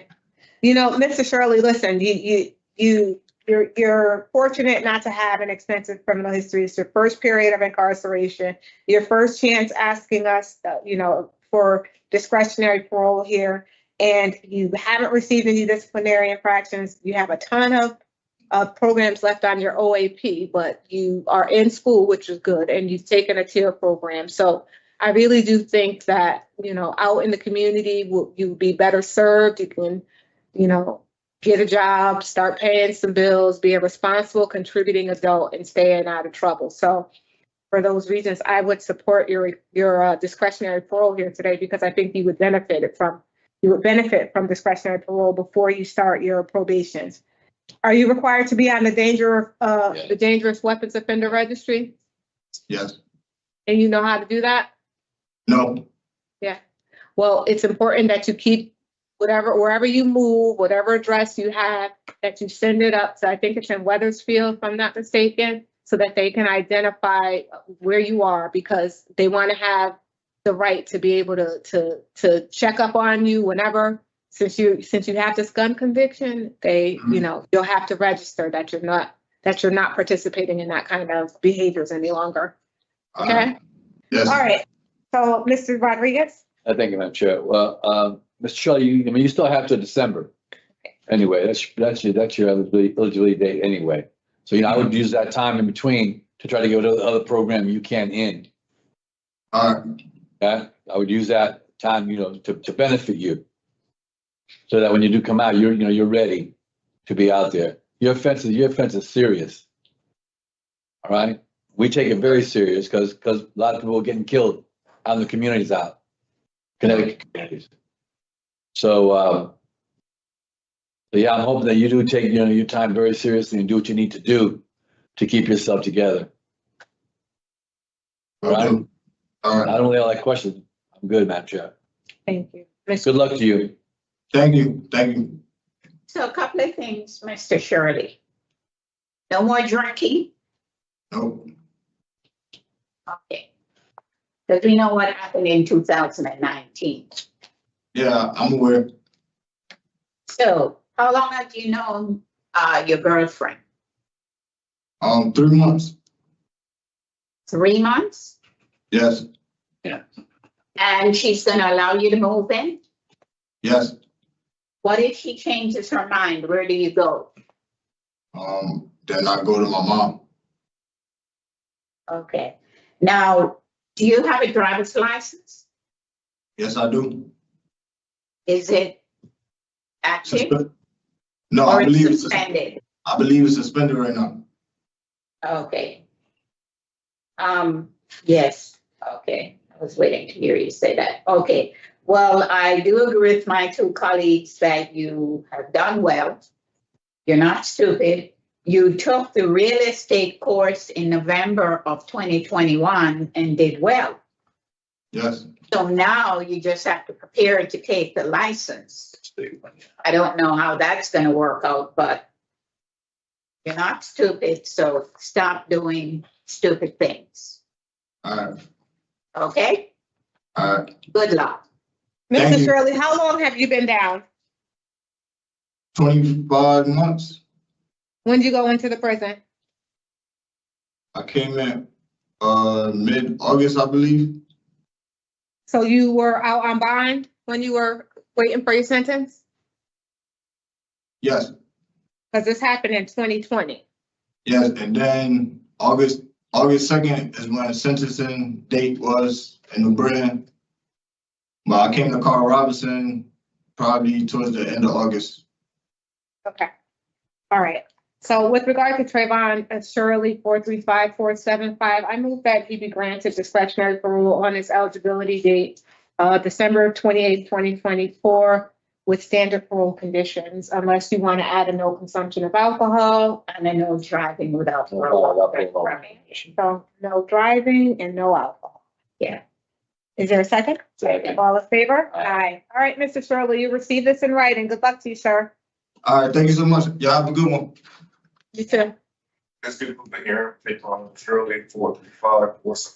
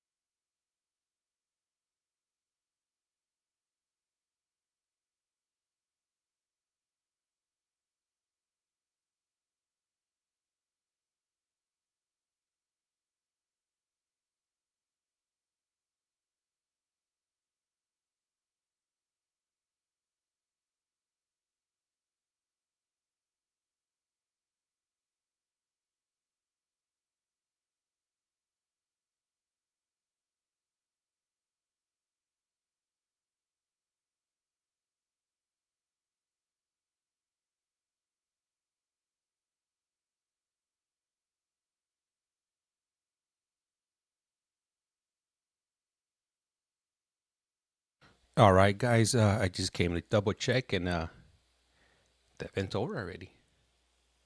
Has it already been 5 hours already? Let me double check here. Oh yeah, 5 hours and 13 minutes. All right. Well, I appreciate you guys, the ones that stuck around. Unfortunately, I wasn't able to be here through the whole viewing, if you will. I had some other things going on in the background, so.